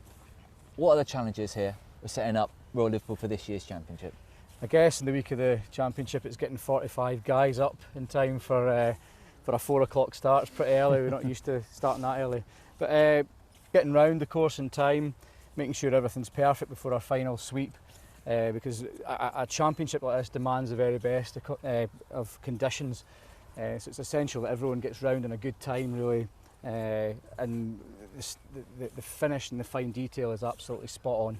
Over there it says Forged by Nature, which is almost the title for the year's championship. How much is Mother Nature at the forefront of your mind when setting things up here? Well, as greenkeepers, we're pretty obsessed with it. You know, we watch the weather all the time. We have meetings every night with the Met Office. Everything you see around you just now has been forged by nature. You know, the thickness of the rough, the firmness of the ground. It's not quite as typical as a links course would be. You know, we've seen the Tiger Open in 2006, it was hard and fast, but I think the course looks really pretty just now. Actually, the definition's brilliant. The rough's a bit more challenging, and it's a fair golf course for everyone. So yeah, it's exactly that. It's forged by nature. How does your team and you go about deciding on like green speeds and where to cut the rough and like thickness of the fairways and things like that as well? Well, we work closely with the R&A to the standards that these tour golfers would expect, and we tend to work to the same kind of green speeds that Opens would usually have, but it's also dictated quite a lot by winds. You know, again, obsessed about looking with the weather, and some greens might be a bit more exposed than others near the sea, so we kind of alter things to keep them on a level playing field, because I mean, that's the consistency is a big game in the sport of golf, and it's essential that we get these things spot on. Yeah, the R&A have been huge supporters of sustainability, especially in the last few years. This year, maybe more than ever. What does your team do with regards to sustainability for this year's championship? Well, everything you see around you, I mean, if you look at the divots and the divot mix in the ground, this is all recycled compost mixed with sand that we mined from the ground. All the sand from the ground as well, we screen and use as top dressing. I mean, we've screened 4,000 tonnes of sand this year, which would have saved us about 180,000 pounds. And if you're talking about carbon footprint, I mean, if I was to get all that sand from a quarry in Ayrshire, where we would usually get it from, about 53,000 miles of travel saved. So we want to be able to use everything on site. And also these sands match the spec that we've already got in the ground, so it just makes perfect sense. And things like electric mowers and irrigation as well, you were telling me beforehand, is a big thing as well. If there's an electric machine that will do the job, then we would be interested in that, and that's what we'd use. All our hand mowers for cutting the greens and our utility vehicles are electric. We do huge audits on the irrigation system to make sure they're all in the right places, right nozzles, so they're not throwing water into the rough and wasting it. We only have a certain allowance of water a year.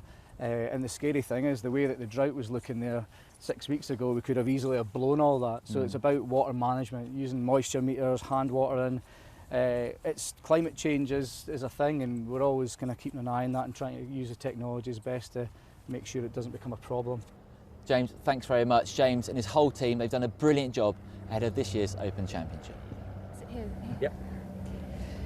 Like, so much hard work goes to setting up this course for the Open Championship that starts tomorrow. We have the German Yannick Poole behind us in Bay 7. Just a quick word on Yannick.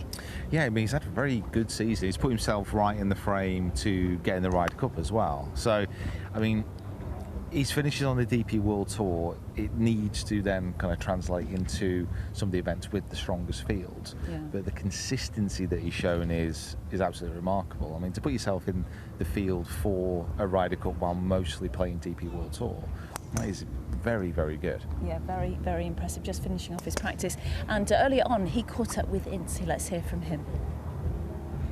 So I'm just snooping around here on the driving range, and I spot this guy, Yannick Poole. I've noticed 3 putters. That's an interesting word, isn't it? Just had 3 butters out in your bag. I meant putters, obviously, but I've noticed you got a very different insert in the faces. Can you just talk us through it? Yeah, one is with an insert. So this one, the one I'm using, has no insert. And then the one, sometimes I have this one, I think. Yeah, this one is with an insert, depending on how fast the greens are. But usually in links golf, you don't really need the insert. I want to get this one out though, because when I felt the face of it, Yannick, it's like something I've never felt before. Yeah, I don't know what the difference is between this insert and other inserts, but yeah, it feels a bit sticky maybe. But yeah, I think this is not going to be in usage this week. It's going to be the normal face. I think I think the 2-iron will have more usage this week because obviously you need to keep it low here on links golf. So I just experienced with it, but the one without an insert is definitely the better one this week. And you've got the new shaft because obviously before this was graphite and you've gone to steel. Exactly, what's that move like? I had a good session last week on the range before the Scottish Open, and I wanted to have the similar feel going because I'm hitting the irons really well, and then I felt like with the graphite shaft it's a completely different feel. Liam from Titleist built me this one, and he said that will feel more similar to my 4-iron and the rest of the set. So yeah, it performed really well last week. Obviously last week was already links golf, so hit a lot of those shots, and I think we even need more of those this week. I'm not sure if we use it as much as Tiger in 06, but it will definitely have quite a bit of use this week. And finally, just going back to the putters, how often do you change putters, and what is it like calibrating from one week to another? Because the green speeds change, and obviously the inserts change. Is it quite an easy thing for you to do now? The putters are basically exactly the same, just one has an insert and one doesn't, so it's just basically a feel thing. But if the greens are really fast, I go to the insert, but for the most part I use the same putter in and week out. So. Okay. And what time are you off tomorrow? You must be looking forward to it. I'm teeing off at 11:15. And then on the second day I'm teeing off after 4, so late tee time. But it looks like the weather will be the same basically for everyone. I'm looking forward to it. I'm excited to get started.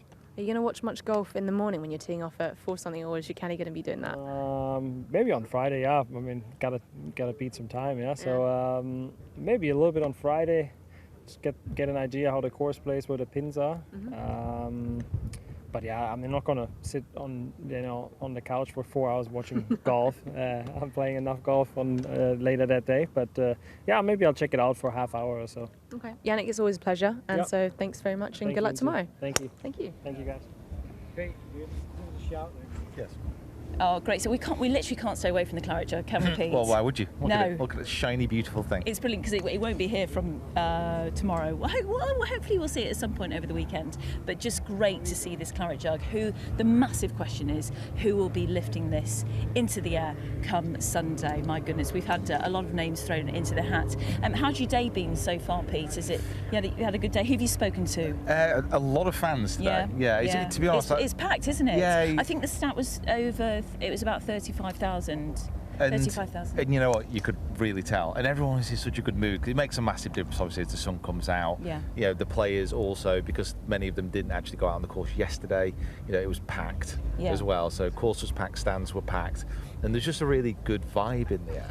There certainly is, and I love the double-backed grandstands that are out on the course, and the mini amphitheatres that you got, and the cheers that you're going to hear from all over the place. The 18th is absolutely beautiful. It is, isn't it? The way that it's framed, and I think maybe just because of the shape of the hole and because it's so straight coming into that green and the grandstand reaches out so far, such a huge horseshoe. And the atmosphere is just reverberating off the stand. So if someone shouts it from one side, honestly, come Sunday, come tomorrow, it's just going to be amazing. Yeah, and it's about plotting your way around this golf course. Course management is just so key. That's why caddies are so important, and having a smart brain basically. But is it going to be all about length? Tiger Woods 2006 only took the driver out of the bag once. Obviously it was a lot drier then, a lot different conditions this time. But we've been down on the range. Will length play its part? Ryan Fox, his length, his carry on the range, longest so far today, 3.35, right at the top of the leaderboard.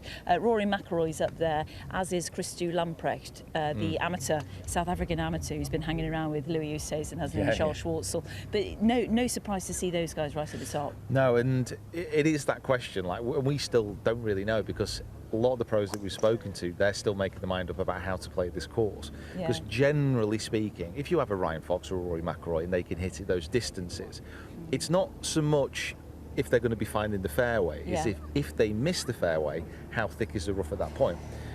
Especially with Ryan Fox is a great example of someone who really can muscle the ball out of the rough. So if it's not really thick, like him going into a little bit of semi or into a bit of rough, which might cause another player an issue, if he's hitting a wedge out of that, he can still get on the green. Yeah. So it may still be an advantage to hit that driver. But that's the beauty of links, that's the beauty of this course, it's the tactical nature of it, and it brings so many players in, because even if you do hit it that far, there's nothing to say that you will get the best score from that. Yeah. But we don't know, and that's what the players will be doing over the last few days, certainly like a Ryan Fox or a McIlroy, is if I run out here, say 340 yards, what's the rough line? Yeah. And if it's not too thick, then it's a no-brainer. Gosh.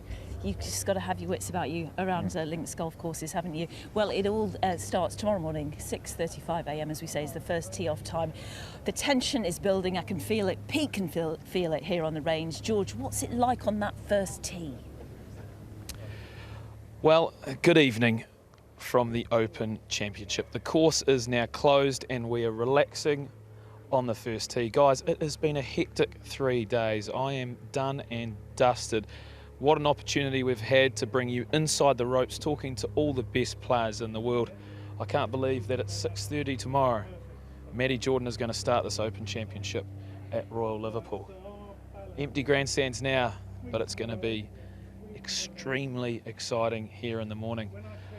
So many great interviews over the past 3 days, and thank you guys on the range for all your efforts as well, and in the commentary box. It's been a fun adventure, but now it's time for the real deal. It's time for the scorecards and pencils to come out. Tomorrow morning, the 151st Open Championship starts. The main reason I'm here is because I don't think I'll make that first tee time unless I stay the night. So I'm probably going to rest up and I'll be here bright and early tomorrow.